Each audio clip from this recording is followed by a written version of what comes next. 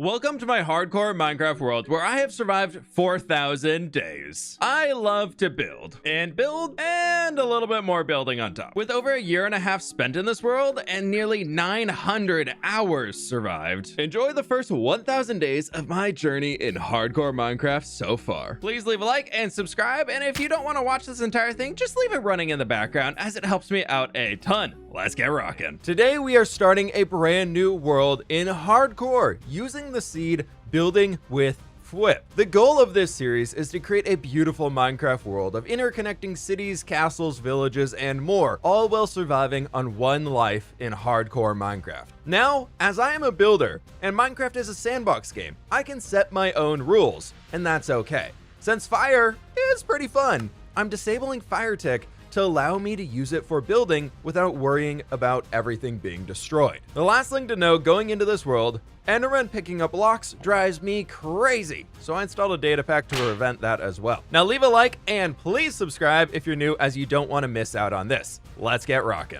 Now it is time to start every good Minecraft hardcore series as we do, chopping our first tree down, hoping there's not a creeper around the corner. Getting the first crafting table, which I'm going to be leaving right here as that's where we spawned, and we make the first wooden pickaxe. We spawn right next to a cave over here, so I'm gonna dive inside and see if we can't find a little bit of iron. It's a wee bit scary, but it should be okay. Coal's a good start. Nothing around here. No mobs. Let's do it. First stone has been acquired. Day one of hardcore, the goal is to find a bed and get some food to survive the first night. Thankfully, I was also able to get some torches already to help us out a bit here. With these materials in hand, I decided to set out to see if I could find some sheep to make that bed. However, I did stumble upon a cave and we found our first iron. Building a furnace right away so we can start smelting this stuff down is going to be very important. Shield has been acquired. Amazing. The first iron pickaxe, I think it's time that we just throw the wooden one out. Back to the goal at hand, we need to find some sheep and we need to find some food. I was able to find a few cows to keep ourselves alive for now. A pig, we can eat that. There they are, we're saved. The bed, I'm sorry. And sorry. Start smelting down some of this beef while we make our bed. We're saved. We can survive the first night. With goal one accomplished, now it's time to move forward with getting some iron armor to bring my anxiety down just a little bit. Amazing. We did it. We survived. Mission accomplished. Running up the mountain that was behind me, I decided to search for any caves I could find to see if we could get any iron. Oh, iron. Every piece of iron we find works towards that full iron set of gear just to keep ourselves alive a little bit longer. Shin, that's a creeper. Why does it have to be you first? Why does it have to be you? I will conquer my fears. Yes, we've done it. There's so much iron in this cave. There's another creeper. There's two creepers on that side. We need to be very, very careful. Nothing's coming up behind us. With the one entrance secured, I got to work gathering up all of the iron I could see in the walls. And boy, oh boy, was it plentiful in here. We've got so much of it now. Oh, no. Okay. I'm gonna get these last bits of iron and we are out of here. Fighting off even more mobs, I blocked off the cave further down because there's some horrifying things in over there, and I figured I'd just get back to mining the iron around me to play this a little bit safer and be smarter to keep myself alive. Even cleaning out the coal deposits at the front of the cave, it's time to get on out of here. Climbing all the way to the highest peaks, it is time to survey the land around us. Look how beautiful this is. We have a moment to rest here, so let's throw the 50 iron we managed to get inside of the furnace and take a moment to just soak it all in. My oh my, this new update is beautiful. Holy cow. While waiting on all the iron to smelt, I decided to gather cobblestone until my iron pickaxe broke. A mountain goat has appeared to stumble upon our campsite and I'm staying very far away. If I get punted off the mountain to be killed by goat in my first episode, I'm gonna be very sad. But we have 56 iron ingots, meaning we can get a full set of iron gear. And most importantly, a new pickaxe and an iron sword. But there we go, fully kitted out. Time to get out of this cold and away from that goat right over there before we freeze to death and work on our next step of becoming stronger. But first, let's get some spruce wood over here so that we can work towards building that starter house. We're not in danger of starving to death yet, so might as well take advantage of it and get things on our way. Working through the rest of the stone axe, I moved on to gathering up some gravel so we can make some concrete powder for the house later on, and I did find a good amount of iron and coal over here too, so it was pretty worth. Grabbing a bucket of water, keep ourselves safe as we're falling down the mountain. And of course, a little bit more iron. But let's get moving because this valley over here is beautiful. Oh no, oh no, no, no, no, no, no, no, no. Oh, I forgot about powdered snow. I forgot that's in the game. Get me out of here, get me out of here. Oh, I forgot that's a thing now. No, this is not good. This is not good. Why is it so deep? Okay, okay, okay, we're safe. We're safe. No, I'm falling farther. Oh, I keep falling farther and farther down. Get me out of here right now. Crisis averted here. Let's get back to our next goal of finding a village and finding a food source.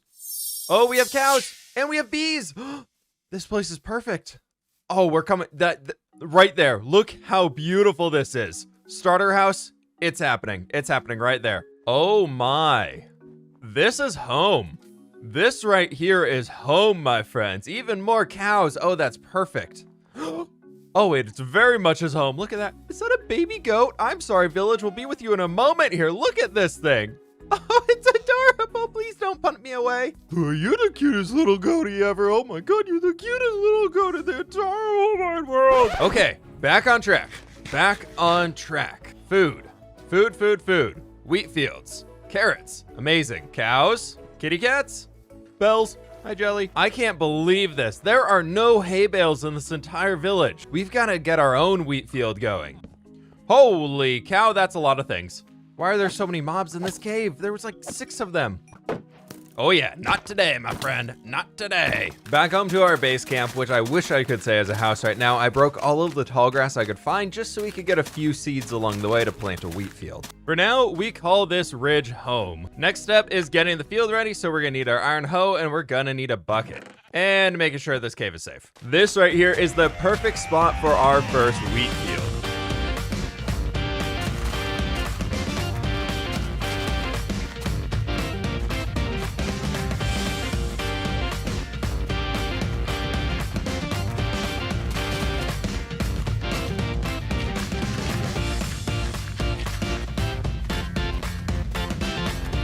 With our wheat field started over here, we've got to let this grow for a while, so I think that's a perfect opportunity to go underground and see if we can't find some more iron.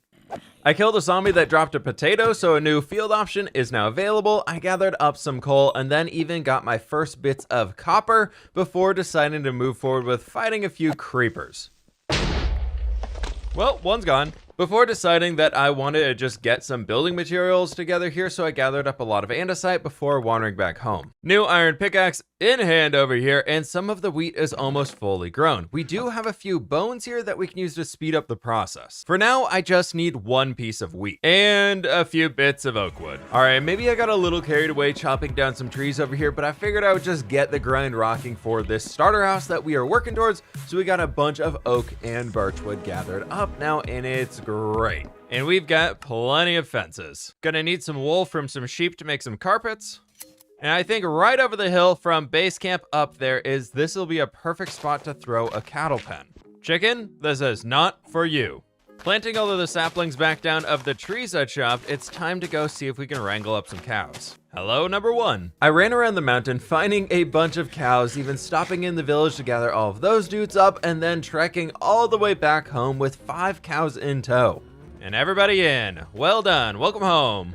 Not you. As we are still waiting on this wheat to grow so we can get a solid food source for ourselves, now probably using cows, I figured our next step can be setting up a small manual harvested sugarcane farm. I'm working towards a full enchanting setup over here so that we can get feather falling and not worry about falling to our death anymore. And all of the pieces are starting to come together. It's happened, it's happened, it's finally happened. We have some wheat that has grown. This is definitely more exciting than watching paint dry, I swear. Now we can go visit our cow friends over here and breed everybody up, and the leather's gonna be flowing in. With 2 bread to my name here, and a bunch of iron pickaxes, I want to set on the quest of digging ourselves all the way down to -64 so we can start finding some diamonds. We've got this large open cave right in front of us that'll be a good start to work our way down. And that is a mine shaft with a cave spider spawner. I would really love some diamond armor before we deal with fighting too many mobs, and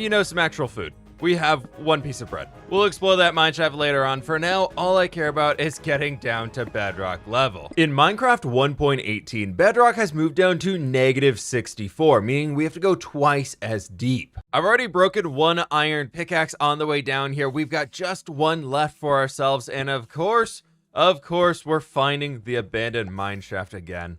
Oh, please be safe. Please be safe. Please be safe. Looks like we got a good point to spawn in over here. I'm down to just 2 pieces of cooked mutton for all of the food I've left my name, so we need to be extremely careful, and I don't even think I should be exploring this today. But there is iron. Yep, that's a spawner. That's a spawner. That's a spawner. That's a spawner. We're just putting torches down, and there's another spawner over there. Oh my lord, wait, there's so many. That's a skeleton. That's a dead skeleton. Well, I guess they're already dead, but you know what I mean. We'll return for this mineshaft here soon, but for now, it's time to safely kill some time as we get our food growing and get this iron before moving down towards bedrock. Oh, no, that's not safe. But it is time to go even deeper underground. We found yet another cave down here for ourselves, and it appears to be below the mineshaft at this point in time. I'm gonna try and light up some of this deep slate to keep ourselves safe, get rid of the skeleton before we have any other issues. And with the deep slate around us, we are now officially in diamond levels. And look at all that beautiful tough block. I'm getting a wee bit scared over here. I've run out of arrows. We've got a creeper and a skeleton right around the corner. That'll do it. That'll do it. Oh my god, look at all the glow squids. Oh, that's so cool. Oh, I've never seen one of the aquifers before. Down here, I was able to find the first bits of gold as well as redstone. These caves are so massive and so terrifying. Oh my lord, it's so painful having to look all the way up and back down. Oh, that scared me. Okay, that scared me. Also look down. Also look at your feet. Wait, is that the spider spawner? That's a dungeon, right? Unless does mossy cobblestone spawn somewhere else? Oh, we're gonna have to check that out. We're gonna have to check that out here soon. For the first time ever in playing Minecraft, I am down in the negative levels of blocks and not dying. Oh, this is cool. But my inventory is an absolute mess, so let's go above ground, drop all the stuff off, and hopefully we have some food waiting for us. But we have done it. Back above ground, we have now survived 10 days inside of the new hardcore Minecraft world. We've got a lot of stuff here ready to go with more iron to smelt down, gold to smelt down, and the works. Harvesting the wheat that's fully grown so far, we can breed up the cows one more time and we'll be very, very close to have a full field for ourselves. 33 pieces of wheat means we can eat for a little while longer, which is great because all we have is 8 pieces of bread now. Taking 4 more iron pickaxes with us, it is time to go back underground one more time and see if we can't find our first diamonds and finish that tunnel all the way down to the bedrock level. Finding diamonds in Minecraft 1.18 is going to be very, very difficult. They spawn so much lower now. The old Y level 12 trick won't do it anymore. Going deep into the deep slate levels, which is going to take forever to mine. It's time to strip mine around for a while in hopes of finding something before all of these pickaxes break. We got our first diamonds! Finally. There we go. That feels good. We got 2, 3, 4, 5. We got 5 diamonds after all of this strip mining. I gotta go until these pickaxes are dead and then we're getting out of here. I spent over 30 minutes mining deep slate with an iron pickaxe in hope of finding some more of those shiny blue rocks. Diamonds!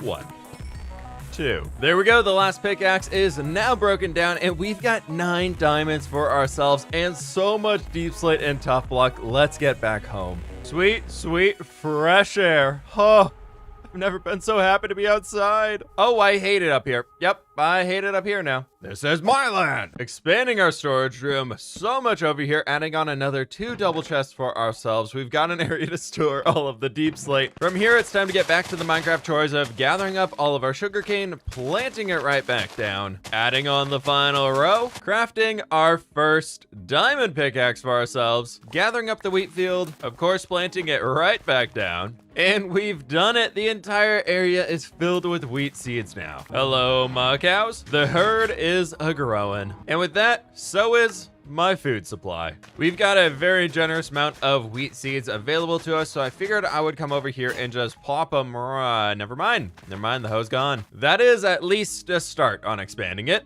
It's a start. With 27 bread in hand, I think it's pretty safe to say we've got food sorted. Now we can move on to the next goal, building our starter house. For that, I need a lot of resources. I started off by gathering a whole lot of oak and birch logs, then planting all of the saplings back down. I moved on to breeding up the cows one more time before running over the mountains to the north. I grabbed some iron before finding a pillager outpost, which was very cool, and that is going to come in handy later on.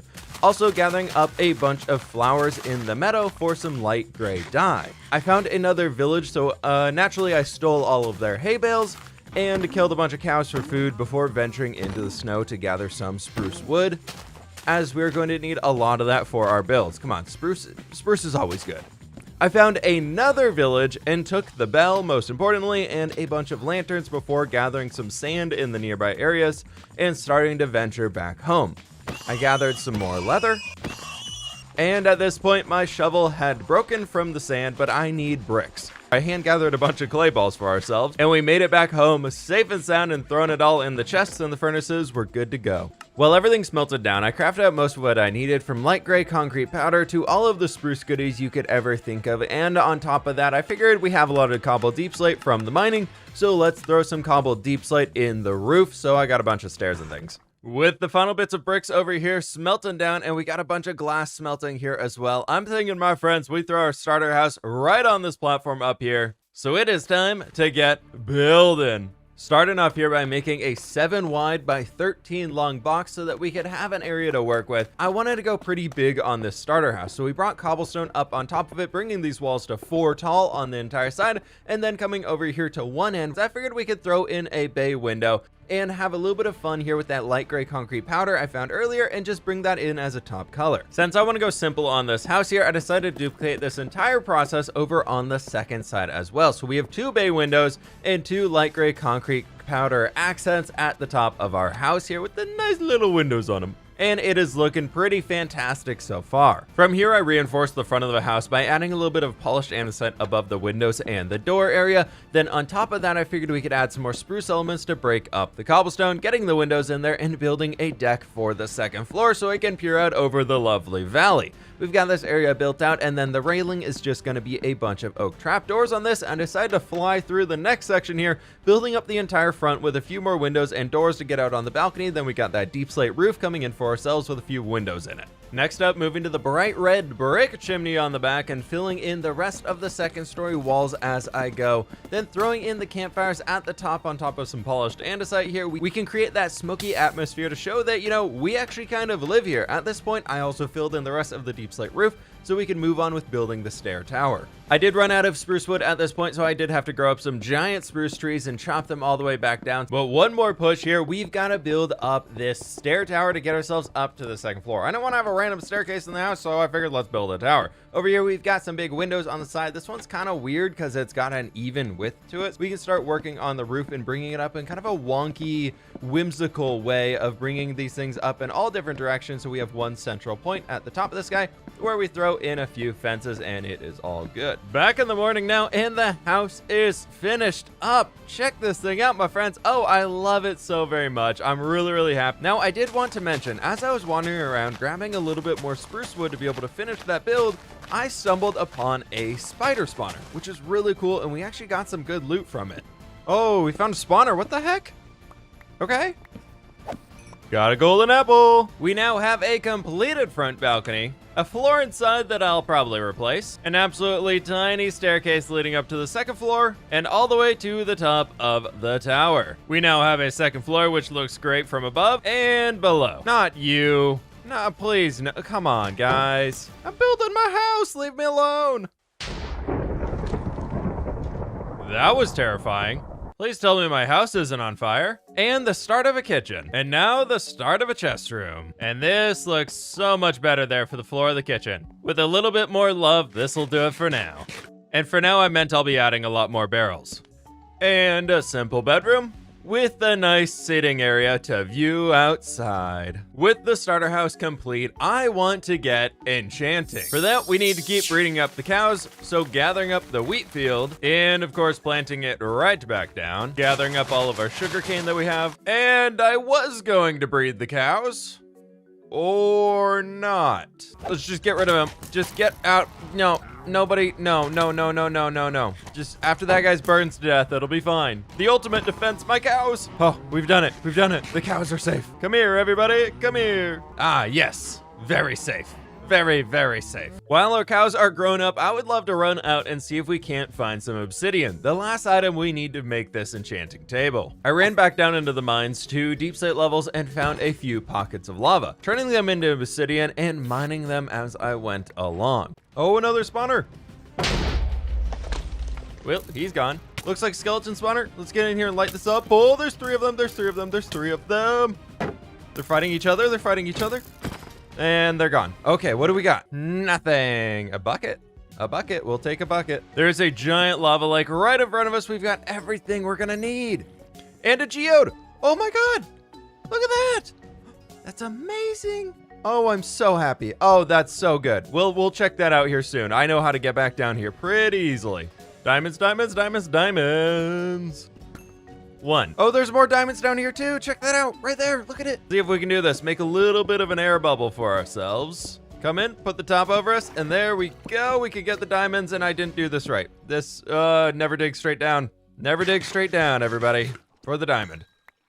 Worth 4 diamonds now. We're making a profit. After the diamonds, I did jump over to the lava lake and started mining up all the obsidian. I figured at this point in time, since we're here, I might as well get enough to be able to make a nether portal as well, and then we ran back home. Throwing everything I got into our furnaces so we could keep cooking them away and get some more experience after gathering them up, it was time to breed up the cows one last time and gather up the leather. Only 11 leather off of that. I got 33 beef. Seems like the best course of action was to run around in the world and get leather wherever I could find it. And Joel was onto something. Horses, I swear, they're the best source of early game leather. Ooh, our starter house is looking real good. But I am now realizing I never set up an area to put an enchanting setup, which we are level 30 now. Absolutely amazing. We can make all the bookshelves we need to get level 30 enchantments. Books are made, enchanting table is crafted, and all the bookshelves we're going to need. Now let's find a place to put them. You can never go wrong with an enchanting tower in this situation, so we've got one coming up here right in front of the house.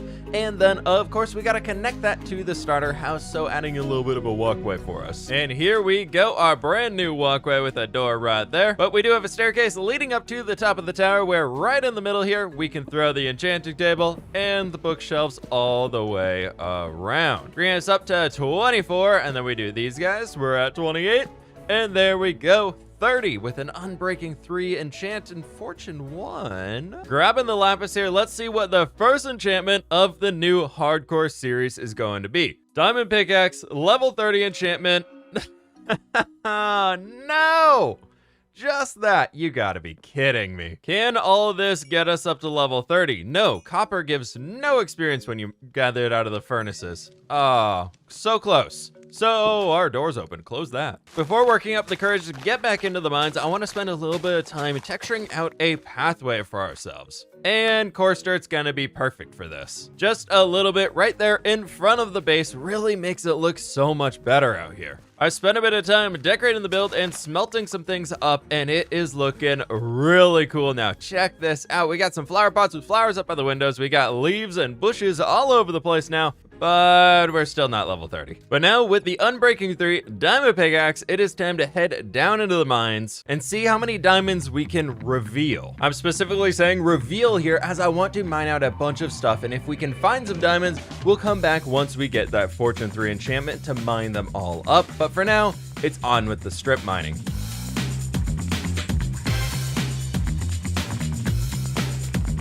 After revealing a few pockets, I managed to hit level 30 off of mining everything else down here, so let's go enchant a new pickaxe and come down and grab those diamonds. Efficiency 4, it's looking better. Yes, there we go. Oh my lord. Oh, amazing. Now for the most important part of mining up the diamonds we found. 4 diamonds. Fortune 3. Okay, looking better. 14. And the final ones. Ooh, wow, that's a lot. Oh, I didn't think there were that many. 31 diamonds! Full diamond armor, here we come. With a grand total of 39 diamonds to our name, it is time to create the full diamond armor set. 15 to spare means we can get a full set of diamond tools as well. That that feels pretty good. Let's slap all these bad boys on. And now the iron armor deserves a place to stay. Right over here. You served me well. You served me well, my friend. There we have it. Starter house complete. Full diamond armor acquired. Enchanted super pickaxe also acquired. 33 days survived inside of the hardcore world, and I feel like we are flying forward. I need to finish enchanting my diamond armor to get fully geared up inside of this scary new world. For that, we're going to need an experience farm. Building a minecart system, item elevator, and an awesome new building to house all of our mining operations. It's time to get things in gear. Please subscribe and leave a like, and with that, let's get rocking. Last time we made this starter house, and I absolutely love it. Today, however, I want to start by expanding our farming operation. How we doing, villagers? I'm over here because I gotta raid some of your... Oh, that's beetroot. Do you have carrots? Do you have carrots? Carrot, look at me, look at me. I'm a shiny boy covered in diamonds. Yeah, see, yeah, you care a lot. Now, I already had some potatoes at home, thankfully, since the zombie in the last episodes, but if I want to get a villager breeder, I desperately need to get a carrot patch going. Might as well gather up the sugarcane in the time being. And behind the house seems like a great point for a temporary carrot field. Planting a field in every episode. We've done it. Now, of course, I'm running out of food at this point, so I gathered up the wheat field as well. Of course, with a little expansion. And breeding up the cows one more time. Now that we are loaded up on food, but most importantly, I did a little off-cam mining in between episodes and got myself up to level 30 and mining a bunch of copper and coal ores. I'm seeing an unbreaking 3 right here. The rest are all fire protection, and I'm really, nope, at least we'll have a diamond chest piece for a while now. Okay, back to finding experience. But first I was out of spruce wood, so naturally I had to go chop a bunch of spruce trees down because you can never run out of spruce wood, so important. Crisis averted, I almost didn't have spruce logs to build with, but look at that. Oh, I feel so much better. Now, mining for experience is not the best use of my time or durability on our super pickaxe, but I'll take a little bit more coal. It can't hurt, right? Just a little. Just a little bit more. Now, you may remember in the last episode, we came all the way down here and did a bunch of mining, and look at the coal and more iron. But most importantly, this abandoned mine shaft with more iron. Oh, hi, the butter boy from the dead. Okay, we're good. But there are so many spider spawners here. The spawner's disabled, and there's the dungeon. Wait, this is an extra spawner. And the baby spiders. Oh, it despise them. And a spawner right in there. Wait, no. Use the shield. Haha, I'm a professional. Let's do it. What do we got? Is that it's a spider spawner. Diamond horse armor. Oh, don't mind if I do. Amazing. Another golden apple. 2 diamond horse armor today. What? I'm sorry, we have cave spider spawner, and regular spider spawner. After checking that all 3 spawners could work at the same exact time, I knew we had a triple experience farm on our hands. So it is time to clear out this entire area and see what we can do to get this whole place sorted to build up probably the best early game experience farm we can get. Now, I've never made one of these with big spiders and little spiders, but it can't be too hard, right? This should work. I don't really know what I'm doing here, but I figured we would plan for the cave spiders and hope the big spiders can just work. So building up a cave spider killing chamber over here, this should hopefully do it. From here, I started to dig out the channels to move the spiders around, as well as filling in the walls around the place so that they could only be moving in the one direction. Along with that, installing some areas to stop the water moving forward so that we could funnel all the spiders into one place. Now, I am not a technical Minecraft player at all, so this thing was so difficult to do. It's taken over 4 hours at this point just to get the spider spawner to a point where it might maybe be functional, and I can't even test it until everything that I've thought of is actually done. And now comes the scary point of really hoping I did this correctly. Now, this would be really cool to be able to see inside of, so I've got another idea. While caving in the last episode, we found a geode somewhere down here. I think it was back here. Yes, perfect. There it is. And here we have it, our first geode. Now we need a bunch of amethyst shards. Now to be extremely careful and see if we can't reveal as many of these budding amethyst blocks as we can. This geode is pretty tiny, and this is about as many of them that we're gonna be getting. Calcite's one of my favorite blocks, so I decided to stick around and gather it up as well, and had a fun surprise at the end. Check this out right here. Oh, the geode giveth 11 diamonds for us right there. Oh, that's so good. The other element we need for tinted glass here is a bunch of sand to smelt down into regular glass to turn into the tinted glass, and I saw a bunch of clay out here too, so I gathered up that as well. Before running back home to toss it all inside of the furnaces, and then actually installing 2 more furnaces into the side of our kitchen so that we could get even more stuff smelting. 1 stack of tinted glass later, we can start replacing this entire wall here with our tinted glass. We definitely don't have enough to do all of the walls around here, but honestly, 4 blocks tall, that really doesn't look half bad. We can at least see into the farm, and if we jump up here, we can really see everything going on, all the way to the corner over there. Okay, we can check on things. And now before we put the final blocks in, sealing this stuff in here, we need to break all of these torches so that spiders start spawning. Yep, that one's ready to go. Let's get the big boys in here. Oh, I'm seeing lots of spiders moving on. All right, this is good. 1 final torch to go right there, and the last spider spawner is on. It's done. And we sealed them in. But look at all these guys down here. Check that out. Oh, the big spiders can't come all the way up here. Oh, no. Oh, I hate everything. I just accidentally flipped a trapdoor open and one of the spiders got loosened. Woo! We are on half a heart. We're still alive, though. We are not dead. Not dead. Eat food away from the spider spawner. Noted. Well, I have got an idea right now on how we can make this work for the big spiders, too. And I am absolutely terrified to try it. Oh, wait, I can be safe here, actually. This way the little spiders still can't get to me. There we go, the big boys are coming through. Perfect, okay, amazing. Now the only thing I have left to do is we need to kill off all the baby spiders, and I want to fix these so that when we open them, they close down that way. There we go. Now the spiders are coming through. Just finished ferrying all of the resources back upstairs, and we are loaded up. Our riches chest is looking real good over here. That being said, I am level 39, meaning we can do quite a bit of enchanting. I brought a barrel so we could have some temporary lapis storage. Blast protection 4 on some pants. 100%, I'm taking that right now. Throw that on. Unbreaking 3 boots. A sharpness 4 sword. Oh, yes, please. And a protection 4 helmet. Oh, that's looking pretty good so far. Blast protection 4 and protection 4. We just need to get the boots and the chest piece redone. With full enchanted diamond armor, I dove back down into the mines to start gathering iron, gold, and rails from the abandoned mineshaft. Next up, we need to speed up our travel network to the depths of this new Minecraft world. Hopping up and down over 100 blocks each time I want to go mining is taking a toll on my spacebar. Well, I guess I should say almost fully enchanted. Back at the spider spawner one more time for the free XP, and then up to the enchanter we go.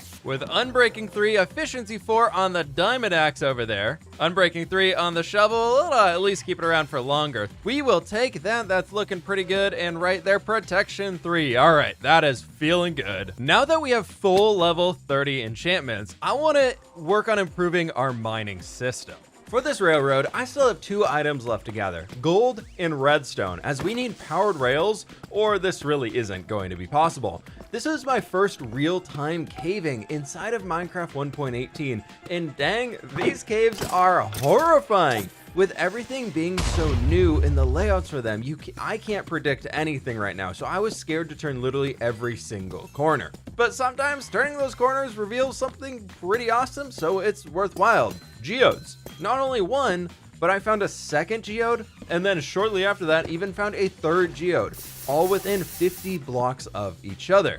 I think we can turn this into a pretty sweet amethyst farm down the road when we need it. But after nearly 2 hours, I came out of the caves with over a stack and a half of redstone blocks, a full stack of raw copper blocks, and a good amount of gold to take us along the way here too. Before we get to the project, I want another diamond pickaxe, as I really don't want to lose the current one, so let's see what we get here. Okay, take 2. Now we're talking. With all this iron, I can make an anvil and combine the efficiency 4 pick into our super pick to make it even more amazing. But now with everything on hand, we can finally get to building the railroad, starting by bringing this all the way up to the surface. There we go, on top of the world. Getting right into it, Minecraft 1.18 has changed how we will mine in Minecraft forever. Instead of digging down to the bottom of the world, we now have to pinpoint certain locations for the best chance of finding specific ores.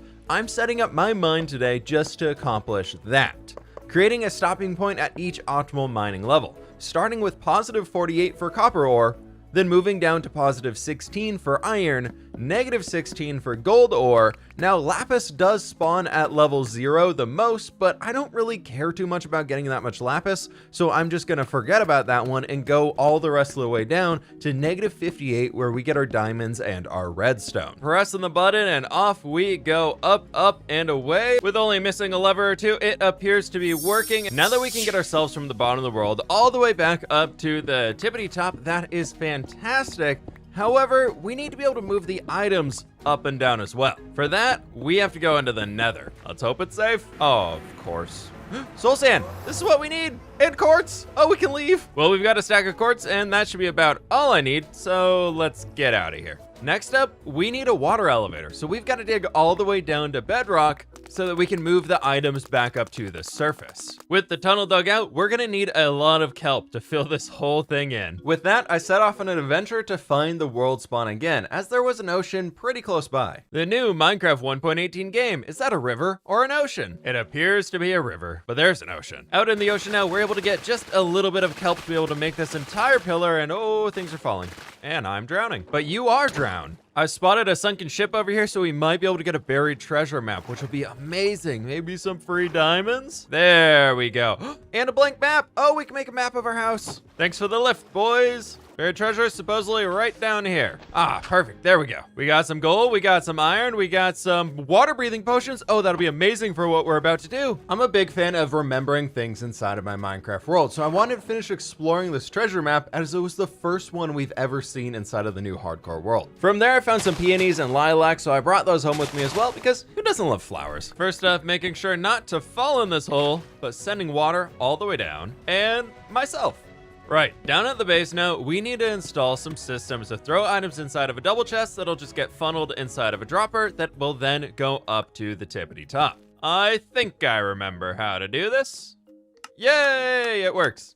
Drinking my water breathing potion, I jumped into the tube, placing a bunch of kelp down to create water sources, and stopped at the other 3 layers to set up the dropper item elevator systems because we're the big brain redstoner over here. This is a very, very long drop. All right, breaking that. Woohoo! Nice.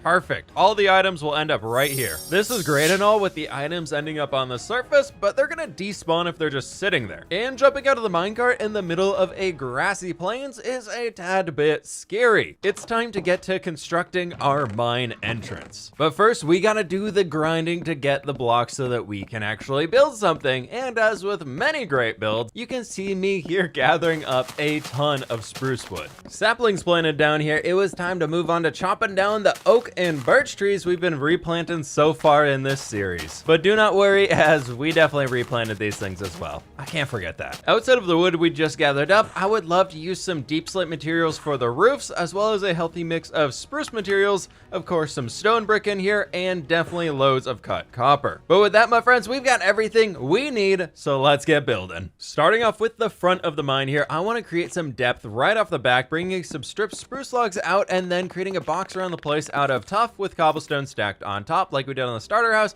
Then for the rest of the front of the structure, I wanted to bring a little bit of oak highlight in here as well to bring that color in. Continuing the roof going all the way along the back end of the structure, I want to keep things very consistent and simple for this guy here. Yes, actually simple this time around. So we're bringing in this nice archway of stairs leading up into slabs and building on the rest of the roof right here. And then I did want to slow down for just a moment to show how I'm doing this little pop-out window to break up the roof so it wasn't quite so boring before flying off and finishing the rest of the build, leaving space for some towers coming up out of here soon, almost as if they're granaries. But first, we should probably get the back of this build on here with the stone brick and cobblestone, same we did on the front, with the same archways and everything like that. So a little bit of a closer view here for you. And then out on the side, I do want to bring a chimney in this place so we can throw some blast furnaces inside. So kind of prepping that up for now before moving on to those large smokestacky structures I was talking about, grain silos made out of cut copper blocks over here, which will aid age down and look so beautiful here soon, but this is going to be what we're using to showcase us harvesting or storing the minerals that we're bringing out of the earth. So stacking this thing up over here, creating two unique towers sticking out of the back, just out of the cut copper leading into some deep slate tile. I think it's really, really cool. And the second one coming together here is a little 2x2 guy, a little wonky, but it turned out pretty well. Now I messed up. It's okay to mess up in your builds. I miscalculated this build by 1 block, the entire thing, and I will own that. But I think I came up with something here that doesn't make it look too bad and kind of fits the style that we're going for. Moving on though, we need to work on the interior of this thing, so crafting up a bunch of chests and hoppers so that we can start doing the technical aspect and also those blast furnaces I was talking about, which are going right back down over here inside of the mine. Then from here, we need to throw all of the hoppers in and get the chests in here so the system, actually works and the items go somewhere. Linking up all the hoppers from behind, it should be really hidden inside of that copper silo. From here, I wanted to replace everything with coarse dirt on the inside, just make it a little bit cleaner, and frame out the chests using some of our spruce trapdoors. And there we have it. Things are looking pretty fantastic inside of here. I really love how this turned out. And our minecart can actually slip underneath these trapdoors, so we don't have to worry about falling in or anything chasing us, and the minecart can go in and out, which currently is at the bottom of the world. Now that wee bit of a mess up I talked about, this entire build is 1 block too far that way. I wanted this to line up perfectly on the tower, but I was so far into it that I'm not even gonna bother fixing it. I'd have to move everything over 1 block, and no thank you. A major goal of this series for me is creating an interconnected world. Something where we can travel on a road between every build. Meaning it's time to do a little bit of terraforming over here and see if we can't get a coarse dirt pathway connecting all the way back up to our starter house. You're not allowed on the road. This build is looking absolutely amazing over here, and with some coarse dirt and some spruce slabs, we're able to take this road all the way up and everything is connected. I am in love with this new build over here. I threw a few railings in with some lanterns on them, and it's really bringing this place to life. I know, just a stupid little detail like that, but it really adds up. The next thing I wanted to get rid of and fix is our potato field. So I'm just gonna harvest this all with our fortune pickaxe. And we gotta extend our little slabs out over here. But what I was thinking, we've got this water up here, and I love building tiny wells. So why don't we just turn it into a well? All we do is that. Look at that, infinite water, and it's adorable. Why am I trying to jump on top of every bit of farmland to break it? I don't know, but here I am, and I am continuing through to finish this. There we go. We need some wagons down here in front of our mine, as if they're hauling resources away. Wagon number 1 coming in right over here is a very simple one that just balances on 2 wheels and might be hanging off the edge slightly, but it's fine. It's totally fine. Just don't back up any further. Some decorative barrels right there can work out. And then for our final guy, I'm thinking we come over here with a tiny handcart that looks a little something like that. Maybe we do some signs here? Yep, send it. That works. Also realizing I forgot to add a bunch of trapdoors out here on the edge to kind of border some things in, so get those in here now.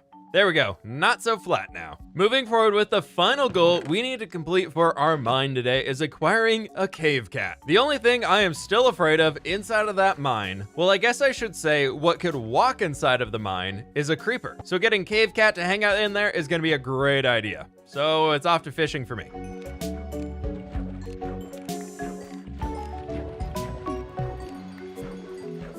He's been sitting there the entire time I've been fishing, as far as I'm aware, and now I'm terrified. He could have just walked over there and exploded on me and killed me. All right, kitty cats, where are we hanging out today? Any village cats around that want to come home? Jelly! Jelly's still here. Why don't you want to be my friend? Yes! Best friends forever! Come on home, Jelly. Right up here, please, in your new home. You have a very important job. You guard this doorway and don't let any creepers through. Off in search of another kitty, the second village I found was feline free, so I stole the bell and kept on moving, where I found a massive copper vein before stumbling upon a third village. Finally, another kitty. Hello, be my friend. No! Be my friend. Yes! Oh, I love you. You're adorable. Now for the long road back home. Come on, kitty. All right, welcome on home, little buddy, who we definitely need a name for you. Nope, you're going the wrong way. You're going the wrong way. Wrong way. Let me know a name for a little kitty cat up here down in the comments below, and whatever the most upvoted name is for the cat, I will name it in the next episode. We already got the name tag, so we're good to go on that front. And that adventure yielded 59 raw blocks of copper. I mean, we've got the wagon over here. We might as well pile up something inside of it. Honestly, looks pretty cool. Next up, we're diving back down into the mines. But first, I want to see if we can get some feather falling. Oh my god, we did it. I'm speechless. Willed that into existence out of nothing. Okay then, that was worth the 4 diamonds. Don't mind if I do. Now, time to dive into the mines. Today we are targeting coal, copper, and iron. So first, starting off at the copper level, I started branch mining like crazy, and oh my gosh, we found so much of the stuff. And you better call it copper because it should be illegal how much copper we're getting. Okay, that's really bad. But look at this really cool cave and everything else that we found down here.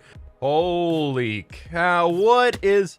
Oh, panic attack aside there from dropping inside of the hole. This cave was eye-opening for me. I got so excited and my brain started flowing on so many ideas that we can use for this place. So I started torching it up like crazy just to see how large this thing actually was, finding off way too many mobs throughout the entire place because, wow, it is a death trap down here. Thank God for the new lighting mechanics. To be honest, we were able to get a lot of it done down on the base layer, and I think this is something we will come back to in the future for maybe a giant cave village. That could be pretty cool. Let me know if you think so in the comments. This was some of the most fun I've had mining inside of Minecraft in a very, very long time.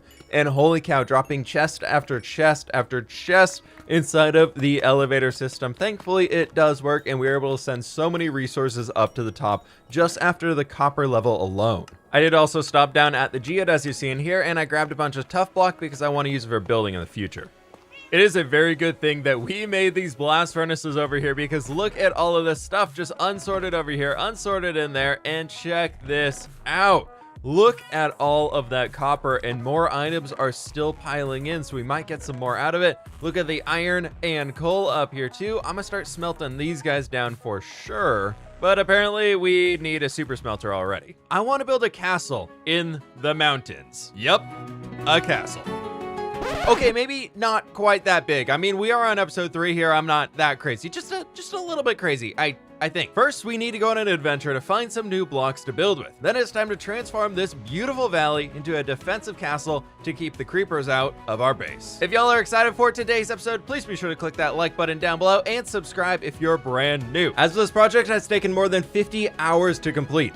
But let's get rocking. Before we can start on this brand new castle project, I need to get some new resources to build with, and well, keep smelting all this stuff down. Thankfully, last episode, we did a lot of mining. But more importantly, I have 33 levels, so let's enchant some stuff.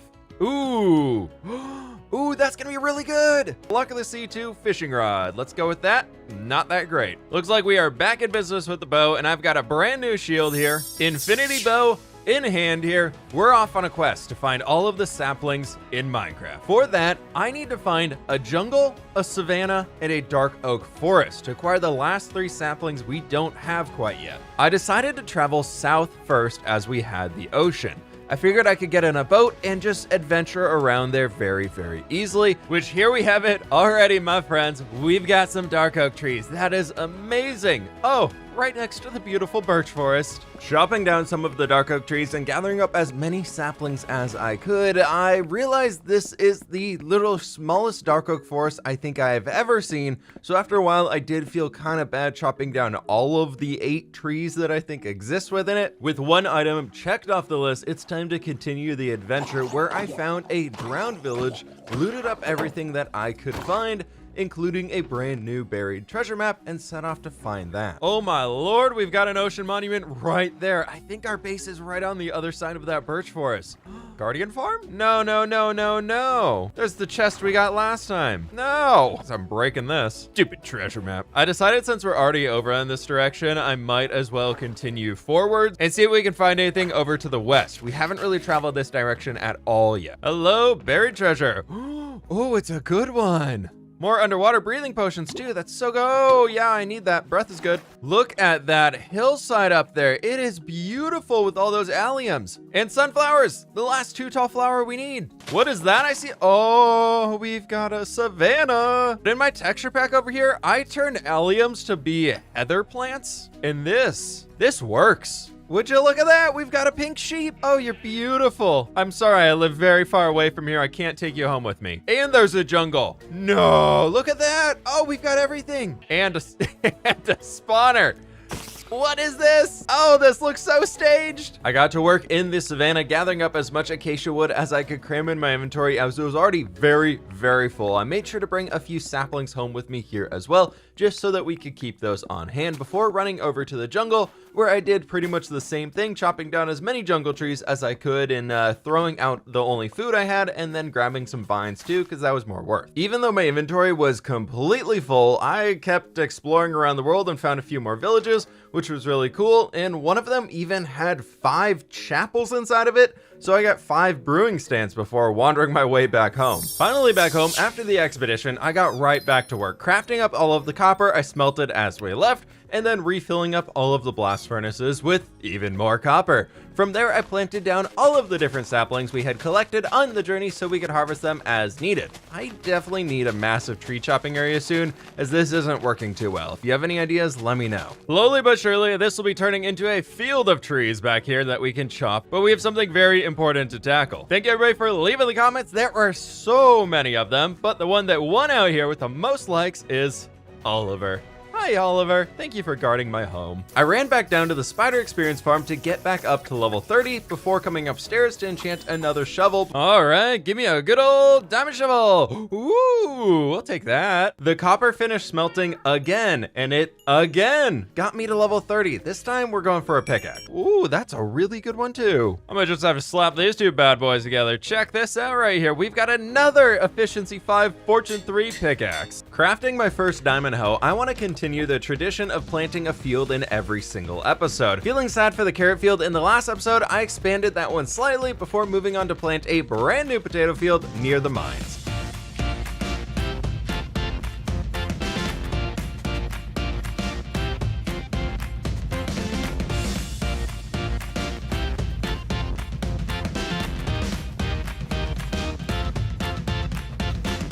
Moving towards starting this castle build now, I only have 10.5 stacks of cobblestone. That's not nearly enough to build a castle. Since I have quite a bit of copper, I went down to the iron levels inside of my mine and started branch mining in hopes of gathering cobblestone, andesite, and as much dirt as I could for some terraforming on episode 3, I know. Of course, grabbing any precious materials I could get my hands on, this new mine system was so worth the effort in the last episode, as each time my inventory filled up, I just dropped it off in the double chest at the elevator and went right back to mining. More and more blocks were gathered before over 2 hours went by and my pickaxes were nearing the breaking point. Not only am I happy to say that this pickaxe right here is still alive, my god, am I happy to say that I am still alive. I was fighting off a cave spider as they are spawning nearby, killed a few creepers, and then one snuck up behind me, and thank god we have blast protection 4 and feather falling 4. For more context on top of that replay footage, creeper exploded right here. I landed down there. After all that mining, we should finally have enough blocks to at least get started on this castle, and I'm itching to get building. Oh my gosh, wait, I just had a great idea. What if we turn the inside of the castle into a map room of this entire valley? I'm gonna need a few compasses for this, a load of paper, and bam, we have maps. It's not gonna be completely blank as we have, you know, a starter house right here and a mine, but it's a good start. It's a good enough start. Ooh, that looks good. With that, I ran around the valley, mapping out as much as I could to develop the first copy of our map to put inside of this future castle, and things are looking good. Coming home though, I realized I had no leather, so I needed some item frames. I bred up all the cows and did a good old slaughtering session. From there, I made the lovely item frames, placed them down on the ground, and look at our map. Doesn't it look so nice? Oh, it looks so cool right now. I'm loving it. Oh, no. Okay, we're good. Surviving the powdered snow, more maps have been acquired, and we're bringing them back home before heading off to the other side of the mountains. What is a cat doing all the way up here on the mountains? This is the top of the mountain, buddy. You want to go home. Extremely thankful for Feather Falling 4 at this point in time. Falling down the mountains, I was able to get everything done that we need to. Oh, we've done it. There's the entire valley mapped. Oh, that's amazing. And look at this right here. This is absolutely, nope, that's a shield. This is absolutely beautiful. From there, I needed to copy the entire map and lock the original so that it couldn't be updated any further. Realizing that, I had to make 25 more maps. That brings this impromptu project up to costing over 200 iron just to see the valley on a map. And I'll be honest here, these aren't as impressive as I hoped. They're rather flat looking since the mountains, they don't get any depth on here. Doesn't seem that cool to me, but was it worth it?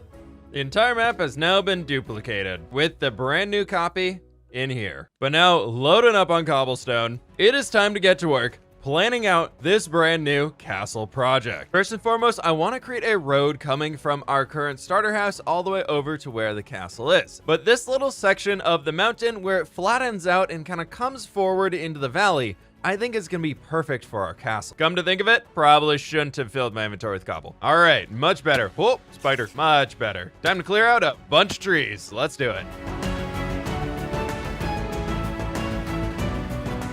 After running back and forth quite a few different times, trying to get resources to and from the castle site, I figured this road was very much needed at this point in time as I kept hitting my head on the leaves of the trees. So setting up the road over here, we are good to go to be able to get ourselves all the way to the new project. Couldn't quite make it all the way there on the road as I ran out of gravel to make coarse dirt, but it's going to be coming right through here.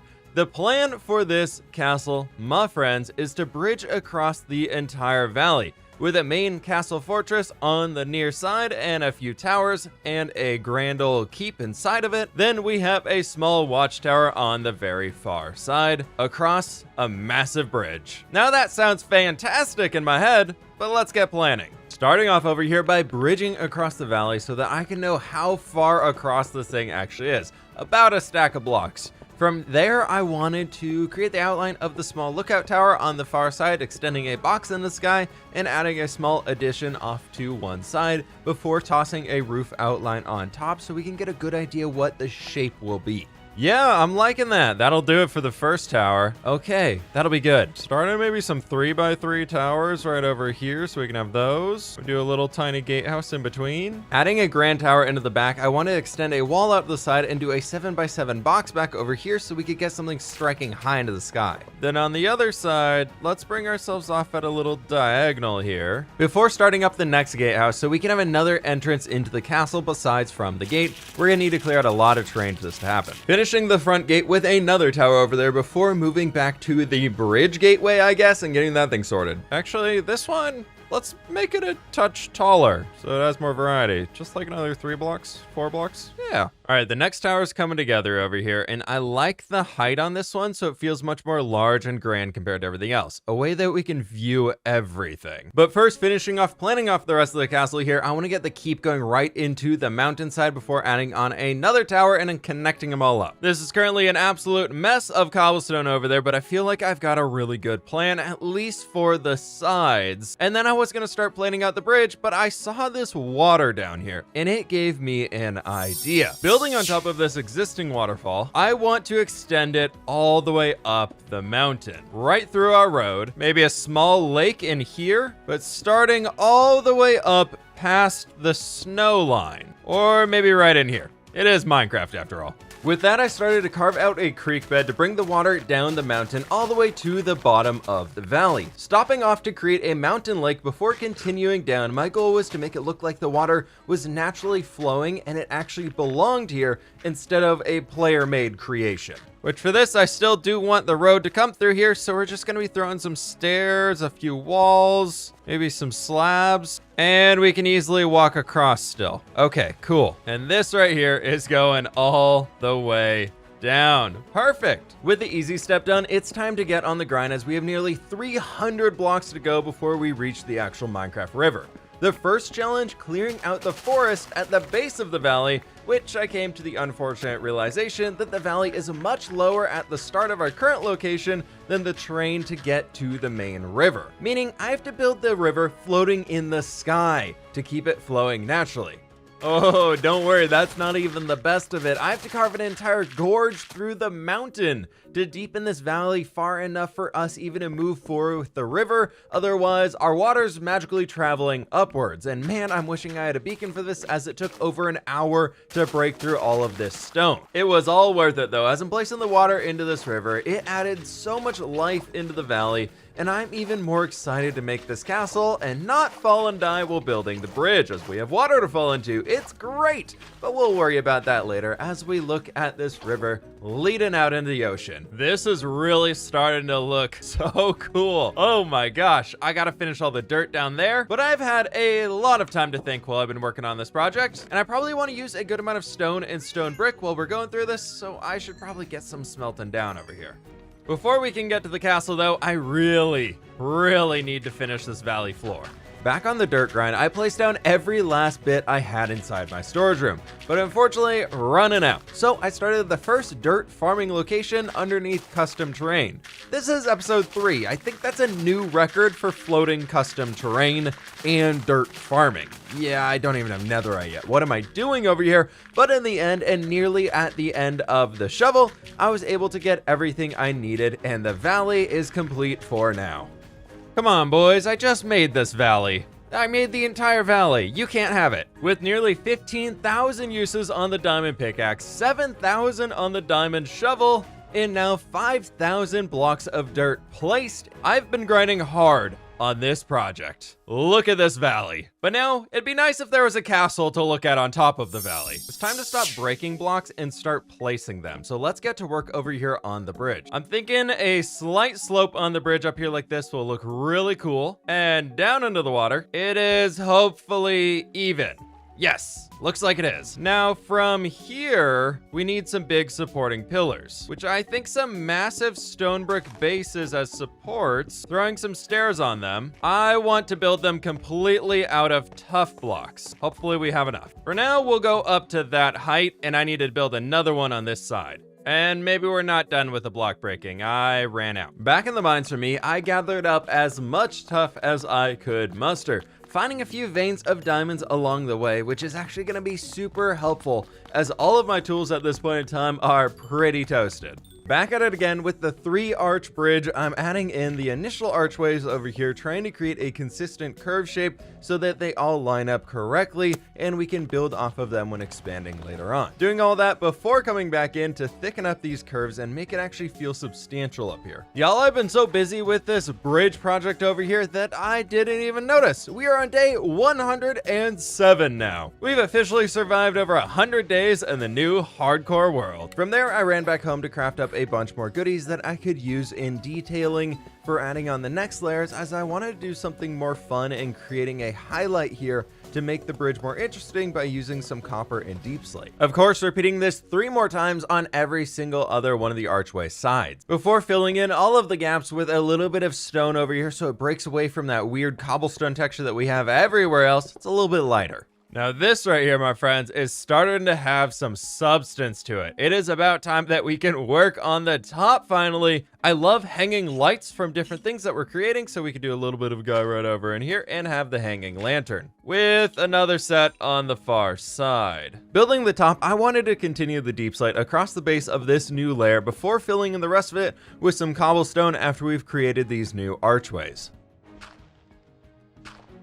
Oh no. Falling down there actually gave me a chance to take a look back at the build, and I realized it was very flat on top for this final layer we were working on, so I added some small turrets or guard posts with 2 above each archway, totaling for 4 on each side of the bridge, and I think this was the final stage of polish that was needed for it. But now we need to probably actually be able to walk across this bridge, otherwise it's kind of pointless, so I did bring in a bunch of spruce slabs over here and decided that the arch that I had on it was a bit extreme, so I decided to flatten it out a bunch over here and just run slabs across the top of this entire thing, so it's very, very mob proof, which I really enjoy. And then I also added a bunch of lanterns on top. It's done. Oh my gosh, the bridge is done. It goes from cobblestone nothingness to cobblestone nothingness. Woo! This is looking absolutely insane down here, except I am completely out of resources again, so I have to go mining even more. Unless I miraculously left some cobblestone down here, I did! Oh my god! How did I forget about that? That's a whole chest! The first walk across the finished bridge over here, my friends, and it is looking sweet. Look at the view!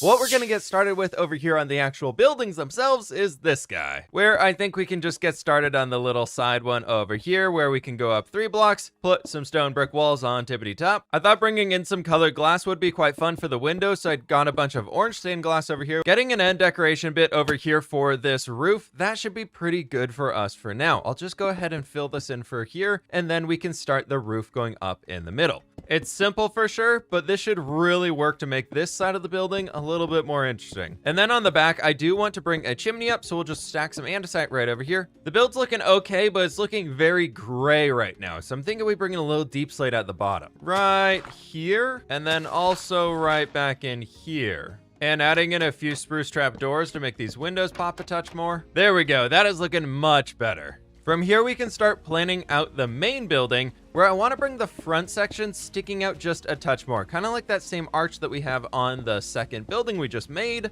The rest for now, I'm just filling in a giant box of cobblestone. Post cobblestone blockage over here, I started working on the front with a little bit of deep slate in there, and then decided to redo the top completely, bringing in some stripped oak wood, and then working up here on the roof. Now I want to slow this one down here and have a little bit more fun with y'all to show y'all the process of what I'm working through here. So starting off with a base trim of spruce wood with some planks and some fences on the corners and some stairs and slabs thrown in there as we might need it. Then bringing in the deep slate stone bricks over here, or deep slate bricks, and piling these up. Every single corner is the exact same because I wanted to break away from that mold that we already had, and things are starting to look really, really cool so far. We just have the center left to go.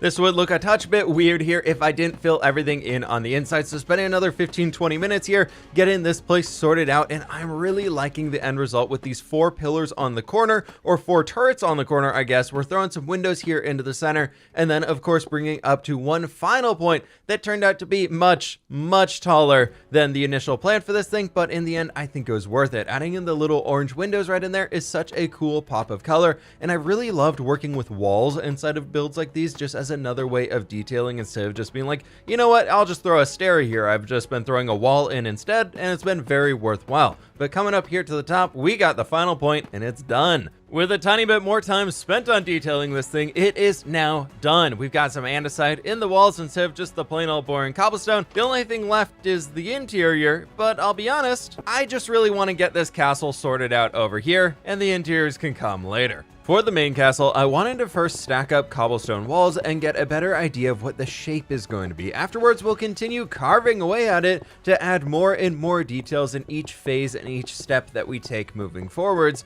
but we do have to start somewhere. So cobblestone it is, as it's the only thing I really have a lot of at this point in time. Stacking up all of the big buildings with that, and then using some tough block to build out the walls that'll be connecting all the buildings together, pretty much whatever gap we have in there.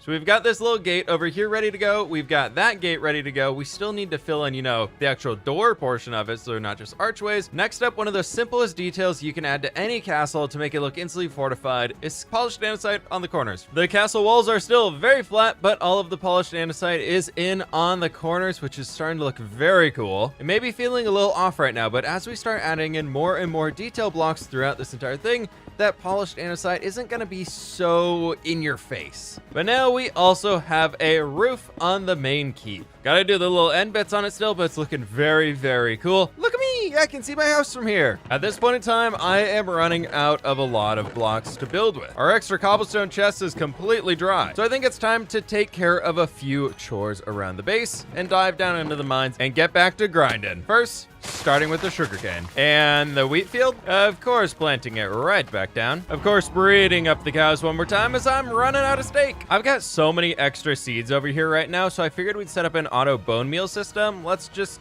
go in this cave. Output into that guy, composter right here, hopper right there, and chest hidden right up here. And seeds go in. Nice. Since my axe is pretty broken, I want to get a backup enchanted one here real quick. We'll take it. Torch is acquired, and we're good to go. Let's go break some blocks. But first, throwing all of the copper ore I had into these blast furnaces so we could prepare the experience bank before diving down and just strip mining like crazy. I want cobblestone and stones and things like that right now, so caving is not the best option. Oh, you can't have a flame bow. That's not fair. No, no, no, no, no. just got out of the mines and it's deadly up here. Okay, well, that's another diamond pickaxe that is very dead. So we're only down to this guy. I think I'm just gonna make a fourth. There we go, another efficiency 4. Oh, I thought it was a perfect one.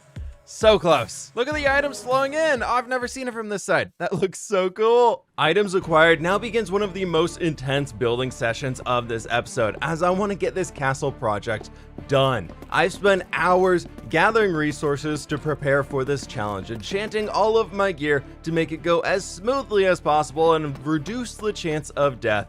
And setting up the perfect starter base in mind has led to this moment, to create an entire castle on episode 3 of the new hardcore series. With one final push of building, we can make this happen. Well over 40 hours into this project already, and it is time to bring this thing home.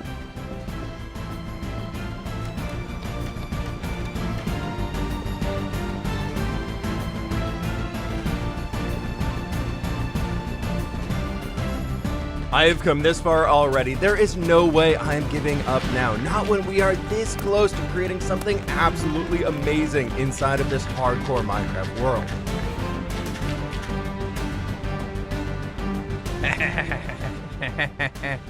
Freeze! Freeze to death, you stupid pillagers! Ah, finally get what you deserve! There goes one. Oh, do I help them? No, they're having a great time and they're gone. Oh, I changed my mind. I like powdered snow.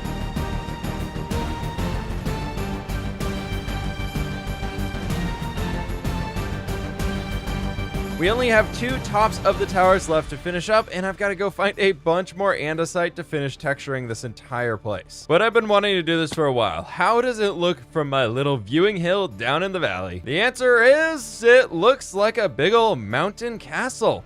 I think we've got the vibe I want. So we move forward. As the death of those pillagers fueled me through completing this project, I now know about the invaders in my lands. This is my valley, and we cannot have that. This castle must be finished to protect the entire thing and all of our future people. Everything I've worked so hard to create, everything I plan to build in the future could be ruined. But building up these last 2 towers, I was in it.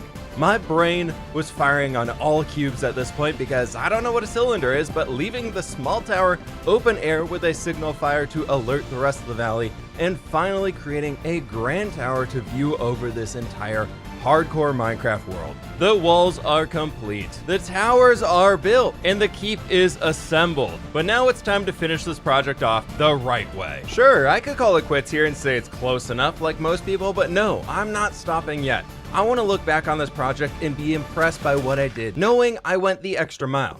Right now, we have a glorified cobblestone box with some cool towers added on top of it. Time to take this build from okay to finished and looking fantastic, by adding in windows, wooden expansions onto the towers, texturing up the walls a little bit, and giving this the level of detail that it truly deserves. And of course, also finishing the pathway back to our starter house. This is what I'm talking about, a beautiful castle sitting atop of the new Minecraft 1.18 mountains. It doesn't get better than this. The last step is gonna be moving the maps into the keep. Yeah, I gotta clear this out. Whoa, what the? Oh, I don't like this bink back here. We're just gonna block that off. Yep, nope, no thank you. Oh, hi buddy. Moss blocks. Stay right there. Not you, no, leave the traitor. There's bandits on these roads. He's still alive, the villagers didn't get him. Thank you. This is looking much better in here now. Before I could move the maps in, I needed 25 more item frames so I could put them both up on the wall. So back at the poor cows again, breeding them up, and then you gotta know what happened at this point. There we have it. The map room is ready to go with both copies up on the wall. The original copy from the start of today's episode, now updated with the castle and the entire valley. It's time to start our dwarven empire underground in this massive cavern to keep all of our villagers safe. Starting from nothing, my goal is to create an entire economy based around villager trading. Please leave a like if you enjoy this series. It's free and helps me out more than you can know. With that, be sure to subscribe as well, as we're almost to 800,000 subscribers. Let's get rocking. I just got back from a small vacation, and man, I cannot stop looking at the castle from episode 3. I am so dang happy with how this thing turned out. But it is time to dive underground and start the Dwarven Kingdom. And for this, we're gonna need a lot of torches. And I mean a lot of torches. Now, the first step for today's video is a villager breeder. And for some reason, carrots are the magic ingredient. And since I'm here, might as well get the sugarcane too. But now, before we bring any people down into our village, it is time to mob-proof the entire cave. After aimlessly running around in the caves for a while, I realized I was completely lost. So this turned into an impromptu mining session for copper and iron, which is actually going to be very important as we're going to need a lot of rails and minecarts for today's project. After filling up my inventory, I finally dug myself back above ground to figure out where we went wrong. Oh, I was so going in the wrong direction. How'd I end up over here? Okay, new plan. I think I remember a cave entrance somewhere over here that led right to the massive cavern. Yes, there it is. Digging my way down the side, I got started fighting back the hordes of mobs, proclaiming that I would be the light in the dark with all these torches for the villagers before I trap them in tiny boxes and exploit them for major stonks. Wait, I mean, look, I found 2 more geodes over here. I got a bunch of copper, fought a bunch of creepers, and it was absolutely amazing. We got so much cool stuff over here. And after a full hour of placing torches in these caves, this cave is looking even larger after lighting the entire thing up. And I'm still missing a few spots all the way up there, but it is time to move forward with our Dwarven Kingdom, starting with the villager breeder. I've got most of the materials together that we're gonna need for this build over here. That is, except some beds.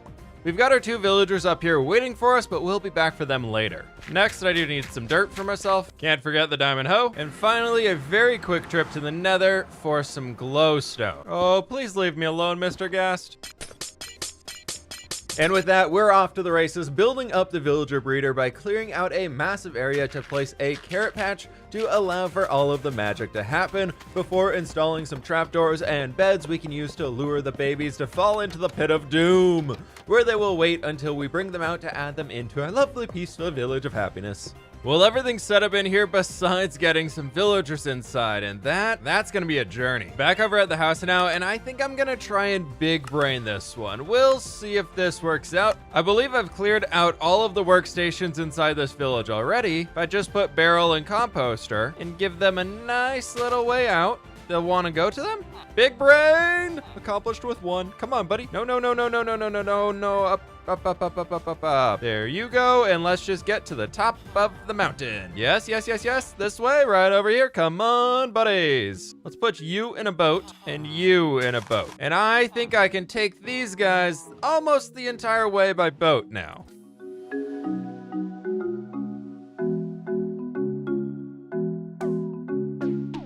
I can't believe this worked so well. We've just got to drop into the cave now. And dropping. We did it. Oh, it worked. Oh, this is not good though. Wait, I think I can squeeze in.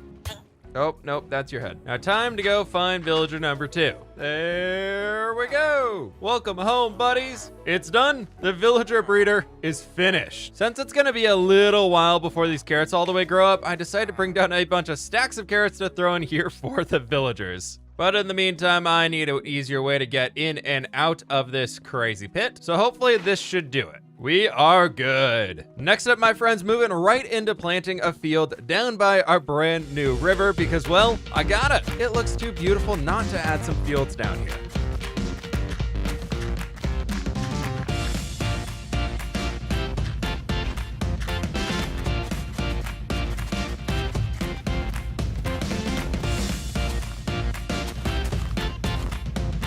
Yep. That settles it. We're parted in the next few fields down here. Next up, we need to work on getting a zombie trap down in our new cave. I decided to send a message to my friends Gemini Tay and Mythical Sausage asking for them to name my zombie. After being left on red, Mythical Sausage replied with Undead Sausage. I probably should have done this before I spawn-proofed everything, but maybe we'll get lucky and find a zombie. But the villager brooder's working. Check that out. We got 2 babies. Running through the caves and lighting up even more spots I had missed, I stumbled upon a third geode right underneath the big cave before getting bamboozled by a bunch of silverfish. After that, diving deeper and deeper into the caves to finally find our zombie. Woo! Oh my god, he terrified me. Oh, I got so scared there. Zombie, it was all worth it. Can I interest you in terrorizing villagers for the rest of your life? Yeah, come on over here with me. Okay, buddy, stay focused on me. Don't look at the villagers. Oh, no. Oh, yes, yes, yes, this way, this way, this way. And boat, he's in. Undead sausage, welcome home, my friend. With the zombie secure, it's time to move on to the next step, diving into the nether for blaze powder and nether wart. Along the way, I also want to gather as much gold as I can get my hands on. For that, let's see if we can get silk touch on a pickaxe up here. Unfortunately, no silk touch, and that we will take instead. In the nether now, I decided to run through the Crimson Forest in hopes of spotting nether gold ore and finding that fortress. Stumbling upon a soul sand valley, I quickly spotted the fortress, got inside, and instantly started fighting off all the blazes and wither skeletons I could find, where I also got my first bits of nether wart and a few blaze rods to get rocking. This first fortress unfortunately did not have a blaze spawner, and after running around and fighting mobs for about 30 minutes, I only had 6 blaze rods. Less than half the rods I hoped for. But thankfully, we've heard about second fortress, connected right next to the first one. This was a good apple and had a blaze spawner. Yeah. First try. Woo! Making some improvements to the spawner for later on, I killed a bunch more blazes, got my 10 blaze rods, grabbed some bone blocks on the way out, and ran back home while fighting off hoglins and piglins, and of course murdering baby piglins because they deserve it. I mean, look at their stupid little faces. This is amazing. We've got almost 3 stacks of gold, 3 golden apples ready to go. We've got all the nether wart we can need. The only remaining item is the brown mushroom, which funny enough is easiest to get in the nether. So I gotta go back.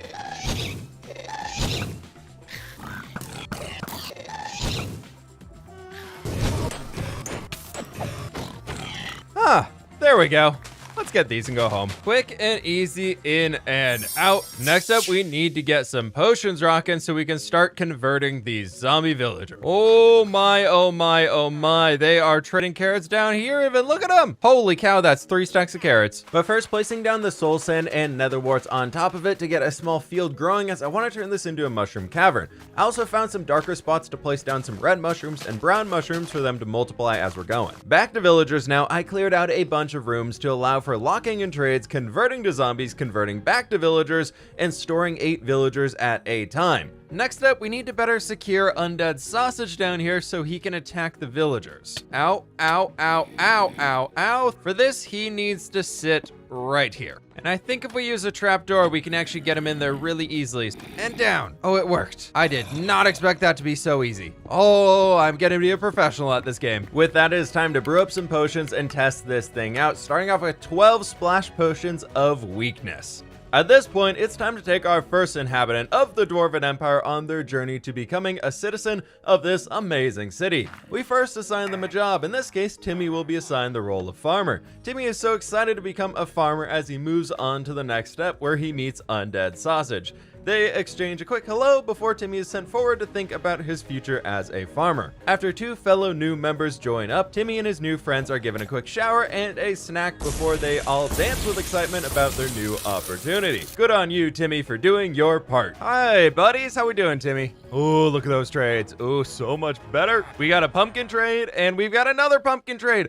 We got the emeralds. I knew you were the chosen one, Timmy. Good job. With the infrastructure sorted, it is time to find a home for these new villagers. Today, I want to create 4 levels of stacking dwarven-inspired houses, with each level locking in a specific villager profession. Farmers at the bottom, librarians and cartographers on the second floor, stonecutters on the 3rd floor, and finally toolsmiths on the top. I've got the idea now, and it's time to get all of the resources together that we're going to be needing for this first level of the project. Thankfully, I was able to craft a good amount of the stuff from the star storage room. I also enchanted up a shovel before running over to chop down all of the dark oak trees I had, acacia trees that I had, as well as all of the jungle trees, just so that I could restock the storage room a little bit moving forwards as I was really starting to run out.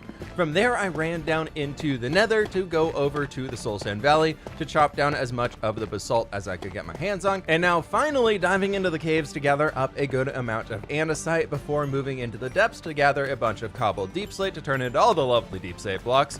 I basically had an impromptu diamond mining session, finding over 26 diamonds in the first 2 minutes of the project alone. Getting right into the build, I want to create some cool towers inside of this cavern, as if the cave is so large that the dwarves need towers to keep an eye on things on the far side. So building out of some andesite into diorite and then up to calcite to make this white cool tower popping out of it, I want to bring some glowstone into the center, where then we can bring a cool spruce and copper roof onto the tippity top. But this build is almost done. I want to add a bit more to it, so creating a forge or a boiler of sorts onto the side to add some technical aspects into this, because I really want to go almost a steampunky dwarven technical vibe inside of this place. There's going to be random chains and gears and belts and stuff all over the place in here. I think it's really going to add to the final atmosphere.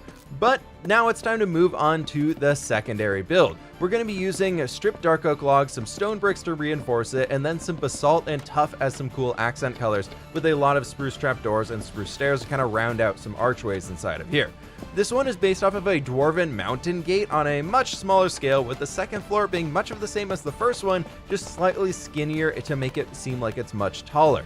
Adding in a quick slopey roof across the top, I'm really happy with how this one turned out, and then building a bridge across that mini waterfall because I really want to keep that as part of a build. From there, I got a bunch of glow lichen gathered up using some bone meal and some shears so that we could bring that back into the build, and I was adding it all over the place. I unfortunately ran out of spruce wood, so I ran back above ground and chopped a bunch of the stuff down. Then starting on the next build, I want to make a lot of these structures out of stones found underground, as well we are kind of in a cave, so I feel like it makes sense here. Focusing on deep slate, stone brick, and tuff for this next build here, I created a few buildings added in together to look like a bit of a workshop, which I really like how it turned out. With multiple roofs coming together to seem like a few different buildings stacking up the side of the cave, I thought it was a great way to add in as much variety as possible. I'm trying really hard here to avoid using cobblestone and regular stone inside of the buildings, as I really want to contrast this. But I created a third one over here that I want to be another tower, this time made out of granites and bricks. This is meant to be a watchtower to view out on all sides, then using some stone brick as a trim and then strip spruce logs as the top floor,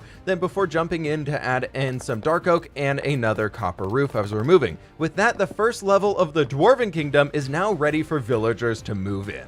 Last step we have here is restarting the waterfall, and I think that glow lichen I placed down is gonna break and just go straight off the side. Oh no, apparently glow lichen stops water.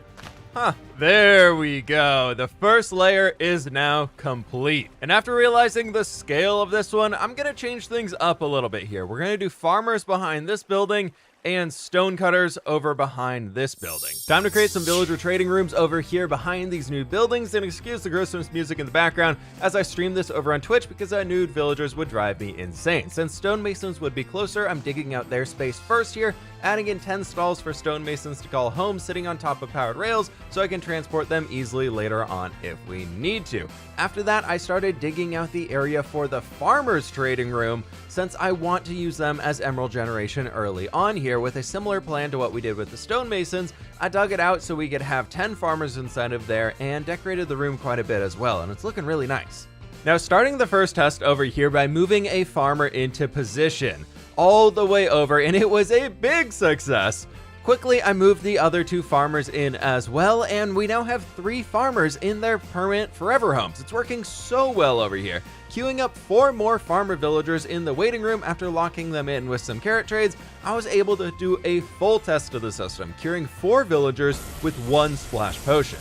Today is one of those days where I built this myself, and I am so dang proud of how it turned out. Without a single redstone-based tutorial, I created my first technical system for moving villagers around, and it works. It works really, really well. I started doing some stonemasons as well, aiming to add all 10 of them to the first room that I built. Since the trades don't change all that much with zombie curing, I figured it was pretty pointless to waste the golden apples, so I just took them to their new forever home straight away. Over 70 days on this project so far, and I still have 2 layers left to add above these villagers. But the farmers have an awesome little home over here, and apparently slime spawn over there, but every single one of these villagers is locked in and has been through the zombie purification process. And over here we also have the lovely stone masons in their homes. Just don't look behind any of this stuff, it's a little gross. Before we can move forward on the second layer for librarians and cartographers, I need a lot of sugarcane,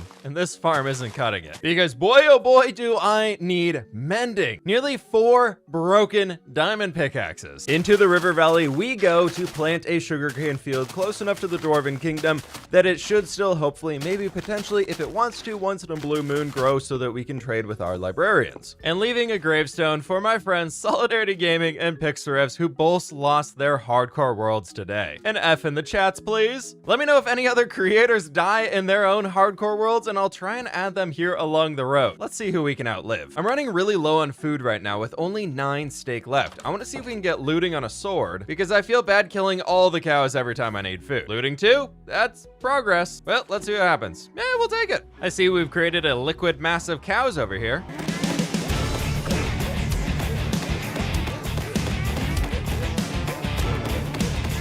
Half of you may live and make more babies. Ooh, that's a lot of beef. Back in the caves now, and it is time to create a home for our librarians. And I'd love to start with making a walkway for them. Well, for us to walk around between the buildings with the librarian. You know what I mean. Digging in right away, I carved away a good bit of the cave wall to flatten out the area for building and a roadway coming in the future. Laying out some rough outlines for these structures that we're going to be adding in as well on both sides of the waterfall, and we are good to go.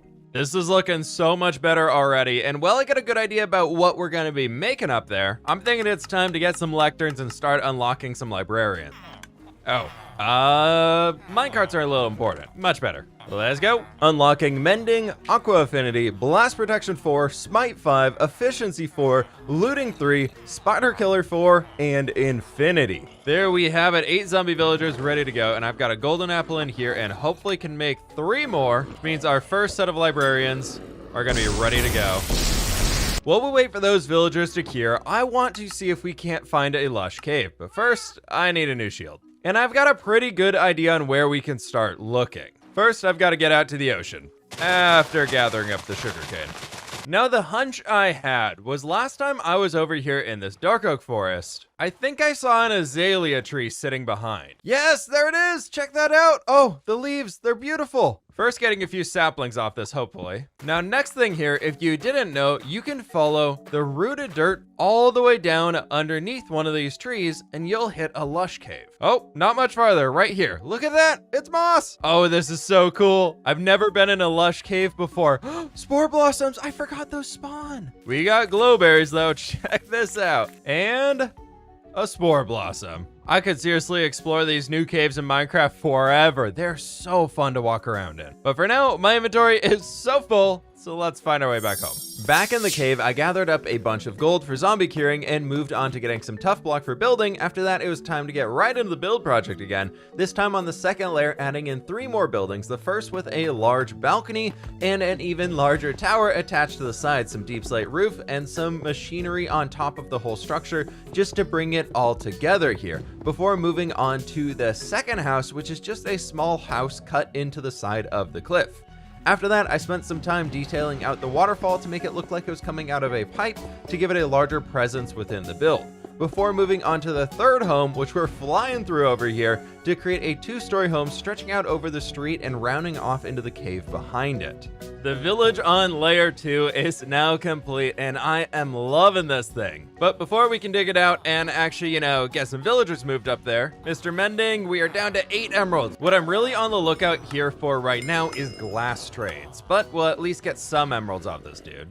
And we've got a lantern trade. That's a good start, but let's get our first mending book here. We have our first mending, Fortune 3, Efficiency 5, Unbreaking 3 pickaxe. Oh, that feels good. But our sugarcane has grown again, so we get even more emeralds. Unlocking some more of the villagers. I got a little bit of experience on this, but I think I need to go to the spider farm. Done. With the pickaxe fully repaired now, it's time to start digging out the trading hall for our librarians and our cartographers. Oh, I wish I had a beacon about now. Digging out another massive room for both of these villagers, I threw down the powered rails to hold all of the villagers in place before linking this up with the rest of the transportation system that we've developed so far, this time via a floating bridge. Before we can do anything else at this point, it is mining time. I need to get a lot of gold. I found a lot of diamonds and a few geodes along the way too, which was really cool. But I need a lot of gold in order to convert these villagers. Otherwise, this entire system is worthless. We have to convert the cartographers. Hey, look at that. We passed day 200. I added all of the gold into the blast furnaces and gathered up some sugarcane before running back down into the cave to cure the last 4 librarians that we currently have. Then moving over the original set to their new homes, I started to unlock some trades with all the paper that I had on hand from the sugarcane, and then move the rest of them after they finished dancing inside of the holding chamber. I got a Feather Falling 4 trade, which was amazing, and now all 8 of our librarians are set up and ready to go. I decorated the hall a little bit more before moving back to get the cartographers moving. While waiting for them to convert back to villagers, I started on the staircase leading up to the 3rd floor where I want to put our toolsmiths eventually. But all 8 cartographers are now finally ready to go and locked in, so I moved them all over to our newest hall to sit right next to our librarians for easy access. I can now trade 3 emeralds for 12 glass to a librarian, converting that 12 glass into 32 glass panes, which I can trade to a cartographer for 4 glass panes per emerald. Big stonks. And there we have it. It's quite loud in here with all of the villagers, but check this out. That mending book's a little expensive, but we can do it. 9 mending books. And give me that glass. I've been trading with these guys for quite a while, so they're either locked or very expensive, and it looks like it just reset. 39 free emeralds. I now have mending and near full enchantments on every piece of gear I own. The only way to get stronger at this point is netherite. But in order to keep the grind going, I need a lot of backup tools, which is where the toolsmiths come in. And we need to build a massive forge for them to work at on top of this cave. Pushing back the edge of the cliff one more time, I want this forge to feel grand, sitting on top of everything else, out in the open so you can see it clearly from any point inside of the cavern. So starting with creating a wall out of granite and brick with a copper roof on top, and then moving into creating a massive doorway, and I mean massive. This thing is really, really cool in the end, and we got a spot for something very special coming soon to the top of it. Next, I wanted to bring an oversized anvil in front of everything else, using a similar design to what I used over on the Empire's SMP server. Around the anvil though, I want to create a ring so that it helps it feel less out in the open, and finally adding in a large gear wheel to the side that could be powering the machinery inside of the forge. Once again, tapping into the waterfall that already existed in this cave before we even got here. I also got 4 toolsmiths ready to go in the meantime. I have run out of villagers. Summon the babies! Oh no, how did that get turned to all wheat? That's not good. Now on top of the forge, I had an awesome idea. Filling the back here with blocks of gold, and it's time to flash our wealth over here and use a full set of diamond gear on an armor stand. Yep, I love that. That looks so good. Now, since we also have moss, I wanted to bring a few of them around here along the edge. Honestly, just because I can. Oh, heck yeah, that greenery, that works really well. Back to the toolsmiths, however, they also need a place to call home. So once again, digging out a giant space behind the forge, I set up a rail system for all of the toolsmiths to be moved up to the top. I also cured the final batch of villagers for today, which, oh my god, am I thankful to be saying that. Using the existing rail system, though, I was able to branch it off from the 2nd level, going up to the 3rd level to take these toolsmiths all the way to the top level, and now we can use a lot of levels and things like that to unlock all their diamond tool trades and levels. There we have it. Every single toolsmith is all the way up here. I just need to go get some iron to finish unlocking them. I'm telling you folks, diamonds in Minecraft, worthless.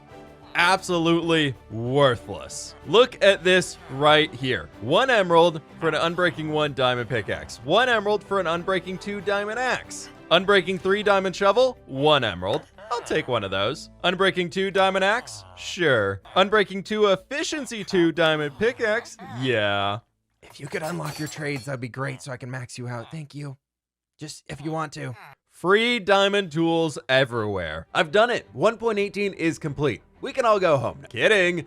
It's time to take this to the next level and keep the hype going by building the most important thing ever, our farming region. Today, I want to create a farming paradise full of auto farms, beautiful fields, and a happy place for animals to hop around. If you're excited, please leave a like, and please be sure to subscribe so you don't miss out on an episode. We're also nearing in on 1 million subscribers, so that's pretty cool. But with that, let's get rocking. Now, it's been a little while since my last hardcore episode, as I fell ill with a case of the man flu, and was unable to record for quite a while. But during that time, I was able to get some background work done inside of this world, trading with the villagers a ton, and unlocking so many more villager trades, especially through the librarians. I was able to get full enchants on all of my gear, finishing off a few pieces with protection 4 level enchantments. All of our tools are up to efficiency 5, and also finally getting Silk Touch. With the Silk Touch enchantment, I am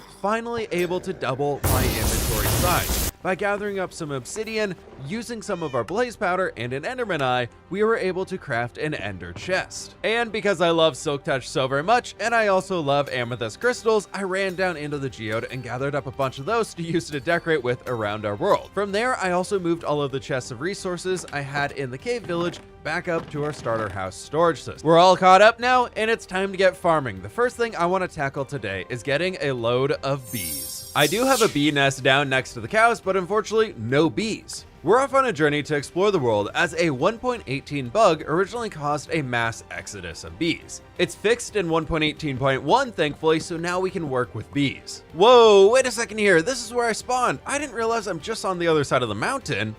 What? Running through the forest, I managed to find another bee nest. Somehow got lost and found myself under the castle, so I gathered up a load of sugarcane before I ran off and spotted another bee nest on the far side of a mountain. 3 down and 5 bee nests to go before we can build an auto honey farm. The only problem? I haven't seen a single living bee. But finally, after traveling over 1,000 blocks, we have a live bee. They're not a myth, and I must protect at all costs. Creating a dirt box around the hive, I wanted to wait until they all went inside to grab it. No.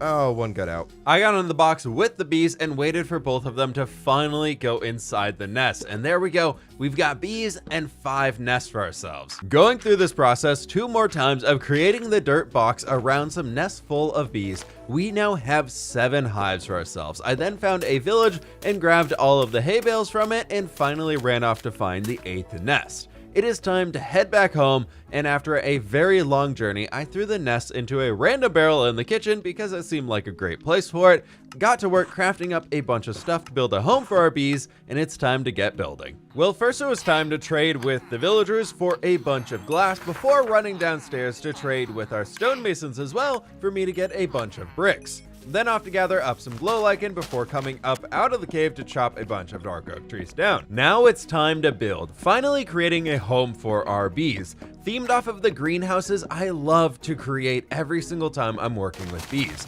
I want to have 3 structures leaning into each other and adding into something absolutely amazing. The middle being a large greenhouse and the sides being a little storage room, as well as a spot for our bee factory. Bringing in a bunch of spruce wood and deep slate in here, I wanted to bring a very cool roof together for our greenhouse structure, incorporating in a bunch of white stained glass over here so we can get that really cool greenhouse atmosphere that really stands out against everything else instead of just using basic default glass. Adding in a bunch of sprucey accents over here to make it more detailed than not, we're even incorporating some glass into the ceiling itself instead of just along the walls. Then moving over to the secondary structure, the smaller one of the side builds, I wanted this to stand out and pop a little bit. We're working with bees after all, so we can easily wax this copper down later, and it kind of fits in with the vibe of why I wanted bees to begin with. So an oak structure over here with a very cool little orange coppery roof I love so very much, and finishing off the glass, we're moving over to the next build where we're working with more bricks and granites over here to make this one really cool,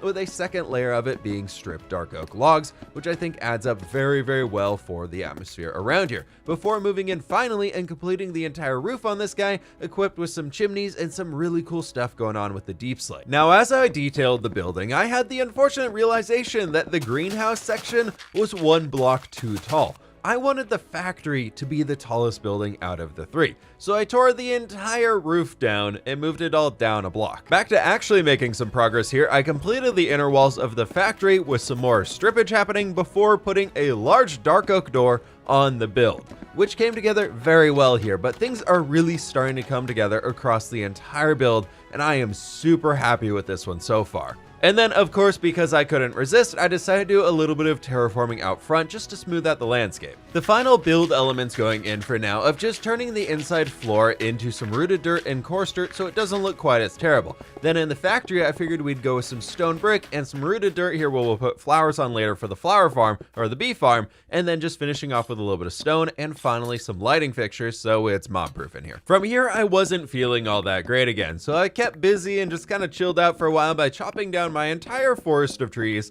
to clear the space for some later build projects before we can really dive into creating that honey farm today. Running down to get a bit more glass for the build, I got distracted and did a full round of emerald trades to stock up a bit more before running upstairs to craft a bunch of observers, dispensers, and hoppers. We've got 8 flowers right in there. Then from here, oh, no. Go back in your hive, please. No. Oh, no. You want to go in there, please? Come on, buddy. In your hive, please. Well, for now, I can at least get these observers down the back.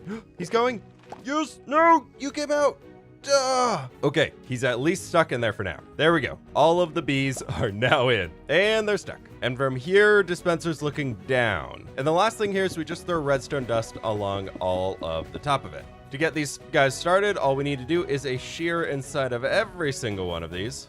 And lastly, a hopper line poking out the side. Then a barrel right over here to collect it for now. And a quick little harvest there with a button, and we should be off to the races. The last thing for now, however, is I need to breed these bees a bunch more, so I'm just gonna get down in here. We open this, flip that behind us, and I've got a bunch of rose bushes over here. Do you wanna bring your friends? It's a baby bee, look at it! Oh, you're adorable! Normally, I would be extremely nervous in this situation, but we're fine, because I have a very important job, creating a road to the bee farm, removing the original sugarcane farm and using coarse dirt and spruce slabs to make a path before jumping down to remove all of the podzol from the spruce trees that they had left behind. I spent some more time hanging out with the bees as well to breed them up a little bit more so we could get some more bees in the bee farm, and finally finished replacing the podzol with dirt out in the front, before diving into a brand new terraforming project to add a small vineyard next to the bee farm. I don't know why, but it turned out pretty cool over here. Bringing up the hill and kind of smoothing everything out in this point, I think it looks much better. Then using acacia leaves as well as spruce fences, I was able to set up a small vineyard going across the entire rolling hills we had just created, and I am really loving the look of this entire place so far. The sky is crying tears of happiness. About an hour has went by at this point since we finished the bee farm itself. I think I still need to breed up a few more of them, but I want to check how much honey we have so far. Hey buddies, how we doing? We've got, almost 2 stacks. Honestly, that's really good. And we can wax this roof down before we spend too much time working in the area and at all ages.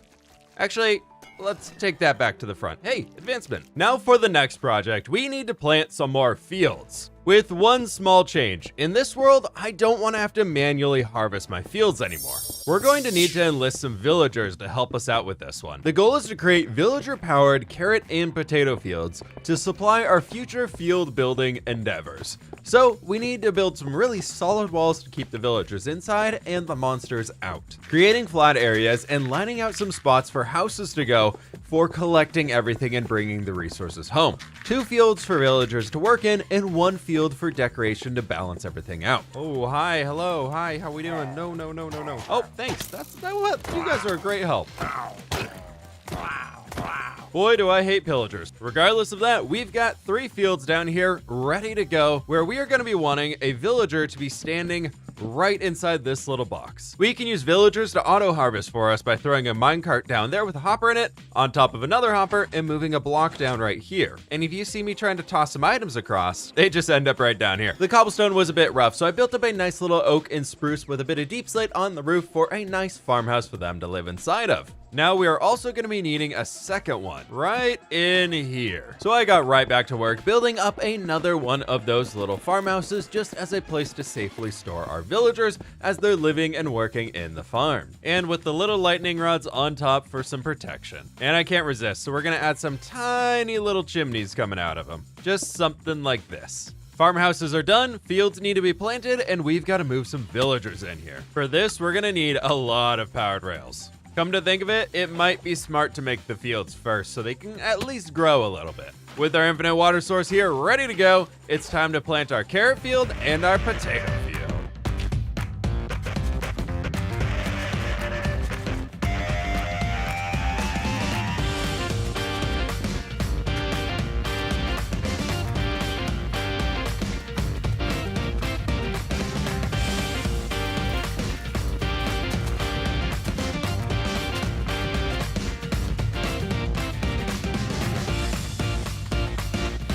With those in place, it's time to dig a massive tunnel from the Dwarven Cave all the way up to our new farming hamlet to deliver some villagers. Over 300 blocks long and way too many rails used in this project, it's finally time to move some villagers into their new home. Man, let's hope this thing works. 1 villagers go, and 2 villagers. Please go all the way to the farm. Well, they made it this far. Oh my gosh, it actually worked. Amazing. Oh, they're both stuck in there though. Huh, with some careful maneuvering here, I think I can get that guy back onto the track. Nope, they're both down. Come on, Mr. Farmer, go into your field. Yes. One is in. Nope, he's out. Into your field, buddy. Yes, now you're stuck in there. Please, villager, please. In the hole. Yes. Oh, this worked. Look at them down there on their house. Oh, they're adorable. Well, you're gonna go right in that little box behind you, all the way back. Yep, right in there. Thank you. Nope. Duh. Thank you. All right, I think I could squeeze him around this way. There. Now you stay in here. Do the farming thing. For now, I'm simply gonna throw a barrel underneath the hopper so we can get whatever comes into there. These farms aren't the quickest, but they will get the job done. For the final field of these 3, I wanted to do something decorative with some peonies over here. So we're gonna need to bone meal these a lot, and then we just gotta fill in some big diagonal lines. There we have it, all 3 fields are done, and this one is purposely not cropped so that the villagers don't try and run through the wall to harvest it. I am really happy with how this has turned out, except I want to bring our coarse dirt road connecting down into the village. And add a few more houses in there so the villagers aren't quite so lonely. But first here, I need some more gravel to make some coarse dirt. I've got a very broken down shovel over here, a silk touch right here, and with a little mending action, we can make a very good shovel and repair it all up right here. Much better. Time to test this new tool out. Running around the caves, I gathered up every single gravel pocket I could find, as we're going to be needing loads of coarse dirt for this project. All right, that should hopefully do it. Back above ground now, I decided to lay out all of the ores I'd been collecting with the Silk Touch pickaxe and chop them all down because we are completely out of iron and gold at this point in time, and I desperately need some more. Coarse dirt crafted away and filling in the spots we missed, along with starting a new section of the road coming off this way and filling in everything inside our new village square we're building. But check this out, we already got our first potatoes, but no carrots. It's a little tight in here, but I think we could actually squeeze some more buildings along this back edge. But first, let's build a well over here. Thinking we just use a little bit of deep slate, maybe some dark oak trapdoors to help round this thing off, and a very simple spruce top. Or we can add a little bit of extra bit around the edge here. I kind of like it. That'll work. From here, I got started straight away on building a bit of a storage room with a large spruce door on the front side, using some tuff, stacking up some cobblestone on top of it, trying to bring in the smell of our starter house. Then using some stripped birch log over here on the corners, just to bring in a little bit more of a fun change over what we already have. And then of course, some cobbled deep slate on the roof to bring it in line with the other style we have so far. After that build, I decided to add on a second build out of, again, stripped birch wood, bringing up a little bit of a retaining wall for our pathway, and of course coming over here and adding in a final building being a bit of a granary. And I love this area so far. Turning on some of the complementary shaders, I had to do a little bit of a walkthrough over here. And wow, this is just looking so fantastic. Don't you run away from me. Give me those leads. But we are not done yet. The only animals currently in the kingdom are the cows, and they are not happily hippity-hopping all over the place. Before we can bring new animals in the environment, we need some more fields so that we can actually breed everything. The beetroot's gonna be a little slow as I only have 7 of it though. But I'm thinking wheat field right over here, beetroot field right over here. Let's do it, round 2. Starting off here with the beetroot field to get those growing, I wanted to plant them down and then started working on tilling out a large chunk of land on the hillside. This won't be the easiest to harvest later on, but it'll look awesome, so that's what really matters the most. From there, I ran over to get to work on the wheat field, which turned into a terraforming project in itself as the land just disappeared into a cave at the tippity top, so smoothing all of that stuff out with over 10 stacks of dirt, I was able to finish off the wheat field and get back to planting all of the seeds down, and also as well replanting the beetroot seed because all of those had grown at this point in time. I broke one of the diamond hoes during all of this, which was kind of a bummer, but we have plenty of them. After that, I also went on to chop a bunch of dark oak trees down to kill some more time before finally finishing off the beetroot field as well as adding in a bunch of fences around the area. Our potato field is working overtime, and the carrots are kicking into gear too. With all of that, I'm thinking the perfect spot for our new animal friends to call home is right up here next to our starter house. Let's get some materials together and get building. First, running down into the mines to gather up as much cobbled deep slate as I could get my hands on, as we're gonna need a heck of a lot of the stuff. Unfortunately, no diamonds found this time, however. But back up in the storage room now, I crafted up an entire charcuterie board worth of different spruce and dark oak goodies for this build. From here, I started lining out the shape for the barn, using a lot of the build concepts from the starter house as I want to develop this upper area on the hill into a city in the future, so it all needs to look the part. As a note, I want to say that I've been making a bunch of these builds from this series so far into tutorials on how to build them over on my second channel, fWhip 2. So if you're curious on how to build some of these things in this world, I'd really recommend you check that out. I'd love to get that channel up to 100,000 subscribers, so I really do appreciate it.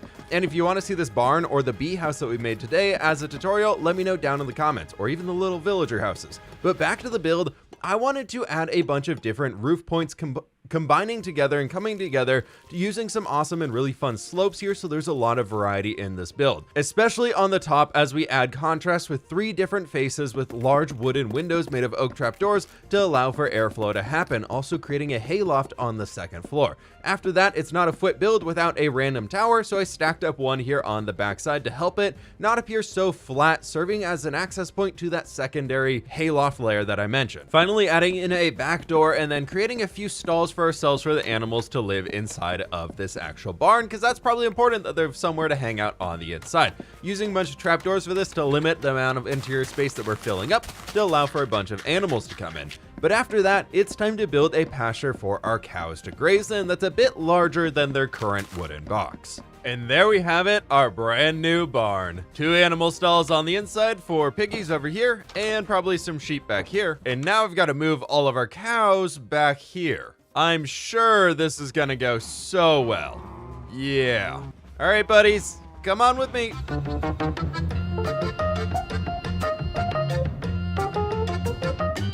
With our cows finally secure up here, the herd looks much smaller. But it's time to move on and see how many sheepies we can wrangle up from the valley. And I'm being smart this time, bringing leads. I've already taken the villagers, I might as well take the pigs too. And time to get back home because it's very dark out here. Oh, come on, piggies. And now it's raining, even better. Oh no, it's thundering. Let's see how good of a job I did lighting everything up. Not well. Oh, well, I guess we just saved a villager. That's cool. Now everybody is happily inside. Hi, sheepies. The last animal we're gonna need is chickens. And I figured we could set up a tiny little chicken coop right over here. So if we start up with some spruce posts right down in here, and then the way we can actually make this an auto farm, is by throwing a chest at the bottom with a hopper pointing into it. We take some spruce slabs all the way around the edge, upside down stairs on the front and the back, a nice little rail for the chickens to walk up. From here, I thought it'd be kind of cool to give the chickens access to some windows over here. They're really living it up. I mean, look at this view they've got. It's beautiful. And then we should be able to leave the front open if we put a trapdoor right there and one right up here. And then to make this super simple, I'm just going to use some spruce slabs for the roof. Then at the top, we'll do some trapdoors. This way, if we need to, we can just drop some chickens in here easily. And if chickens do manage to get out somehow, I'm going to throw some trapdoors right along the edge. I've got 8 eggs currently. Can we get lucky with a chicken? We did. And he just walked right out. Okay, maybe I need to rethink that front. Regardless, I found another chicken, so this should work great. Come on in, buddy. I spent a bit of time over here redoing the front of the barn to create a crane to move the hay up into the hayloft. And I love it even more. But now it's time for the final project in today's farming extravaganza. A moss farm to give unlimited bone meal and all of the green goodies. And I saved this spot right here in between all of the fields for it. So let's get building. Crafting up a bunch of redstone stuff that I definitely know what it all does. We've got pushy things, we've got blinky things, and we've got repeaty things, so it should be totally fine. And finally, a few buckets of lava. Clearing out some space, I created a large platform of stone with pistons on one end and furnaces on the other. From there, I got completely lost. Some blocks got placed down and redstone wires got connected, and apparently I built a system that actually bone meals a moss block in the middle and turns the stone into moss as well, and then composts all of that new stuff that comes in there somewhere, and they somehow go back up to the original dispenser I supplied with bone meal originally. It's complete magic, I tell you. Magic! You know that old saying about measure twice, cut once? I think that applies here. Measure twice, build once. This thing is a lot bigger than I thought. Oopsies. But if we throw bone meal inside of this dispenser and hope that I built it right, flipping this lever, I don't think I built it right. That doesn't look right. All right, take 2. Nope. That's even worse. And take 3. Why are you not working? Take I don't even know at this point in time. Oh, I think it's working. Oh, I think we did it. I think we can fWhip stone this one and improve it a bit though. That's looking pretty good. Check that out. Next problem, this dropper isn't working yet. I can't believe I'm the one to say this at this point, but I found another solution for a simpler item elevator that I've used before when we built up the mines originally, so I actually know how to build this one. The item elevator's in. Let's see if this works. I think so. This is why fWhip doesn't redstone. I think it's working though. And there's bone meal. It does work. Now that we have this thing here, I just need to hide it. Okay, yeah, we can do that. All right, I went AFK for a little while here and got a great idea for what we can use on this. But that being said, down here, we've got a bit of a problem. A zombie snuck in and killed the villager. We gotta get a new one. Thankfully, we do have some extras ready to go. No, why are you going that way? Oh, it's sealed. Right out into the beetroot field. No. Okay. Nope. No. Stay. Special delivery. Nope. Special delivery, please. There we goes. Now, before we can call this problem fixed, we've got to patch up the hole that the zombies are using to get in. For this, I'm hoping we can get Silk Touch. Yes, perfect. And I think a cleverly built custom tree will do the trick. Hey, look at that. He's a farmer. All right, so I've checked the entire perimeter and the zombie got in right here, very cleverly walking forwards and just jumping in. Yeah.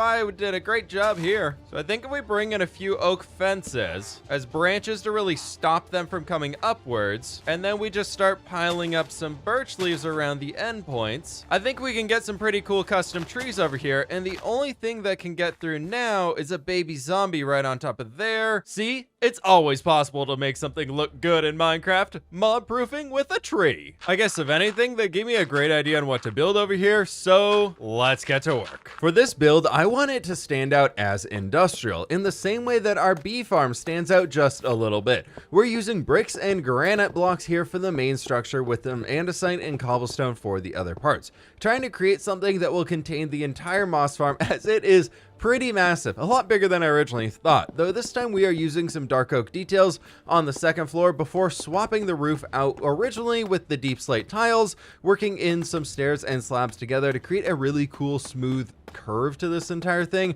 before adding in some chimneys on top to show that this thing is actually in use, and then digging out a massive area underground so that I can easily move around and turn things on and off And there we have it. The bone meal moss-powered farm is complete and very noisily working away. Our fields have been planted on the hillside, and we've enlisted some farmers to help us gather everything up, even helping some animals find their forever home inside of our brand new stables. And the cows finally have space. It's time to get technical and develop some lore behind this world in the process, creating a corrupted iron farm and using those resources to develop a sheep farm and reinforce our other projects already inside of this world. With unlimited iron, think about all of the cauldrons, hoppers, and chains we can build now. Leave a like if you're excited for the series, and please subscribe if you're brand new. We're trying to hit 1 million subscribers this year, and I really appreciate your help. But let's get rocking.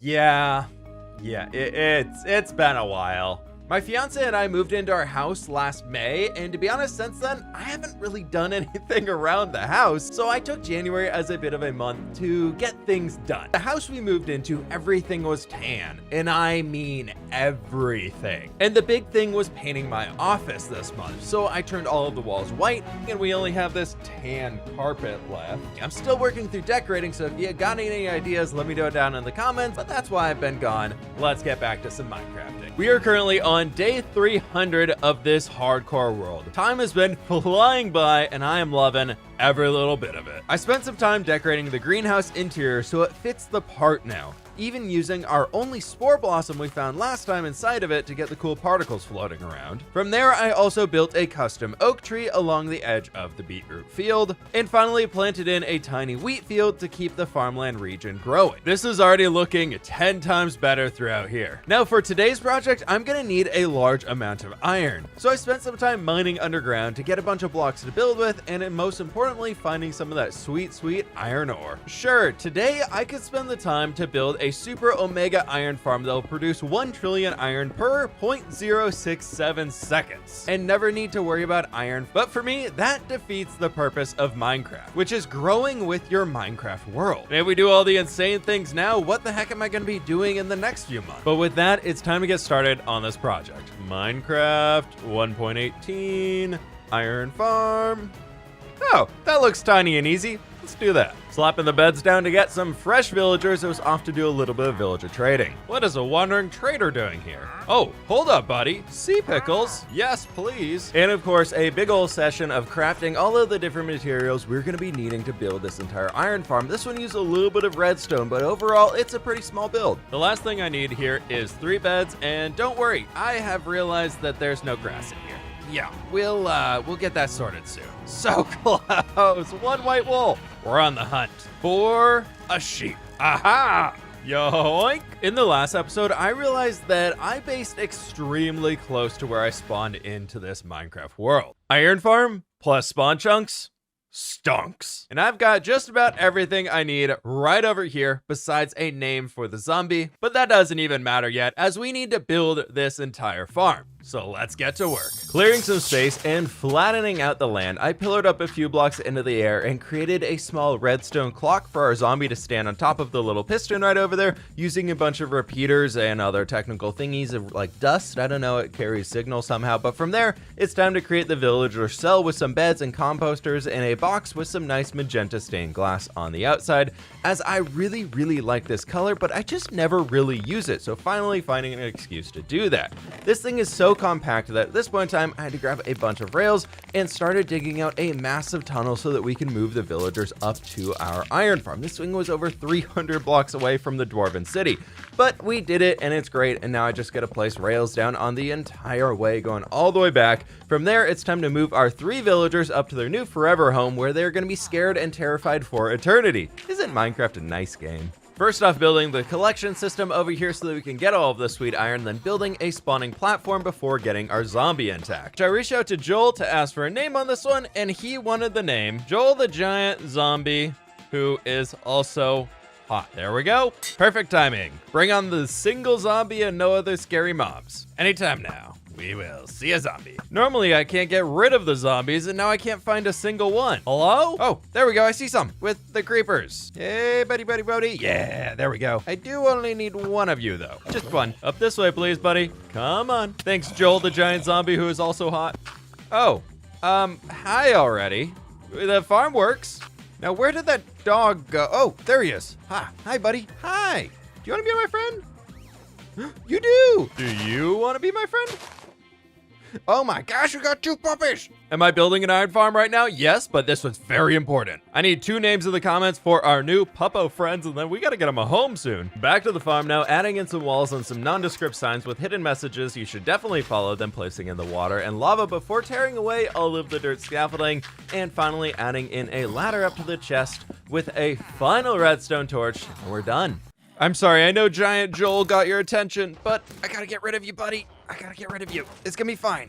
We got our 2 dogs over here, which is absolutely fantastic. We've got a working iron farm. You can see an iron golem burning up there right now. But we've got to take this to the next level. Why is there iron on the floor here? Safety measures. My goal for this world is to never leave redstone farms looking like a, well, redstone farm. Now that we have the iron farm built up and it's in spawn chunks, we can get to work on gathering up all of the materials we're gonna need in order to build a really cool ruined watchtower around it. Starting with a lot more deep slate. No, I'm just kidding. We went down and harvested a bunch of cobbled deep slate from underground before finally come up and doing a little bit of terraforming to kill some more time so that the iron could pile in. Going for a bit of a caving session here, I found another geode that I cleared all of the crystals out of and got to work gathering up as much of the calcite as I could fit in my inventory. Unfortunately, it was a small geode. But I did find a skeleton spawner, which is pretty cool. Name tag, music disc, we'll take it. I'm sorry, you're in the rain here, puppy dogs, I'll take you inside. But checking on the farm here, how much iron do we have? Oh, I think that's more than I've ever had. Okay.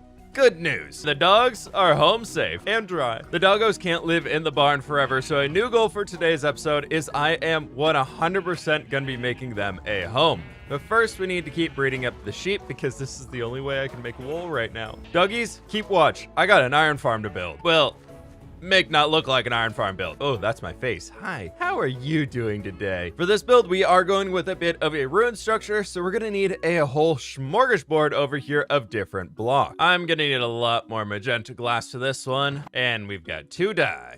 14 dye. And the last flower of its kind. I'm gonna try and keep it as tight as possible over here with a 7x7 box. Now, a big challenge with this entire build here is we have to keep the entire thing spawn proof. Otherwise, the golems won't spawn up there. And this entire structure here is meant to be super broken down, so piling some stuff up, we're just gonna randomize it, doing a stone brick every other, and that's about as high as I wanna be going. Hi, buddy. Now, before we start on the main structure, I wanted to build up a white tower to break away from the giant rectangular shape we'd get otherwise, using diorite and calcite to contrast against the stones that we're using, and then adding in a roof of the very dark tile deep slate. It's time to move on to the main building. First, building up the crenellations at the top so we can encase this build using a little bit more of the deep slate and a little bit of acacia trapdoors as we use those in the iron farm already. Moving on to the wall itself so the structure isn't floating anymore, I want to bring in some magenta glass to be a sort of magic in the building, causing the farm to still be functioning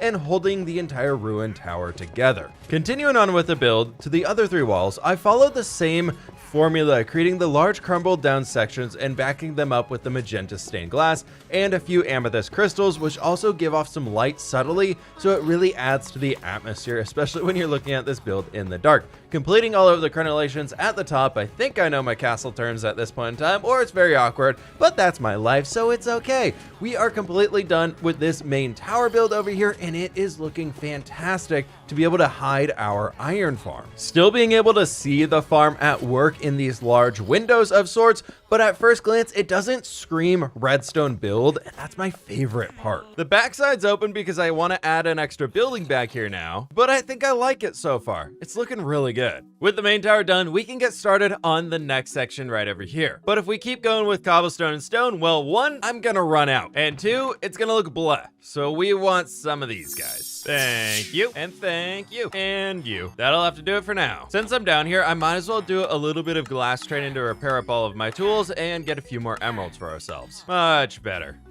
Oh, no. Goodbye. No, thank you. Please tell me the mine chest has a little bit of cobbled deep slate for ourselves. There's some. Oh, thank God. Whew, there it all is. Oh, I feel much better now. It's a good thing I got mending on these boots because I've been making so many trips back to the storage room and back over here. It's getting really sad at this point in time. But anyways, let's move on with today's build. Starting the rest of the ruined fortress, I want to make this thing very tight, so each structure looks like it's supporting the other ones around it. With a small calcite decal on the front door and using some granite as a base to the main house, I also wanted to add a stone tower on the far side from our iron farm as well to balance things out. And we'll bring ourselves right back into the tower over here. Making this a bit easier on myself, I set forth with building the entire fortress starting with the calcite front, and then after completing a section, I would spend the time ruining it. Doesn't really make sense, but building the entire thing first helped my brain figure out how the best way to make it look decayed easily on the fly. Now we're talking. That is looking the part. On the brick structure, I want this to stack about 5 blocks tall and transition into another block, adding in some holes as we go, then using the same style of roof topper in the end as we used on the calcite roof over here before bringing in our stripped dark oak logs for the second floor. Incorporating another deep slate tile roof into these, except this time making it extremely weathered with holes all over the place. The final walls of the build are going up with the brick on the outside walls and the dark oak contrasting across the top before moving into adding some of the stone brick trims going all the way along the top and moving into the deep slate tile roof, which is looking so very amazing and ruined, before finally adding in a few little clusters of amethyst around the place. And of course a little bit of the glass in there as well. Right, we've done it. There we go. The main building is completed over here. Well, the central building is. We've got the final tower to add on. I want to use a lot more magenta glass, and unfortunately, I've run out. Oh, hi buddy. There's a donkey in the crack. Bone mealing up a bunch of the lilacs over here and diving down into the cave for trading for a little bit of glass over here, we finally have all of the magenta glass we're gonna need. Taking out a few iron golems that escaped the farm, we are back to the build. Oh, I feel bad, but not that bad. Starting on the final tower here and back to the block placing. And I built it all off a block, so I'm moving it forwards. Ah, much better. A door. There we go. This guy's looking pretty good now. But wait, I built this pathway just to get myself on top. What if we bring a bridge out? Like stack up some tuff around the base, then right out of the middle like here, and just disappear into the side. Yeah. And we continue the same thing along the sides. Yeah. Yeah. But it just kind of ends into nothing. Or for the first time ever in a Minecraft series, we pull a little bit of a Skyrim here and just make some ambiguous ruins of cobblestone. It's fine. As if the fortress used to also exist over here, but now it doesn't. And how did you spawn up there? More ambiguous stone lines that could have been part of a ruin. Well, I guess these are ruins, part of a old structure. Yeah. Oh yeah. Now it's feeling like a building was once here. But there we go. I think we've done it. The exterior of the iron farm is now built up as well, and it is looking really cool. I don't know how that build took me over 17 Minecraft days to complete, but I'm almost out of food. I only have 8 steak left, so cowsies, come on over. Yeah, we're all a bunch of best friends, aren't we? Look at all the love hearts. So many best friends.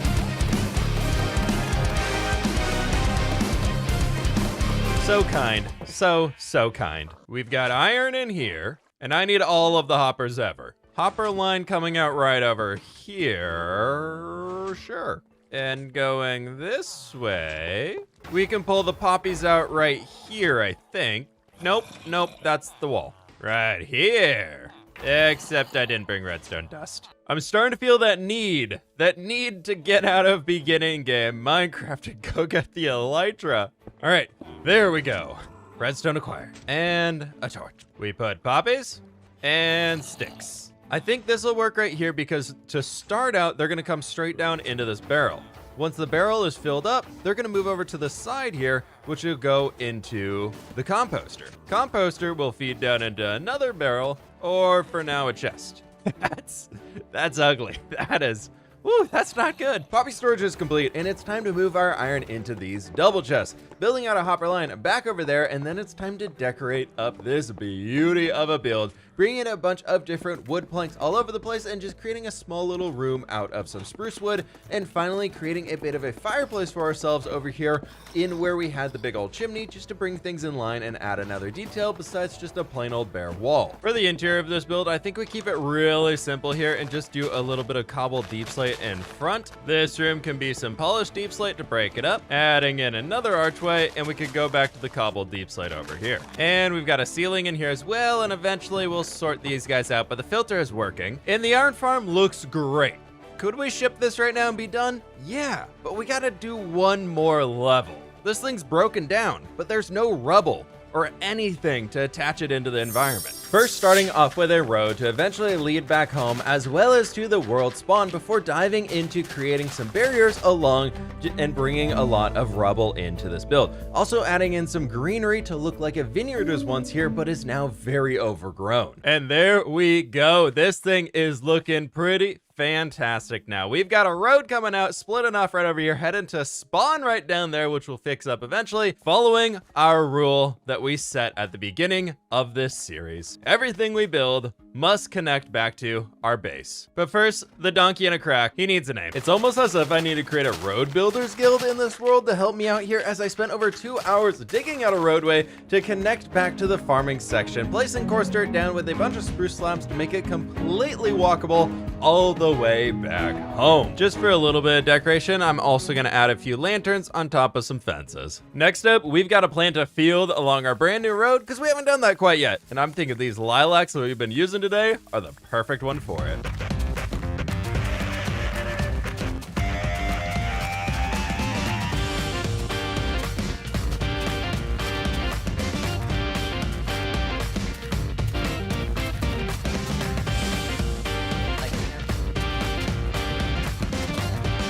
That pop of color up here is everything. Next up, I decided to do a live stream from this world here on YouTube. I've recently started to stream my Minecraft series over on the YouTube instead of Twitch for a few reasons I'll dive into on my second channel, but during the stream, I was able to get a bunch of progress done inside of this world. I unlocked all of the farmer villagers, so we can now be happily eating golden carrots all day long.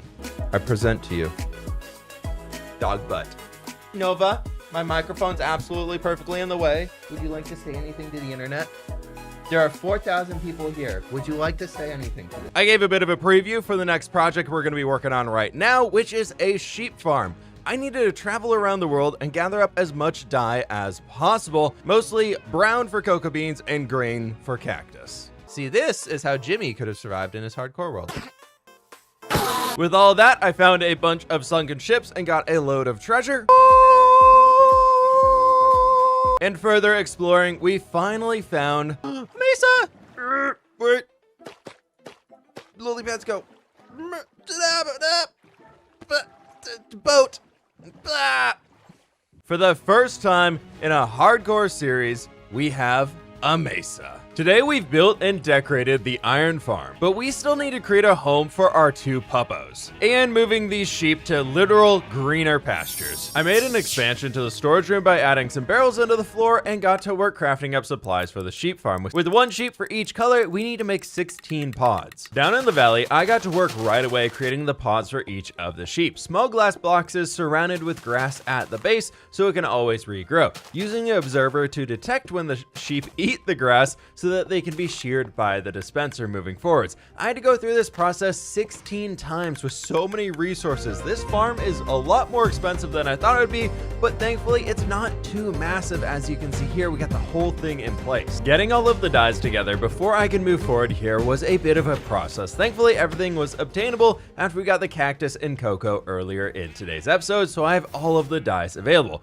which started the circus event of moving the sheep down the mountain into their pens, trying to lock them in only one at a time, making sure they all move forward correctly. Oh no, no, buddy, no! With all of the sheep in place, it was time to dye them all of the colors of the rainbow and some more from there. I tried color coordinating this farm as best as I could over here, and I think it is going to look very cool in the end. Loading a bunch of shears into the dispenser, this farm is finished up, and I moved on to gathering up a bunch of oak wood so we could get on with building the final structure around it.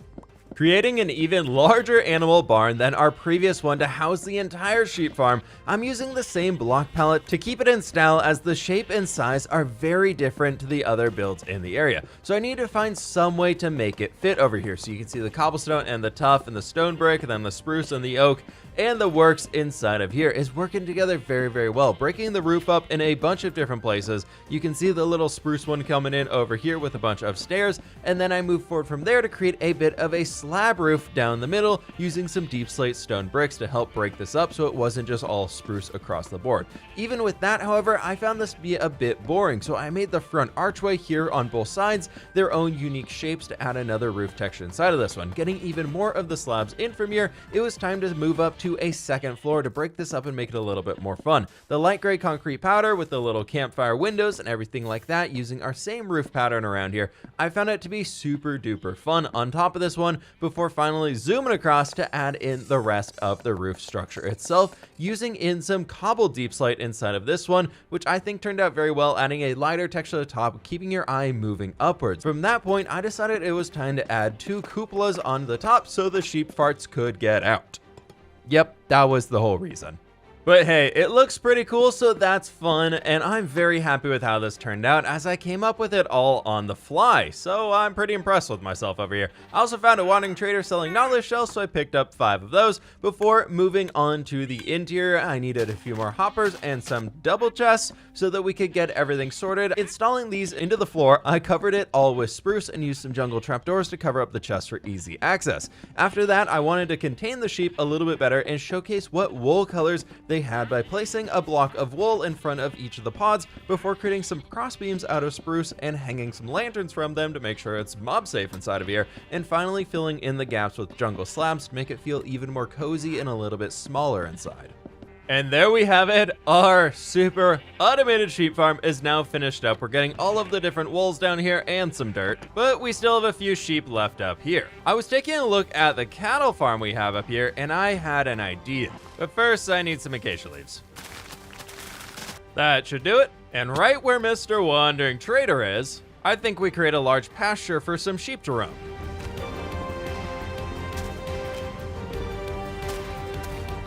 Yeah, that should do it. This way we can have a bunch of sheep out here if we ever need to do some mass shearing operations. And we're gonna leave 2 sheep behind up here so that somebody at least lives in the stall. Slowly, our army of sheep shall grow. You're in charge. Don't let them die. There's only one more thing we have to add to this sheep farm before we can call it finished. The magical Jeb sheep perched atop of this beautiful barn right over here, which apparently is case specific. Back down into the Dwarven village, I got another name tag. This time did a lowercase j, and magical happy things happen. There we go, rainbow sheep. With the sheep handled, the only task we have left today is giving our dogs a home. And I think right over here, behind the cattle pen, is this very cool cliff face. So if we have the dogs sitting on a bit of a pride rock, looking out over the entire farming village, it's gonna look amazing. Today, I've run out of spruce wood so many times, so once more gathering up a bunch of logs before running down into the village to do a little bit more trading, as I wanted to collect a bunch of bricks for this build to create some cool chimneys. Terraforming first, as I wanted to create that pride rock I mentioned earlier and give the dogs a little bit of a lookout viewing point over the kingdom, as everything the farmland touches will be theirs one day.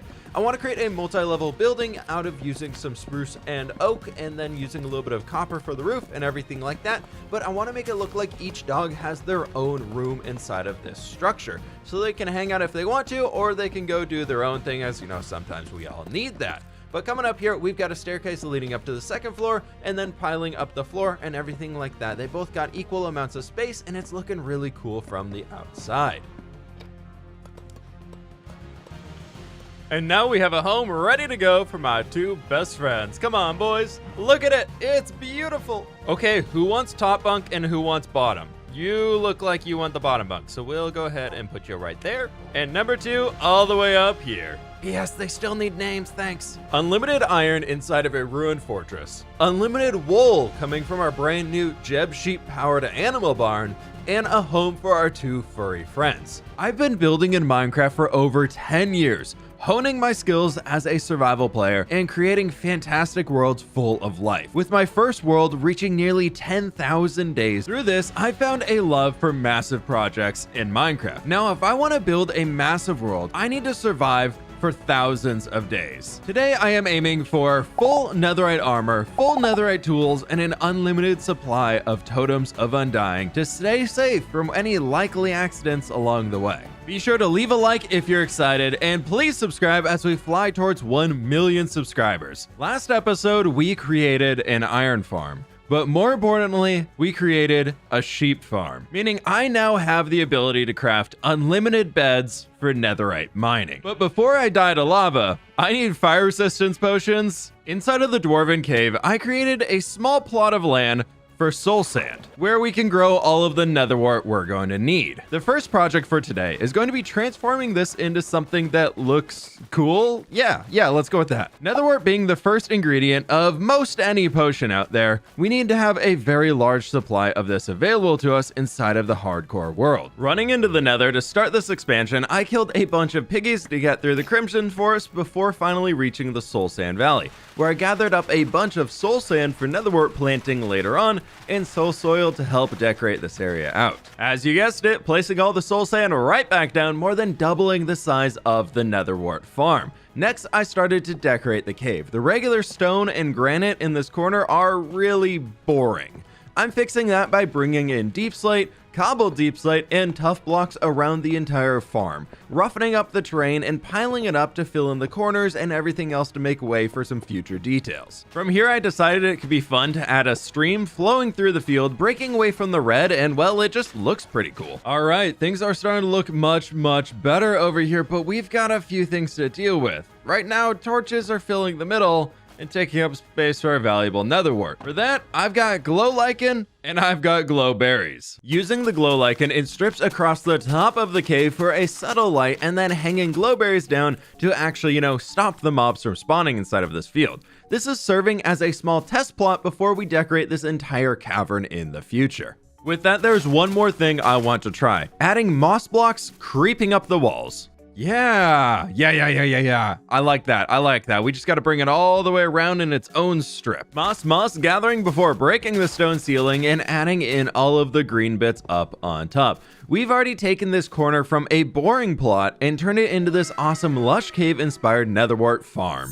Looks like currently I have 2 magma cream for ourselves, which can make 6 potions, but I think we're gonna need some more. Back at it again in the nether. I see one, magma cube. Oh, let's get up there. Except not this. I hate this. Magma cube, please. Yes. Yeah, stupid baby. Oh, this is not good. This is not good. I swear everything goes wrong. Nope, we're fine. I'm ready to leave the nether. But first, this baby. With now our 5 magma cream that we have the ability to make 15 fire resistance potions. Adding some redstone in, we can turn that up into 8 minutes per potion, meaning we will have a full 120 minutes of fire protection. Now I just have to remember to actually drink the potions. Building the netherwort farm made me realize, after coming up to the moss farm a few times for bone meal, that it's very ugly down here. And also, well, it only produces bone meal. It doesn't produce any moss. Time to build a system where we can actually get some moss out of this thing. Bringing a hopper line over and clearing out some space, I started on building up our new item filtration system that would allow me to sort the 4 different moss farm items into their own chests. On top of that, I decided to spend some time building an overflow area for the seeds and anything else that might fill up, so we can put it directly into a composter for some more bone meal. From there, I got busy chopping up a bunch of spruce wood so I could move on with decorating this build. Starting with the ceiling, I wanted to continue the spruce slabs that already exist here, but give them a bit more oomph, using some stripped spruce logs to give some height variation before moving on to the walls, which you can see the tough and the cobbled deep slate coming in here, before finally bringing in as many spruce trapdoors as I could get my hands on, and then introducing some jungle trapdoors as well, before I had the excellent idea of, it's a moss farm, we should add some moss, so you could tell it's a moss farm. Yeah, I think you get it's a moss farm. All this before moving down from my daily round of villager trading to repair the tools and get some free emeralds. Now, before we get to the nether, I do have one more update on this world for you all. The Iron Farm, the amethyst magic I introduced last episode, was so cool and I got so many awesome comments about it that I had to expand upon the idea with this new addition. Okay, maybe there's a second small little update of I'm growing a lot of oak trees over here and gathering a lot of oak wood. All because I've decided on my new mega giga project of this world. You know how I said I want to have the most beautiful, amazing hardcore world ever at the start of this episode? Well, I've got the idea. If you made it to the live streams, you know what the idea is, but let's get into the nether and get this netherite armor to make it happen. I've got some stacks of wood ready to go, and I think we'll start off with pink. Let's grab all of our pink wool. Crafting a bunch of pink beds over here. And it's finally time. It's finally time to dive down into the depths of the nether. Look at all these children. Oh, hi everybody. You all stay down there, okay? Oh, whoa, okay. I'm glad I wasn't on top of the gravel. This is looking much better over here. Yes. My goal for today is an entire stack of 64 ancient debris. I currently need 44 ancient debris to upgrade all of my current tools and armor. But to tackle these massive projects I'm talking about, I'm gonna need more netherite tools very soon so the extras can't hurt. Only beds and fire can hurt me right now. Right, that whole remembering to drink the potion thing. Oh, I'm glad I did.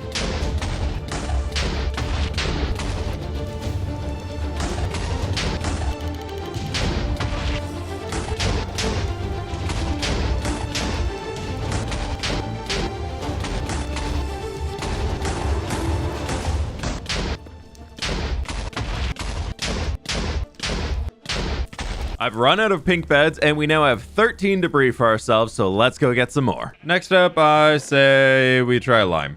I've been mining in the nether for over 2 hours at this point and I'm beginning to go insane. Anyone who actually completes a full netherite beacon the legit way is an absolute mad lad. But we must continue on our quest for the full 64 ancient debris.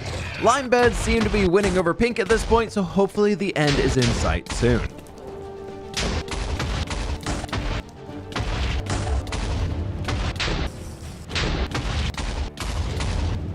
43 ancient debris have been acquired, one shy of what I need to upgrade all of my current tools. But I said we're getting a full stack, and we're not quitting early. Next up, the white beds.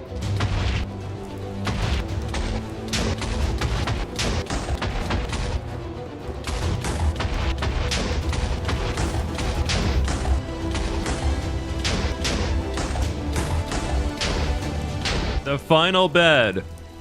We need 4 ancient debris. Can we do it? No. No, we can't. Absolutely nothing from the final bed, but I'm not giving up now. I need 4 ancient debris. It's not worth walking all the way back home. It's time to get digging. Oh, no.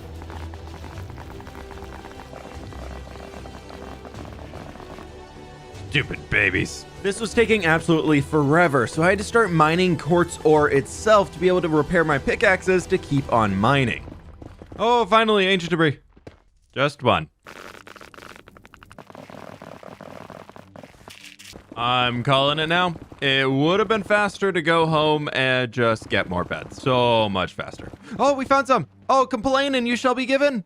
And it's 3. The full stack. We have the full stack of ancient debris. Oh, I want to leave the nether. There's the torches. Let's get out of here. Oh, yeah, let's leave. I can't believe it. The nightmare is finally over. A full stack of ancient cinnamon rolls, which are gonna go right there. Now I've got all the gold I need to make this right now. And we can make a smithing table just like that. But no. That is not the fWhip way of doing things. We need a weapons forge to be able to make our netherite armor, and we can't just use any boring old smithing table. Before we can get building, I need to gather some resources and repair these tools. For some extra gold blocks and the beautiful block known as terracotta, I need to travel over 4,000 blocks by boat to reach our mesa biome. But finally, after over 20 minutes of straight travel time, we've made it back to the mesa. Quickly finding an entrance underground with my newly repaired tools, I began mining up as much gold ore as I could find to bring back home to break later on.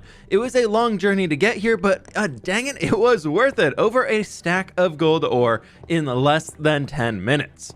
From there, I moved on to filling my inventory with as much terracotta as I could possibly fit in it before running back home. And oh man, I need a beacon before I come back here again. There we go, that's a good amount of terracotta returned back home. Getting the rest of the materials together, I picked up some bricks, picked up some podzol as well, and grew some large red mushrooms, as I need red mushroom block for this one. Trust me, it'll be okay.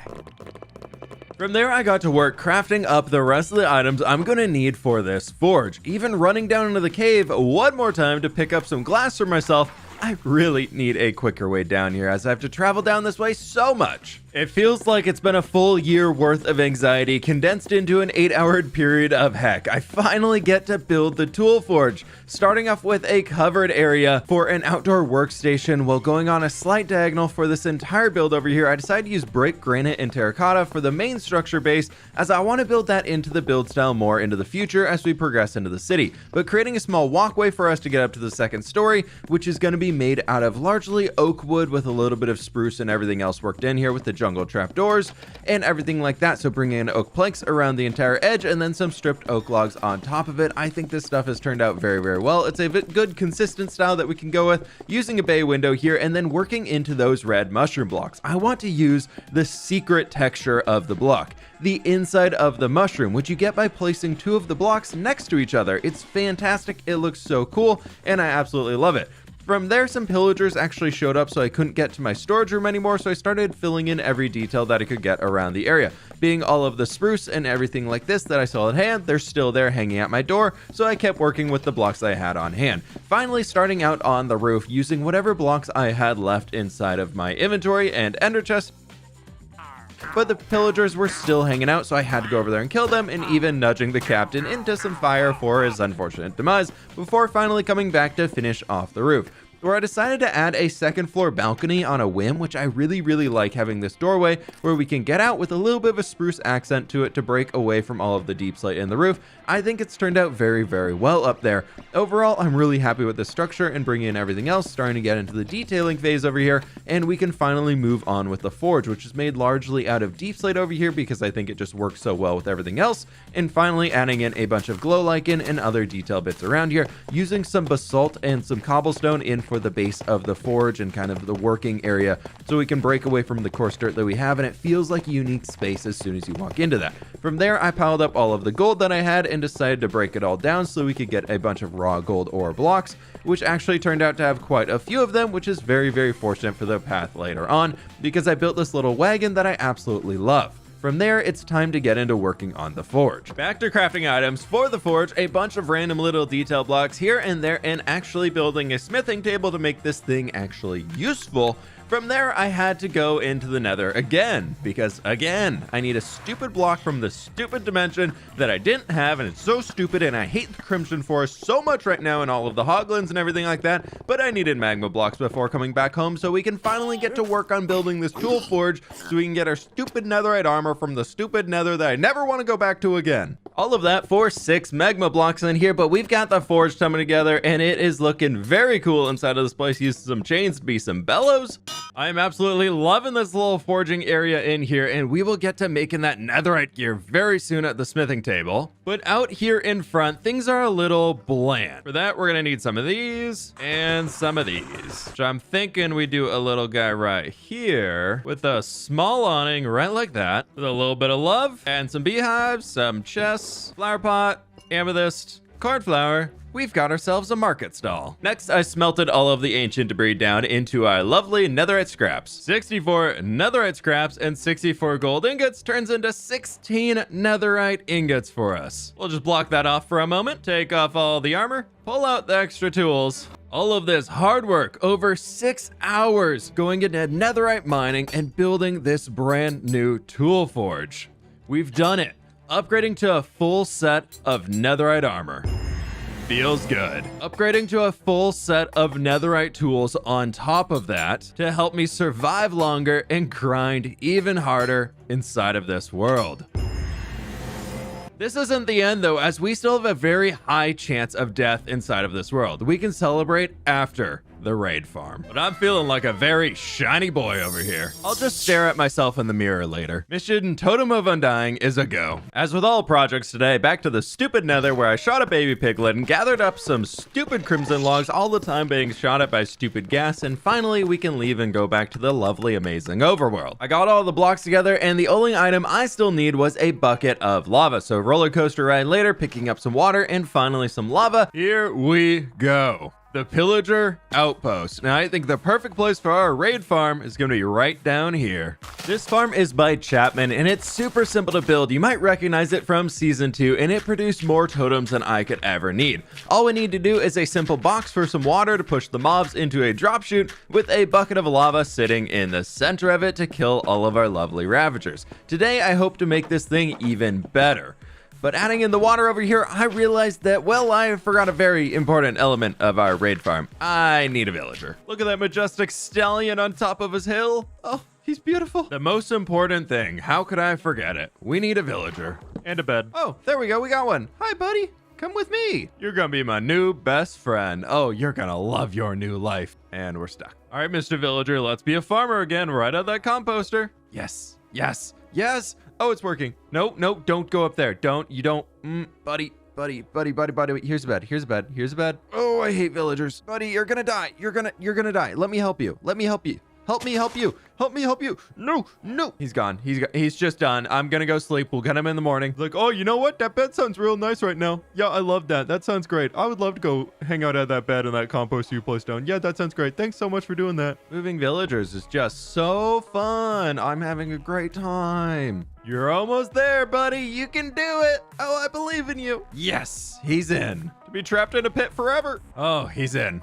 Let's get back to it. Putting all of the water back in place, I started to dig way down underground to create our killing chamber and loot collection area that we'll decorate a little bit more later on, but we got some hoppers and chests and a few trapdoors down here, and I even threw in some boats to help keep me a little bit more safe from the Vexas, you know. Creating a ladder to get me back above ground over here with a trapdoor on top of it, so nobody sneaks down. I added in a bunch of slabs around the water layer so that the mobs would walk in and can't get out, and then a bunch of stairs and dirt around the base to make it easier to walk up. Theoretically, our farm is complete over here, which is absolutely awesome. So we could use this thing now, get our totems of undying, but there's something I want to try. Per the Minecraft wiki, raids spawn within 64 blocks of the village center, our villager. So if I spawn proof everything within 64 blocks on the surface, they should be able to spawn closer, if not on top of the middle. First up, I wanted to create an entire box around this area with our mossy carpets, then started by tackling the hill as it would be the most painful to traverse.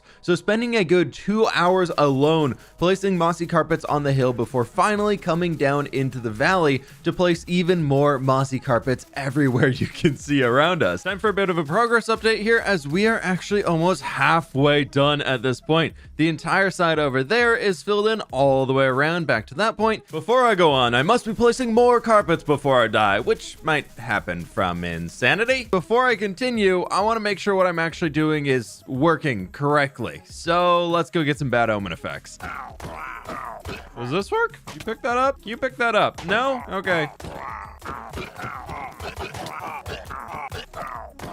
Banner boy! Banner boy! We're just testing a level 1 raid farm. We'll at least get a totem out of it. How is that my first time with bad omen? We're on day 435. All right, here goes nothing. Yep, raid has started, and down we go. Oh, the raiders are coming in from the side that we haven't mossed yet. Oh, I like that. That's a good sign.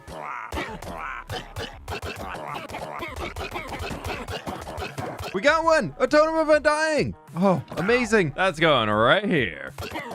The last guy right in there. Oh, we got him before the Vex. Oh, good. Oh, good. Oh, thank God. And another totem. Oh, thank you. There we go. A total of 5 totems of undying and an extra 38 emeralds for free. Just a few hours of placing mossy carpet. Good news, the raid farm works. Bad news, I need to extend the moss out a little bit further. But more good news, the moss farm has been working like crazy. From watching a little bit of replay footage, I realized I was a little short on some of the sides, so I need to extend those out even further before coming back in and placing even more and more strips of the mossy carpet down to fill in the entire perimeter of this farm. This is it. The final stretch of our giant box of mossy carpet is finally coming to an end. It's done. Oh, and a pillager's coming in too. Just 13,563 mossy carpets later. Just kidding, as I forgot, I still have to extend this side out another few blocks. And I've got a really cool idea on how we can decorate this. But first, I'm gonna be swapping the moss farm back to being a bone meal farm. Oh, wow, that was really full.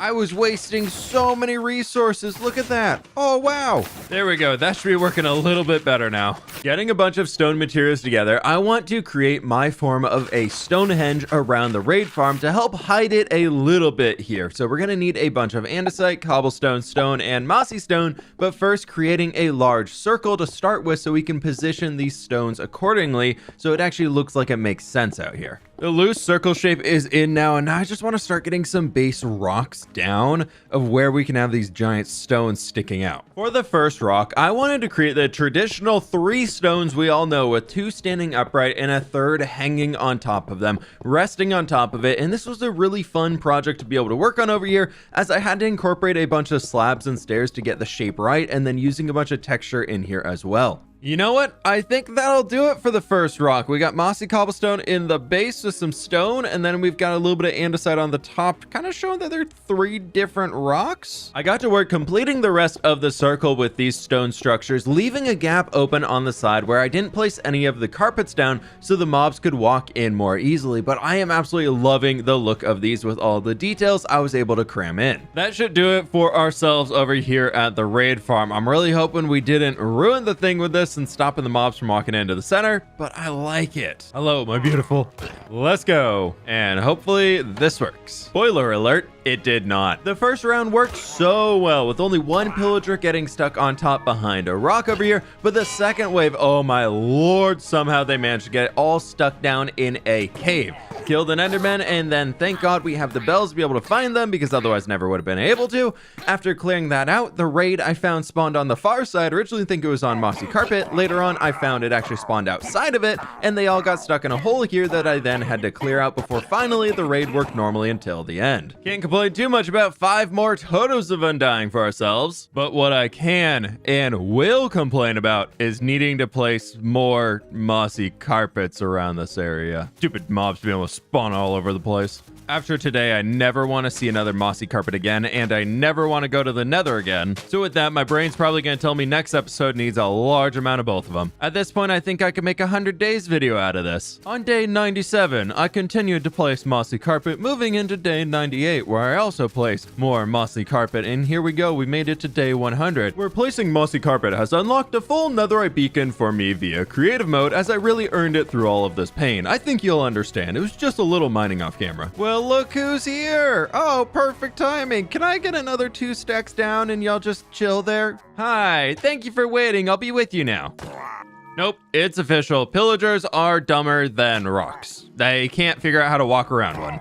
And there we go. It worked much better after a few kinks at the start there, but it's working. I bet you thought I forgot about naming these dogs. Well, I did, but I just remembered now, so I can still do it. Down here we've got Geo, and up here we've got Sky. And now with every single episode inside of the hardcore world, we've got a new field to plant. Because I definitely didn't forget that too. Let's go. With every episode in the hardcore world, I aim to plant a new field in this world to slowly grow the empire and feed our city. If you want to see how many fields I can plant inside of this world before the unfortunate demise, be sure to subscribe, my friends. There we have it, our brand new potato field. I've acquired full netherite armor and an unlimited supply of totems of undying, and I've spent over 400 days building my base.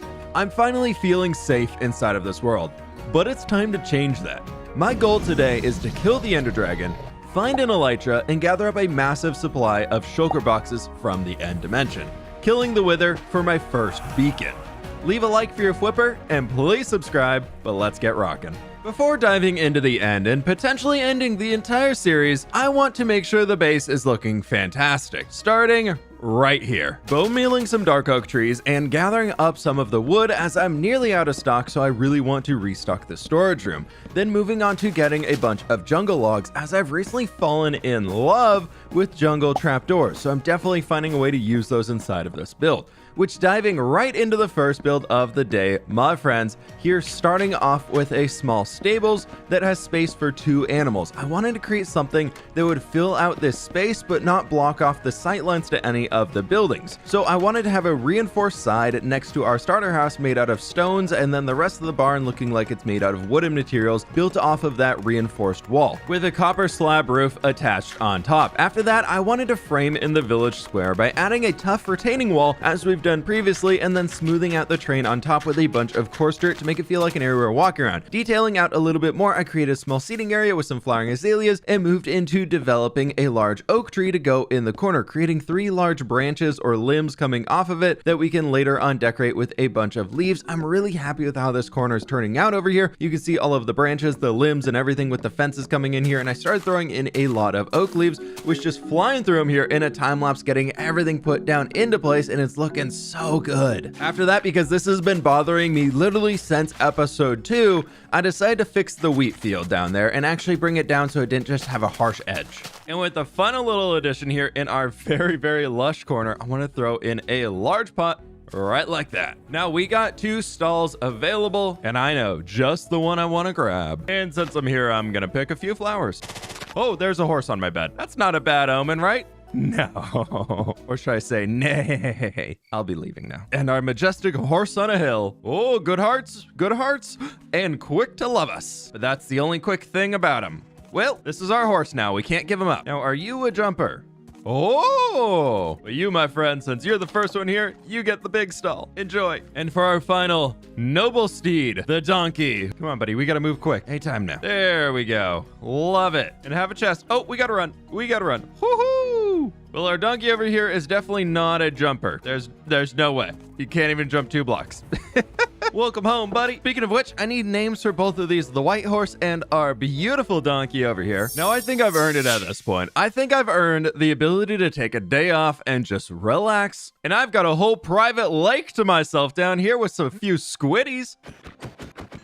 Squid infestation will be dealt with later on, but right now we've got a fishing hut to build. Getting some materials together in my absolute mess of a storage room, I grabbed a load of oak, spruce, birch, copper, and some tough blocks. I want to build a large wooden dock with a house on stilts over the water, itself bringing some stripped spruce logs in as a platform and using a load of trapdoors and slabs to help give it some depth into the dock, along with a retaining wall to hold back all of the earth before I started on the build itself, where I can either sit on the dock fishing, or I can use a boat to launch out into the middle of lake and fish over there from this little covered dock area that you can see me building right now. For all of this stuff, I wanted to bring the oak into the walls with the spruce on the corners to match all the other styles we're going for here, with a little bit of a simple spruce flooring to match the dock and everything like that we're connecting over to the land here. But from this point, I want to focus back on the house, where I got these little windows coming on the second story and bringing in a load of the copper that I want to let oxidize all the way down to the final level, before bringing in a chimney that we'll be able to use in there, not using campfire on this one to help save a little bit on the lag inside of this world, but moving on with the decorating, and finally the pathway to get ourselves out of here. I thought it would be really entertaining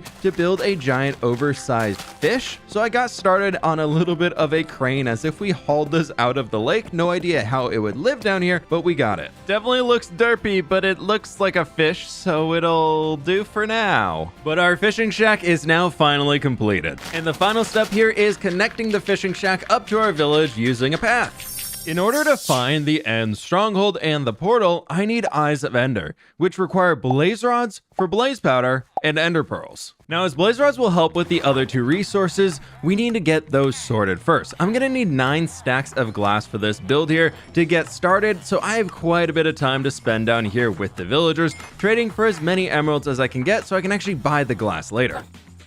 Oh, I'm so sorry. Oh, I'm so sorry. Please don't die. Accidentally hurting a villager aside, I kept on trading and waiting. So much waiting. But we finally have a full 9 stacks of glass for ourselves. Keeping on theme, I needed a load of magenta dye for the glass, along with grabbing a bunch of other blocks. It's time to dive into my favorite dimension of happy fun times. I can survive this. Yeah. Oh. Well, I did it. I survived. There it is. Here we go. We got it. We got it. We got it. Right. So we need to clear a lot of space out here. This blaze farm is thankfully really small, but the pain, oh my gosh, the pain is endless. Endless amounts of pain from building in this stupid dimension. It never stops. Trying to dig out the area for the blaze farm, I was constantly attacked by blazes and skeletons, and all I'm saying, infinity bow, best bow. Well, we got the area cleared out for the most part. Now it's time to actually build this dang farm. The easy part's over. Creating a giant box out of stained glass with a bunch of deep slate on the corners for ourselves, I joined in on an unending battle of placing glass and killing blazes. Constantly, place 5 glass, kill 5 blazes. Place 5 glass, kill more blazes. They just keep spawning all over the place. They're just everywhere. Oh, they all drop down with me. Simon says go to the top of the box. Look at them. Simon says go to the bottom of the box. Oh, look at them. Oh, I have a choreographed dance team of blazes that want to murder me. Now, I don't know if this is going to work, if it's even 50 blocks, but I am way shy. Oh, I got it up another one. Sniper duel done. Distraction aside, I built up the killing chamber and collection chamber before throwing all of the lava in and rushing up to the top to place in the final slab on top of the spawner. Choreographed dance team to the bottom of the box, please. Holy cow, I've been here for 30 seconds and we already have a stack and a half of blaze rods. Not to mention the 32 I had just from building the farm alone. Dance team, it's been a pleasure. I'll be back for practice later. Since I'm here, I want to knock another advancement off the list. Slowly working through all of them, and I think the last biome I need to touch is the warped forest. Here we go. Yes, we got it. Perfect. Before I go home, I'm gonna grab a bunch of stuff from this forest. There we go. Full stack of everything. Woo! Blaze rods checked off the list. Now it's time to move on to ender pearls. This we can achieve through cleric villagers, meaning it's time to dive into the cave village and add on a building for our clerics to hang out. We've got some space cleared out for ourselves now, and I want to build a big massive structure along this entire wall to hold the clerics and to hide the mess of a villager breeder down here. I got to work on crafting and gathering up a whole ton of materials for the cleric villager trading hall, getting what I could out of the mine storage room before running down to the diamond level to gather a bunch of cobbled deep slate. I filled my entire inventory up and managed to get 25 diamonds in the process, dumping my entire inventory into the elevator before taking the minecart up to the copper level, where I started mining for a bunch of granite and andesite. My goal here is to cover up the villager breeder as mentioned and stack up a few more buildings on top of it to make it feel like there's a bunch of people living down here and building up the side of the cliff. Starting off with the villager breeder entrance though, I'm using dark oak tuff and stone bricks with some acacia to highlight and bring a little bit more attention to it before bringing in a load of redstone lamps for some light sources at the top and a little bit along that technical vibe. From there, I want to extend the top up with a small stone brick building. I did run out of glowstone however, so back into the stupid nether, I had to go for even more blocks, but thankfully it was pretty easy to get these in a quick trip right back out of there. But right back into the building as well, I got to work on a brick, granite, and polished granite build over here and bringing in some stripped spruce logs for the second floor on one side to break it up. Since I already built the village down here on episode 4, this style is really set in stone, quite literally. So I can take elements from the other builds and add them all together in different ways to make all of this stuff work together here. So you can see them all stacking up together like this, and I absolutely love the result we have so far. But adding in some interest by bringing in a massive white tower in the background, we can get this whole point kind of standing out against everything else. If all of the things are just carbon copies of each other, it's going to be rather boring, but this way we can add some interest in while still bringing in the variety. So adding in some windows and everything like that, and even a top floor balcony for whoever is in charge of the chapel can stand there and look out into the valley. Or the cave, I should say. It's kind of indoors over here, so it's not a valley. But moving on with that one, we've got the balcony up here. It's looking fantastic. And moving on to the roof as well, I want to connect everything up here before moving forward with a full copper roof to bring that extra vibe into this area of connecting everything in. After the style has been established inside of the tower, I needed to find a way to bring our villagers over to this area. Since we actually have to connect up a railroad and we are on the far side of the cave, I couldn't use any of the existing systems. So I decided to bring a floating railway over here that we're kind of connecting up using a little bit of acacia as a way that we can build everything in here together. But we've done it. The exterior is now complete, turning this bland rock face into another awesome expansion to the village. Now I actually just have to deal with the clerics. My goal today is to get 8 cleric villagers to start. Let's see what we can trade with them, if you would like to be a cleric. 10 minutes later, we finally have one locked in the trade and sent them off to the zombie conversion chamber. After getting 3 more ready to go, I realized I had no potions and no minecarts left. So I ran upstairs to my house to craft a bunch of stuff before bringing it all back down and getting the final 4 cleric villagers ready to convert. 8 villagers are ready to be converted. Just need to do a quick little potion over there and another noisy potion over here. While waiting for the villagers to become lovely members of society, I got busy finishing off the rail line to the new trading hall and digging it out a bit, working towards creating a new home for our clerics to hang out. To turn this into a unique place, but still within the feel of the village, I wanted to decorate their hall after amethyst geodes, creating a central walkway out of deep slate bricks and surrounding it with amethyst blocks before using some dark oak and some copper blocks for supporting pillars and beams going around the entire area surrounding all of the villager spots. From there, I incorporated some spruce and the amethyst crystals into the second floor shelf, if not the roof itself, before finishing this whole thing off. Connecting the rails up, it was time to move our 8 new cleric villagers over to their brand new home. There we go, everybody's home safe and sound. But first I need to make some emeralds to, trade with the villagers.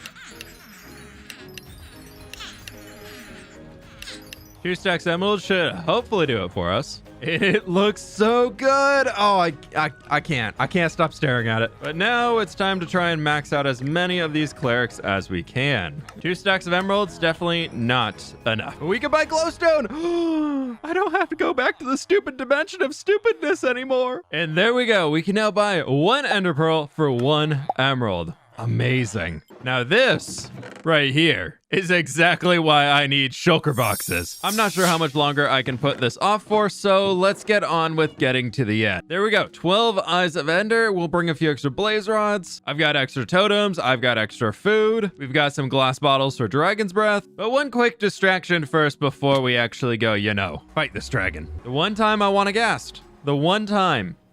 There's no gas. There we go. Look at him. It's a balloon. I mean, I did come all the way out here.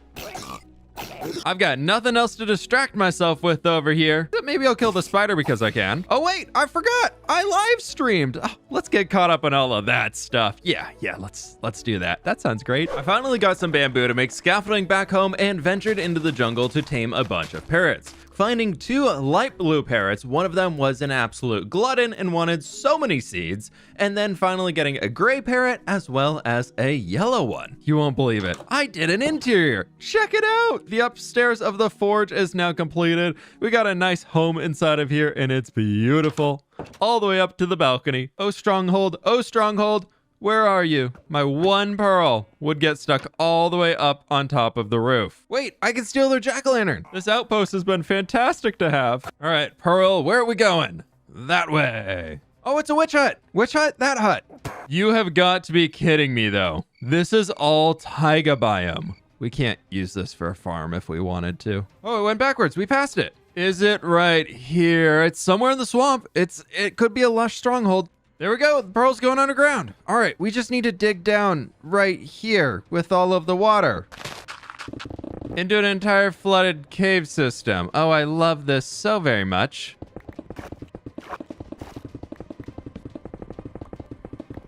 There it is. Oh, I see stone brick. We've done it. We're in the fortress. And there we go. I see it. It's right there. Oh, silverfish. No, not silverfish. Anything but silverfish. I hate them. All right. We're good. Yes, we have enough. Just kidding. Just kidding. Always 1 shy. The Minecraft law. Always 1 eye of ender shy. Thankfully, I was smart and brought some backup blaze rods. There we go. Portal is opened. I think I'm about as ready as I can be right here. Throwing the carved pumpkin on, and we're on land. Let's do this thing. Dragon, I see you. It's a plane.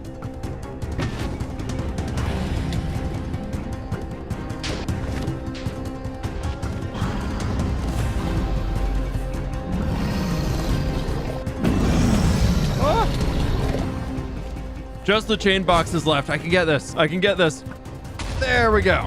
The last one right here. Let's do it. Anytime now. There we go. I think that's it. I don't think the dragon's got anything more.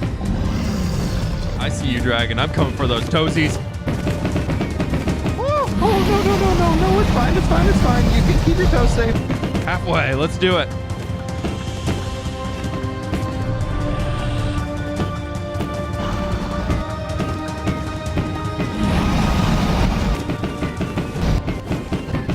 There we go. Dragon is dead. We've done it. We beat hardcore Minecraft. Just kidding. It's only just begun. Level 100. Can we do it? Level 100? Oh, so close. Yes, level 100. It's time to pillar across the void a bunch and hope we don't die. Yay. Trapdoor down. Crawling in. You have got to be kidding me. Look at that right there. It's a boat. Oh my god, you can't plan that. Oh, I love this. All right, we can't celebrate yet. We got to get that elytra first. This is so good though. Oh, I love it. My goal in the end is to come up with 2 full stacks of shulker shells for ourselves so we can have a total of 64 shulker boxes to work with at minimum. 20 shulker shells so far. Let's keep going. My shells. Hello. Gauntlet round 2. Let's go.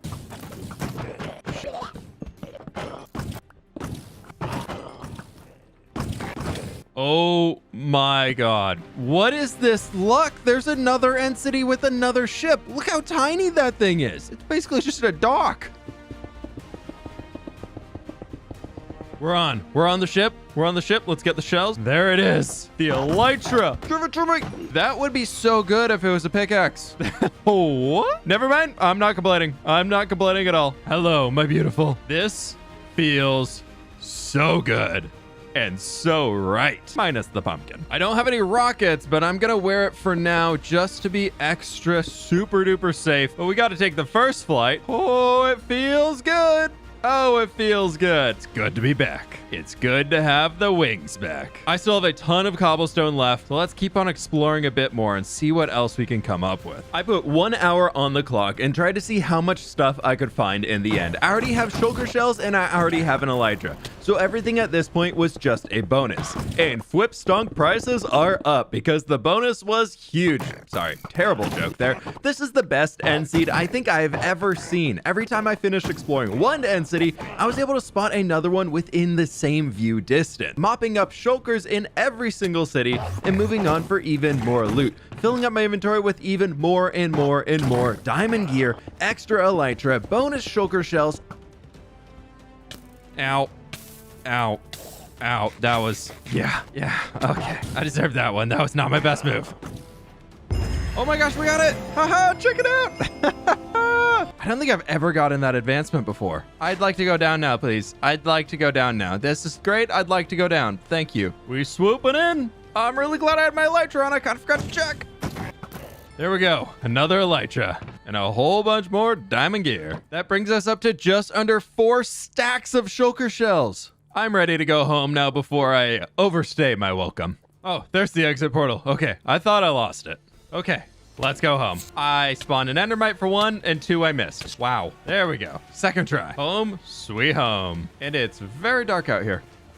Nope, creeper, nope.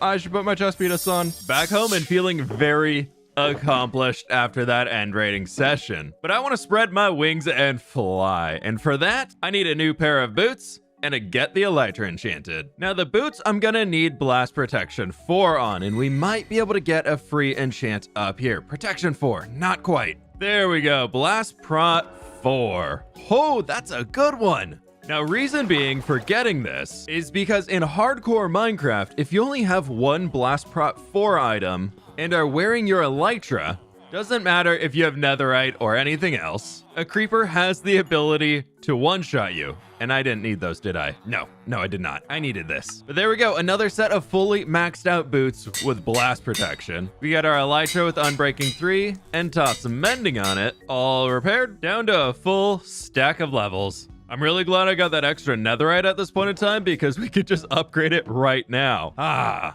the second netherite booties. Now, anytime we want to fly, we put those boots on and we change our elytra. Next up, we gotta get a creeper farm sorted and all that stuff. But first, I want to complete our transition into endgame hardcore Minecraft. It's time to get a beacon. So I'm putting this back on. Running right into the nether, I decided it was time to find a new nether fortress. Luck was not on my side today, as it was in the end dimension, killing wither skeleton after wither skeleton. I wasn't able to find any skulls for over 20 minutes before finally we just got that one.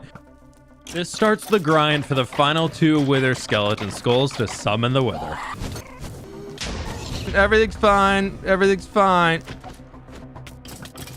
I've defeated well over 50 wither skeletons at this point and still have not even seen the second skull.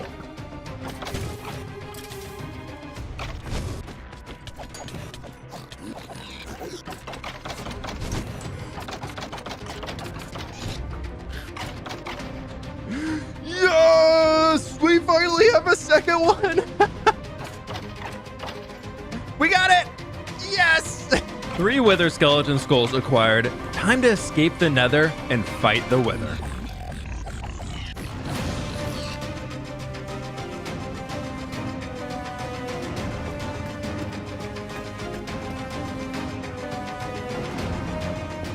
And here we go.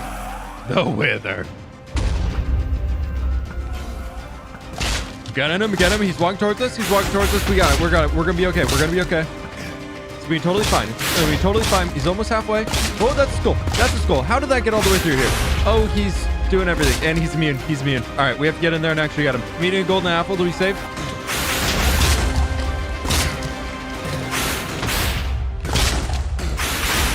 We got him.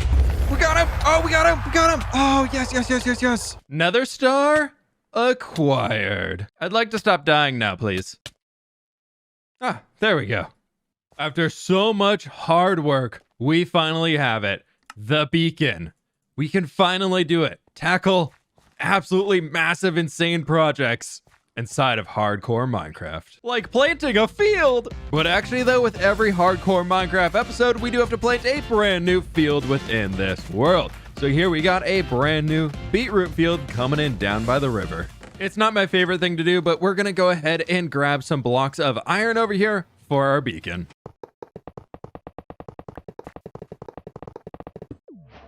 For now, we're gonna leave it up here with a little bit of a resistance and some regen. Let's go. Look at this creature aimlessly running into everything. Today, we turn these things into our fuel. Gas farm time. This video took over 60 hours to produce. Please leave a like if you enjoyed and be sure to subscribe. But let's get rocking. Today's story begins with the ability to soar through the sky using my new elytra. With a massively successful end grading mission in the last episode, I finally entered the end game. With one problem, I can't fly very far without rockets, and I've only got 49 left. Now, before we get onto the grind of today's hardcore episode, I need to plant a field. I do this on every hardcore Minecraft episode, as I love seeing all of the different fields coming together to create this amazing base. If you want to see how many I can create, be sure to subscribe. It's free and it helps me out a ton as we're flying towards 1 million subscribers. At this point, I'm really loving the base now, and it is looking so fantastic. But it is time to start the grind for today's episode and get to work. The first thing I will need is this beacon. I can't avoid it any longer. It's time to dive into the end dimension and mine a load of obsidian. Now, this is going to be a painful one, as I need over 40 stacks of obsidian to create this farm. Also, because eventually I aim to completely recreate the center end island. But first, I wanted to unlock all of the end gateways. So as much as this obsidian helps with that future project, every time I respawn the ender dragon, we have to do this all again. But that will have to be a future fWhip problem, as today I've got to gather up all of this stuff for our ghast farm. This is taking forever. Over 3 hours have passed by at this point in time, and the obsidian is slowly being gathered up, with nearly 2 shulker boxes full.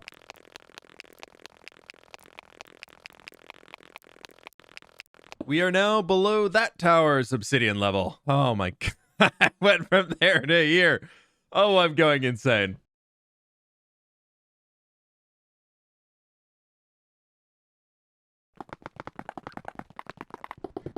We've got a grand total of 63 stacks of obsidian, and I've completely flattened this pillar here in the end. Time to get the beacon and head on home. And next up, I'm gonna be needing a load of glass. For that, we're gonna need to craft up 3 more shulker boxes, as I want to run off and find the desert so that we can mine a load of sand. Trying to be as careful as I can not to use all of my rockets. So we're gonna get up here really high in the sky, and if I line it up just like this, we should be able to coast for a super long distance. It took 15 minutes to get to this mesa last time, and we're here in 2 minutes. Oh, I love having an elytra, but time to get to work. Like all endgame Minecraft things, you can watch me gather hundreds of thousands of blocks, most of which will probably be sand or gravel in some way, shape, or form. But this is the last major element I'm going to need before we can start on today's project of building up the gas farm and being able to explode things and, more importantly, fly around the world endlessly. But we've got shulker box after shulker box of sand coming in here together, cleaning up the entire desert. Well, not the entire thing, just this little tiny corner over here because we want to save it for later. And we're all full. 3 shulker boxes. Ah yes, finally, home sweet home. But a bit of a problem here, as I don't have a super smelter. All we have are these 6 furnaces here in the wall. So I think we set up a little mini super smelter for ourselves, and we're gonna need a bunch of hoppers and a load of chests. Taking all of my sand and putting it in the top guy should evenly distribute it. I'll come back and add some more coal later, but for now, this will get at least 8 stacks melted down. Well, per each furnace. Then from here, all we need to do is get on the nether roof, and I might as well clear the bedrock so we can get back down too. I'm gonna need some TNT, we got our trapdoors, gonna need a bunch of levers, and pistons. Right, let's go break some bedrock with our chest piece on. I need to find a very specific spot in the bedrock ceiling. There we go, 127 on the target block. Climbing up to the top of the ladder, it's time to chuck an ender pearl into the corner, and it's not working. We did it, we're through, and we put the piston right there. I've got 2 pieces of blast protection on and my totem, so we should be a-okay here. I've got 3 attempts at this, and it does not work every time. Risking it all with being stuck on the nether roof with no escape. I'm more scared than I usually am for this. Okay, we're doing it. We're gonna flip that, come over here, and we just spam click. Please, please, please. Yes! Oh, we did it first time. Oh my gosh, we're on the roof of the nether. I'm looking for the Soul Sand Valley biome, which funny enough is right here. But I want to move ourselves away just a touch. Where do you drop me out in the overworld? That's a very big question. In a cave. What? Way underground. Nope, I'm in the lava. Why am I in the lava? Why am I at -33? I was on the roof. But are there any cheeky little diamonds down here? I think wherever this put me in a lush cave with a spawner. Because there's clay here. We'll have to find that later. Nope, there's the lush cave right there. Amazing, that's so cool. Axolotl, Axolotl. Buddy, wait, no, be my friend. Where are you? Where'd you go? Be my friend. Yes, we have our first axolotl. And diamonds. Oh, diamonds. Just 1. Now, I'll be honest, I'd like to be a little closer to home. Just a touch. So we'll find a new spot. But first, our little friend here needs a name. Perfect. Remy, you can hang out in the fishing pond. Enjoy, my friend. Eat all the squid. Get him. We'll see if that's enough glass for now. I honestly don't think we need that much. Into the floor you go. So I just had the realization that the nether multiplies everything. It multiplies everything by a lot. Like that. Okay, perfect. There's the raid farm. We can have it right over here. With the first portal constructed, I now need to duplicate this 7 more times for each layer of the farm. I just realized I need a lot of blocks to fill in between these portals. I raided all the cobblestone I had for now, but I'm not sure this is going to be quite enough. There we go, the entire first layer is complete, just 13 more to go.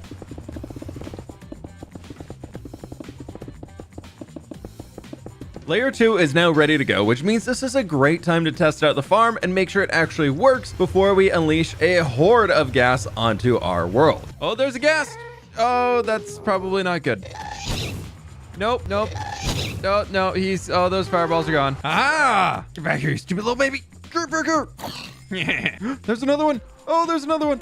The game is rewarding all my stress. Well, we can see where the fireball came through. At least we know it's linked to this portal. Now, using Shulkercraft as a guide here, they use wither roses for this farm. I don't have those. So I went and looked back at one of Mumbo's old videos where he built this, and he just made a small tiny box. So Mumbo wouldn't lie to me, right? No, this will work. Storage is set up for a little bit of collection. Very happy about having the Elytra. And here we go. Our whole collection should be ready as long as this works. Please tell me the chicken coop has actually been working over time. Yes, we should only need maybe some backups. From here, all I should need to do is toss a boat right here and spam a bunch of eggs until we get 2 chickens. 1 chicken.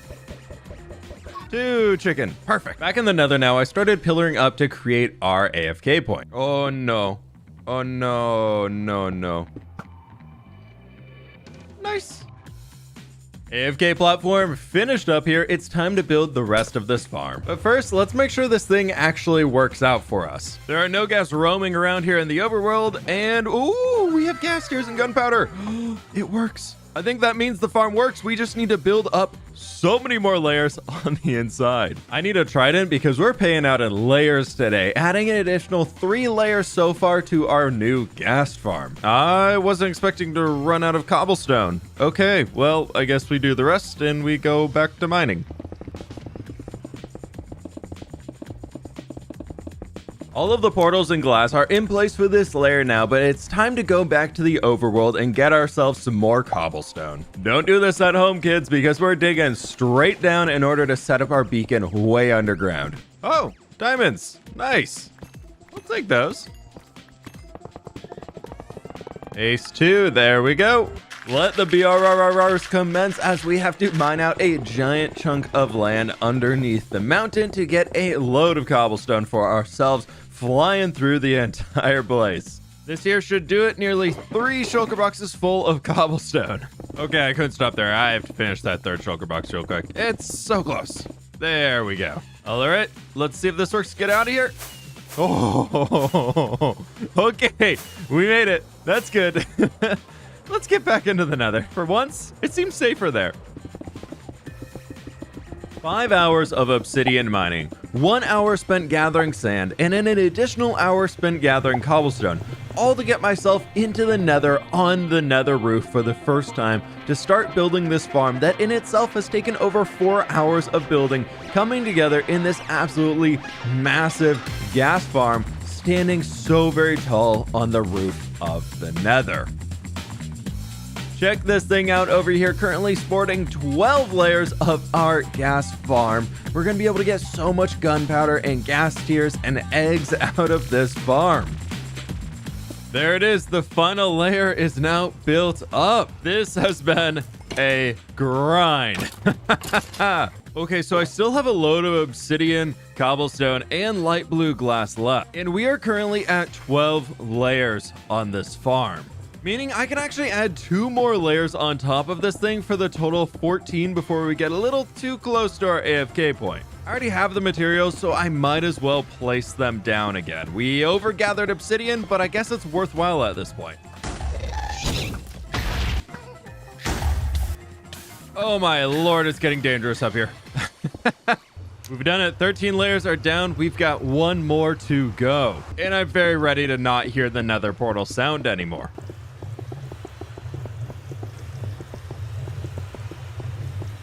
And I'm out. I'm out of cobblestone again. All I've left is this. I'm so close. No, gas. No, not the time, buddy. Look, a gas is in the farm. We can actually see one. Wait, uneasy alliance. Yes. Free advancement. Oh no, a chicken died. Oh, this is not good. All the loot keeps coming back through here. Oh, we're losing so much gunpowder. Yeah, that was stacks of gunpowder. We'll deal with that later, as I want to get the absolutely last row of cobblestone in on our farm. Finally lighting up the last of our nether portals. With 1 final touch to stop that from happening. I need to add slabs across this entire top layer of obsidian. We're continuing on with the story of today. The only thing I have too much of is obsidian. Back to the overworld we go. Oh, that's not good. How'd y'all get out here? Oh, that's really not good. Well, look at this thing. Oh, Rip the chicken. Before we go back in, I'm just gonna go ahead and fix this boat here real quick and hope that this chicken and the 9 new eggs we got can really help us out here. Of course not. Of course not. Back to collecting eggs from the wild chickens. Do you have an egg in this trying time? Egg, egg, egg, egg, egg in the grass is worth 2 in the bush. Yes. Oh, we got 3. Oh, we got an extra. You can be the chicken of the water. Okay. Like a tuna. I have no idea what that metaphor meant, but hopefully it was profound. There we go. The final slabs are in. We're all done. The only thing left to do is to remove the shulker boxes and that extra portal outside. The killing chamber is not the prettiest of things right now, so we'll have to fix that up soon, but I've got no ideas. At least for now, I have more rockets. But I'm gonna fly through these here soon, so I think it's time that we test this farm out. I typically avoid these builds as they're not the prettiest, but dang am I happy to have this built up. I think I'm gonna designate the nether roof as technical land, so it'll be okay to marvel at the chaos of these farms soon. An hour of AFK time later, let's see how the drops are looking. They're looking good. They're looking real good. Oh, that's a second chest.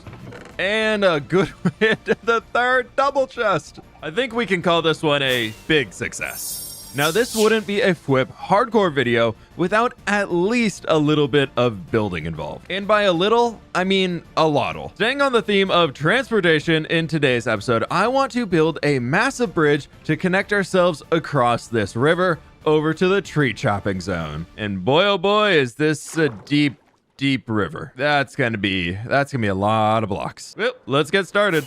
First off, in the mines for some cobble deep slate for ourselves, and then any of the gravel pockets I stumbled upon. I gathered up as much as I could get, then heading up to chop down my forest of spruce trees to gather up a heck of a lot of wood to be using inside of this build. From there, I got right into the planning for this bridge. I didn't know what I really wanted to do, so I started plotting out a few shapes here with cobblestone to get a rough idea for a gatehouse on one side of the bridge, as I want to turn this into a drawbridge. I think it's going to be pretty cool, but having one side with a larger tower, then the other with an open tower with a gate in the middle, I think is going to be a great fit for this. Then we're also going to be having a house attached to the smaller tower for a place for the guards to hang out before building this bridge, where I want to have stone on both sides and then the wooden drawbridge I mentioned there in the middle where that dirt was, before starting to bring a lot of the stuff deep down underwater so we can actually make it look like it's not just floating on top. I think it's going to be great.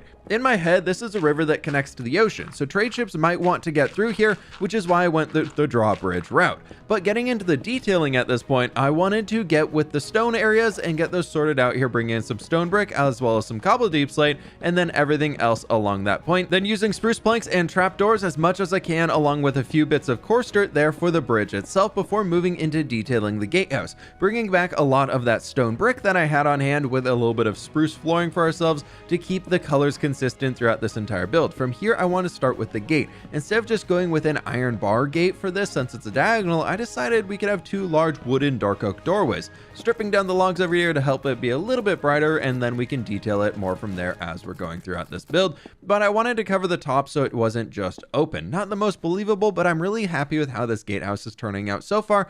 I think it's looking really good. From there, I decided to add in the iron bars that'll be holding up everything before getting to work on the drawbridge itself. This is on an angle here, so it's not the most accurate thing, but I'm really happy with the result so far.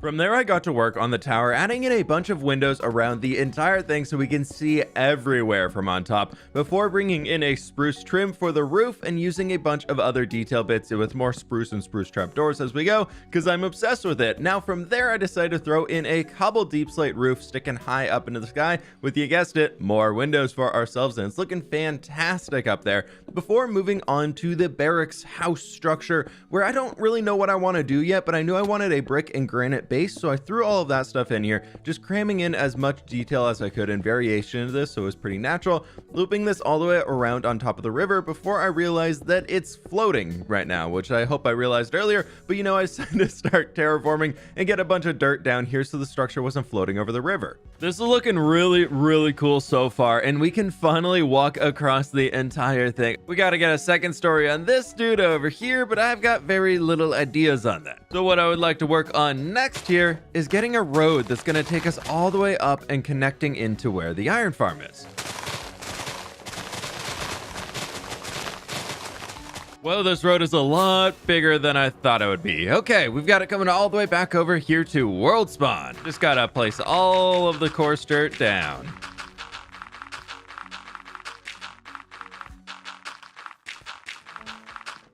There we go. The entire road is now placed down. And the best part is, this means I can plant even more fields. But for now, I think it's back to tackling the rest of this build. From here, I decided to redo the first tower. The cobblestone wasn't doing it for me, so I took the time to change it out for diorite with some calcite and some andesite as the base, and I'm really happy with the result of this one so far. You can see here just how different that structure is, and it's looking so much better. Now for the house itself, I decided to go with spruce and oak, very original for me, for the second story over here, focusing on bringing this in to be in line with the other village buildings we've made so far, so it actually makes this area feel like it's a part of it, even though it's pretty far away. So the oak planks on the bottom with the stripped oak logs on top, and just piling this up on every single one of these sides over here. I'm really happy with how this one has turned out, as all of the walls are coming in together. I did take a tip from BOO on this one. I saw him do it on his latest video and thought it was super cool of using the trapdoors with some signs on them,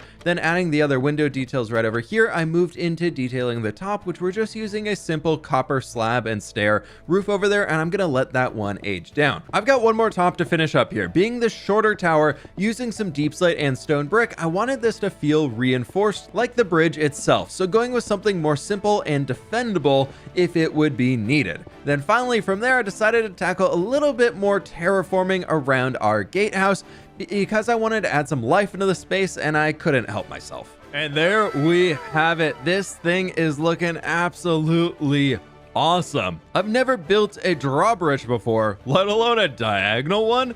I'm so happy with how this has turned out. I need to clean up the sugar box messes, and we got to get moving on as we've got one more variant project for today's episode. I have achieved unlimited gas tiers and gunpowder, but my goal today is to create firework rockets. We're halfway there. The other element I need is paper, and for that, we need sugarcane. Now, I want to bury this underground so it's not super in our face, but my pickaxe is almost broken, so I got to trade with the villagers a little bit here first. Much better. For the sugarcane farm, I think we just bury it in the side of the mountain right down here, giving ourselves a lot of space to expand later once we need it. It's at the point over here where I probably should have just brought a beacon with me. Let's get to building this farm. First off, crafting up a load of blocks. So we got our observer, we got our pistons, we got our dirt to put the sugarcane on top of, and glass to house it all in with, of course, some water. We've got our dirt, we've got our beehives, and we've got a nice start. Awesome, one section done, just 3 more to go.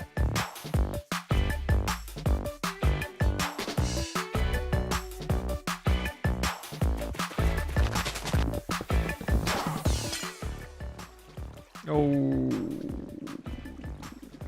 yeah, I'll fix that later.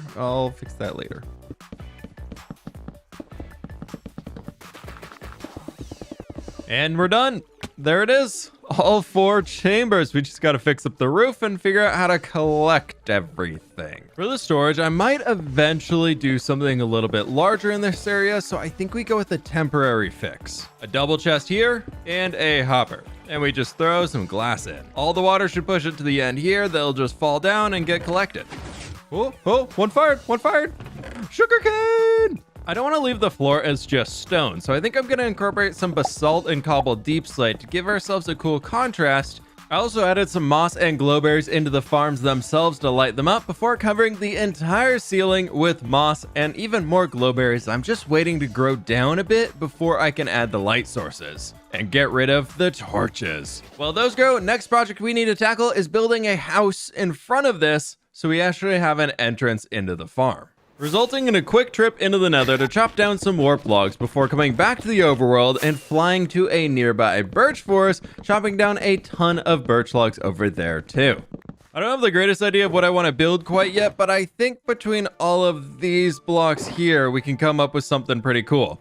I decided to use andesite and stone for the base of this building with a very large archway for easy access down into the sugarcane farm itself. Just using some spruce trapdoors and the works, throwing it all together here before moving on to the second story with spruce and birch for the walls. I built one wall a little too flat though, so after I got a lot of the details in, I decided to spend some time after I figured it all out, tearing it down and moving it out a block, and I'm really happy I took the time to do that because I love the end result so much more. Before I dove back in to add a few extra bits to the roof trim and some final details before deciding on a new major addition to this project over here, I decided that I should add a large tower sticking out of the back of the building. Cobblestone for the base with stone brick on the corners before moving into some spruce as well as oak wood for the top, because I wanted to just make this thing stand out a little bit more. But the main purpose of this one here is what we're going to be throwing on the top roof of this. I want to bring in an entire copper roof for this building here in just a moment after we get the spruce trim on, because I really want to, on the main house itself, use warped wood for the roof. And I figured once we let this copper age all the way down, it'll blend in very, very well with our warped wood we have down here, so this won't be so out of place, and it'll make it work with everything else over here. This is a very weird roof shape in itself, but I'm really loving the end result of this one. All right, the house and apparently tower are done now, but it doesn't really scream sugarcane farm to me. So we've got a little bit more I think we can do, and the inside, it's a little rough. Now, the basis of this plan is put water in places and put sugarcane in front of it. Now, the moss carpets are great because we can do a warp slab right there, cover it with that, and then we can do some more sugarcane out here in front. There we go. This is feeling much more like a sugarcane farm now, my friends. Oh, I am so happy with how this thing has turned out. My goal has been to create an insane world full of awesome builds. Today, I want to push this even further. Going back to my roots as a Minecraft builder, some of the most popular videos on my YouTube channel are about planning big builds. Today, I want to build a town, going through the entire process starting from nothing and creating something awesome. Before we start, be sure to subscribe as it helps me out a ton with letting YouTube know you like my videos. My goal is to hit 1 million subscribers this year, but let's get rocking. With big projects like these, I don't like going in blind. Bordering on the river, I'm including some docks for fishing boats and 2 larger docking locations for trade ships in the future.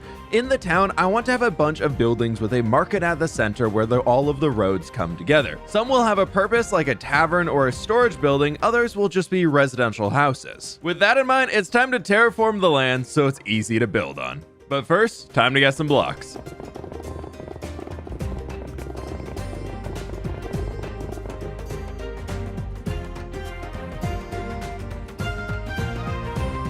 Stone acquired, and next I flew over to the snowy plains biome to gather a load of dirt. Placing the shulkers down, and it's time to grind.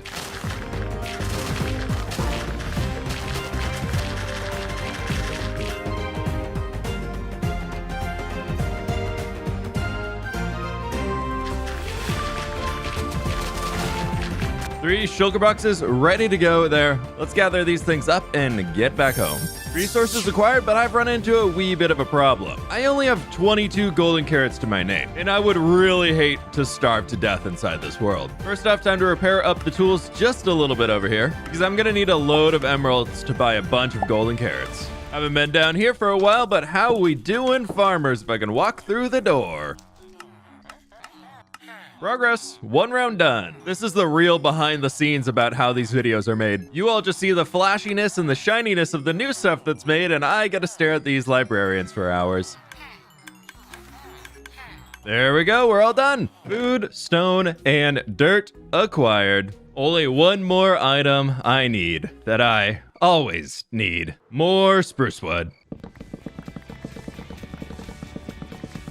All right, that should hopefully do it. I probably shouldn't leave it on the ground. But it is finally time to terraform and build up the docks. Let's go. Starting off, I need to clear a large amount of land along the river's edge in order to build up a bulwark to attach our docks to. And I should have definitely done this earlier as I filled up another shulker box full of stone. Time to place it all back down.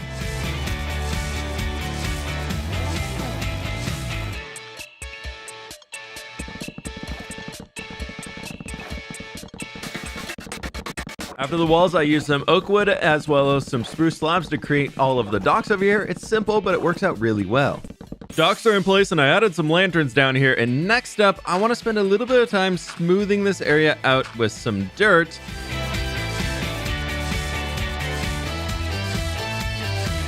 Needing a way to walk up, I then added 2 staircases to get from the docks up to the ground level. We've got a little bit more shape to this build now, especially with our staircases in. Since my items are just sitting out here in the open, I think first and foremost, I want to build a storage room for the docks. And right down here should be the perfect spot. Do a 5-wide door in there, we'll do another 5-wide here, and then we can bring ourselves back and do a 3 and a 3. Yeah. First off, it's time to build up the archways for the front of our storage building. I wanted to use a bunch of spruce wood over here so it can contrast against the warmer tones I'm using with the granite, brick, and terracotta that's going to be added onto the rest of this. I did have to dig away the terrain a bunch back here to make it leveled out so we can actually have a flat place for the storage room before bringing in a small second floor area almost as a way to look out over the harbor and everything like that with this dark oak section in here. Then I got to adding on the roof using spruce blocks as a trim right over here and kind of inverting everything else that I've been doing of where we're going to be having the deep slate inside of the middle of this one. Using a copper bit for the roof on the back taller structure over there so we get some views out in the front, and then also adding in that deep slate right here throughout the main structure itself with a bunch of windows so we can get a lot of good airflow. This is already so much more space than I had inside of my starter house, and I am loving it. We'll have to fill it out some more here soon. Next, I wanted to spend a bit of time working on this because it's not my favorite right now. So I think if we were to clear out some spaces like this and just bring in some tough block back here, it'll help to normalize things. Yeah, let's do that going all the way down. There we go. That is looking a million times better. I'm really happy I spent the time doing that. I've got all the shulker boxes moved over here now as well. And the next thing I'm wanting to do is bring in the beacon back home. But first, because I'm dumb, I didn't dig a pathway to get to it already. So I have to find the beacon down here. Oh, we got the buff. There's hope. Ooh, diamonds. Nice. Ah, there we go. Perfect. Hello, beacon. For this, I'm just going to take the beacon itself and leave the iron. Grabbing some more iron from the iron farm over here. Thankfully, we've got plenty. Now, the reason I needed the beacon is I have a load more terraforming I need to do out here. Like cleaning up underneath the dock so that it doesn't look so flat down here. Mining underwater is so great and so terrible at the exact same time. I gotta figure out how to pick up all these blocks. Oh, that's my head. The reason for lowering all of this is I just want to be able to come down here and bone meal the base a bunch and get a lot of seagrass. All right, there we go. That is much better. I'm trying to focus on the town today, so leaving this a little bit more bare bones I think is okay. Next up, my friends, we've got to terraform this hill. It's buildable, but I want to get a better slope working up here, tearing away the landscape and bringing down the entire hill by more than 3 blocks in some spaces. And the best terraforming tip I can give you all while I'm working through all of this is to create some guidelines, almost as if you're creating a spiderweb shape of what your final goal is going to be, and then you just fill in the lines in between those. And it works out so great and saves a bunch of headache down the road. Sorted out the end over here so we at least have an idea moving forwards. So this was the old, and this is the new, but I've got to load more land to tear away and dirt to keep placing down. So I got back to work and I've spent over 2 hours placing dirt alone on this project.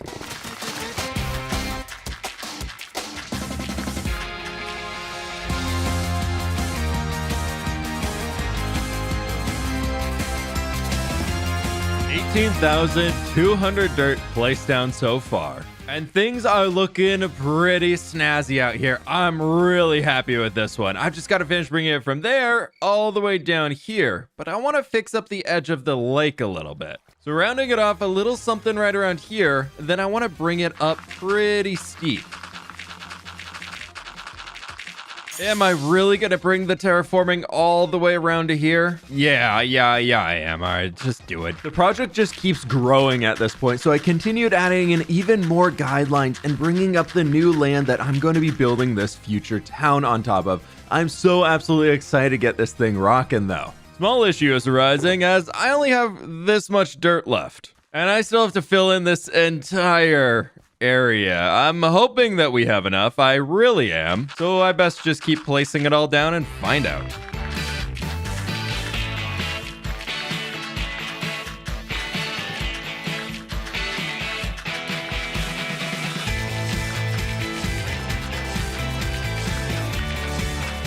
We've made some amazing progress. This entire side is done, and unfortunately, the section I still have to do is right where the town goes. So back to the dirt farm. I'm gonna try for 3 more shulker boxes, but I don't think the shovel durability can do it.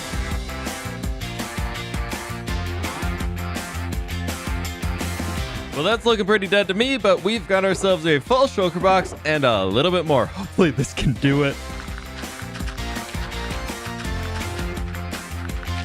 I think I've got enough. I think I've got enough dirt over here. All I've got left to do is this section. Oh, and we got that much. Oh, we can do it. We can finally get this terraforming done. Very much a love-hate relationship with the double dirt method right now. It looks so good, but it's so much pain. So much pain.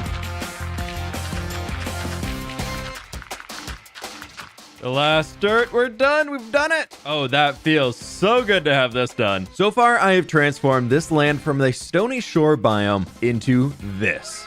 A great area to start building our town. And now I can start playing the game. In a minute, as I keep hearing zombies groaning underneath the landscape. So I gotta go light it up. Oh, there's a lot of them.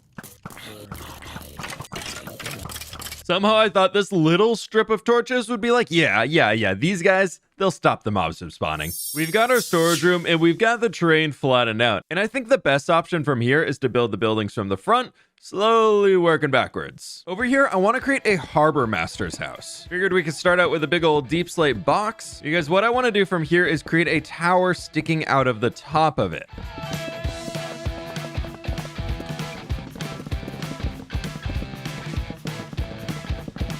All right, we're getting some good things going over here. We can start detailing a little bit, but I think most of the detailing, I want to save until all of the buildings are in. For now, I just want more glow lichen. And I would like this to feel a bit more like a house. So I was thinking it could be fun to come over here and make it look like the harbor master's almost hanging over the harbor. Or maybe there's just a bit of like a balcony hanging out here so it doesn't look too heavy. And then the actual house starts right back in here. I started stacking up a bunch of oak wood around here, as well as using some spruce inside of the build, because I want this one to blend in and make it easy to build off of for the overall style. I think that's a pretty good addition for now to the harbor master's house. We've just got to figure out everything else. Next up, I want to include a sailmaker's workshop. So some big storage entry doorways, but these are probably going to need to be a must. It's a good start for the base layer over here, but I want to make it look a little bit more industrial. For that, I think we can just go with a very large boxy structure, and we just incorporate a bunch of stripped dark oak logs. Then from here, I think we just fill in the copper and allow it to age down over the next 15 episodes. Take 1 is done, and it's looking pretty good. We got a lot of detail work to do on here, but it's a good start. Now for the actual workshop, I thought it could be fun to bring ourselves back here a little ways and give the sailmaker a little bit of like an outdoor working area. Nice, this will be perfect. We can start building some stuff out here now. I've been working back here a little bit and I am starting to like it. I do have an idea though. I want to extend an awning from the building up there out to here. This is honestly one of my favorite things to be doing here. We take the smooth quartz, just send it directly up like this, and then we just do a little stripey pattern. There we go. We got the workstation finished up for our sailmaker for now. Next up, I'm not super happy that this area is so wide open. Breaking away from the original plan is totally okay for projects like these, and we've got a new addition here in the front with this house, and I'm really happy I added it in. Continuing on with changes for today's town project here, I've moved the market from being a circular thing to being this blob. Another step I want to do here is squeeze in the buildings a little bit more than I originally had intended. Things have changed a little bit from the original plan as mentioned, but I think something like this will do great for us here today. Okay, except maybe one little tiny guy right over here. One more little tiny guy. I think what's gonna help the most next is fixing up the road, but unfortunately, all of this turned back to grass. So I need to change it all out for coarse dirt and maybe adding in a little bit of rooted dirt too. You know all that dirt that I spent more than 4 hours placing down earlier in today's episode? Guess who just pour all of it back up to cover it all down with coarse dirt? Oh, we're being very, very efficient with our time today, but it is looking so much better in here now.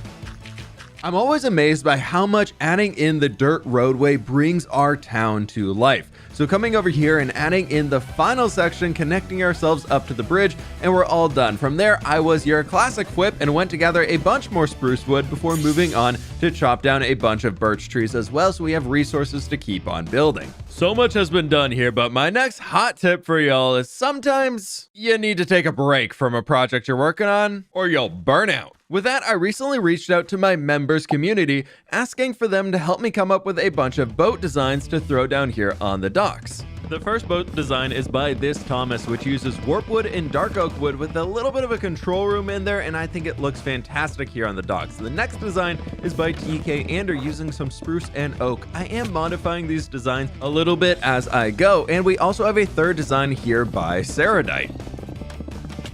There we go, one more is completed. I love the variety we're getting out of all of these. We've currently got 3 boats sitting at the dock here, and I think what would be cool is instead of having all of them just sitting, what if one's out in the river actually fishing? I think right here should work out pretty great. This one here is designed by SGT Blocky, who you might remember from designing the Copper Express in Season 2. The fourth boat design over here is by Blobbin, utilizing a bunch of spruce wood as well as gray banners for it. I've got 2 boat slots left. I'll tell you what, send me some designs over on Twitter. I'll pick out 2 of them and throw them here inside the world. But for now, it's time to get back to the main project at hand, building our village. Setting off on the biggest stint of building in this episode, spending over 4 hours designing and implementing these new builds, we now have the village stables and a massive interconnected mess of structures to complete the inn and tavern as the centerpiece for our town.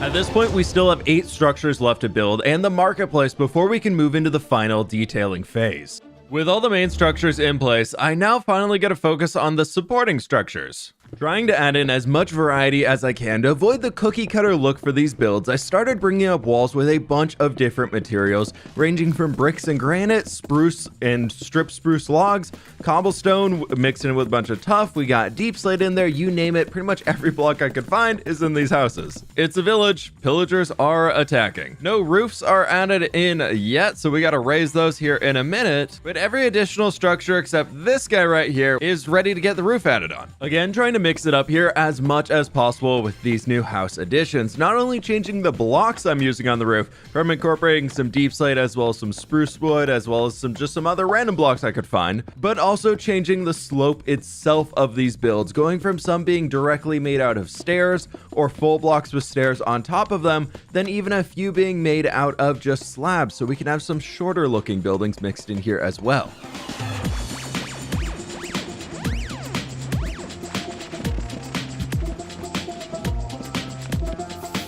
The town is really starting to come together now with all of the buildings in place, and I love adding in all of these chimneys. They look so good with the little smoke going. Next up, we need to start adding the personality to this place, as well as a little bit of lighting to keep it safe. We're now officially in the final detailing phase, which means I gotta start having a lot of fun adding in ladders, adding in glowberries, and adding everything else that brings this environment to life.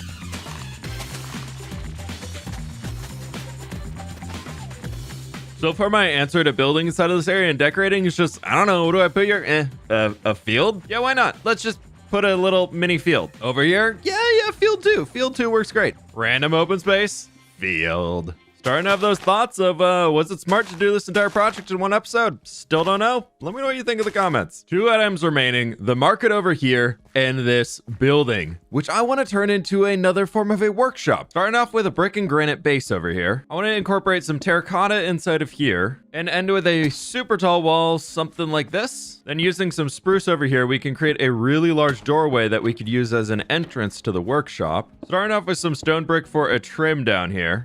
And working them up the side a bit, we have another pillager patrol. What? There's so many here. If I don't look at him, he will go away. Right now, this just feels like generic medieval building with a big door. With a small workshop outside where they're maybe building a wagon, it helps bring the vibe in. But in reality, what I would like to work on next is making a few like carts and wagons throughout our village so that it looks like people are actually moving around in here. I make this design right here pretty often, but I love it. so it's gonna do great. Another little guy right over here, where something like this right here can work out pretty well. More hand carts near the storage area are probably smart to have. And one more big guy right over here, which I want to make it look like it's carrying a bunch of logs, and quickly wrapping it with a few more signs. This is the level you want to get to when you want to take your build from bland and empty, but we should probably finish up the market before we do anything else crazy. Taking the base design we have and turning it into 4 uniquely shaped market stalls over here, so I also have a space to add in a tree in the future to bring more focus. We've got the shell of the market stalls ready to go, but the thing that we really need is back over at the sheep farm, where I want to use a lot of, let's grab some cyan, some white, do some orange, light gray for sure, maybe some gray as well. But what we can do is grab white, cyan, do that on the sides, then we just bring it consistent across the top. In the middle one, also a quick tip here, add some carpet, and then also along the edges too. Most importantly, from far away, this really looks great now. Next step, trees.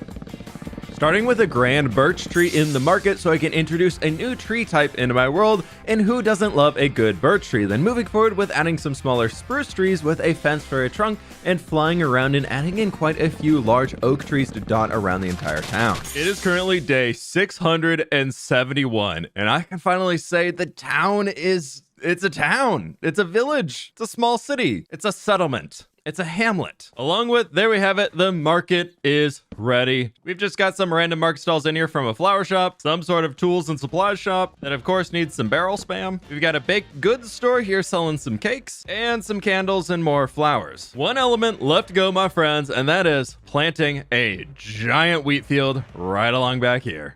Even though I've been working on this video for over 10 days IRL, I haven't forgotten about adding in the custom field within this kingdom to watch this place grow even further. This wheat field is going to work great as a barrier around the town to help it feel more completed instead of just randomly ending off at some point.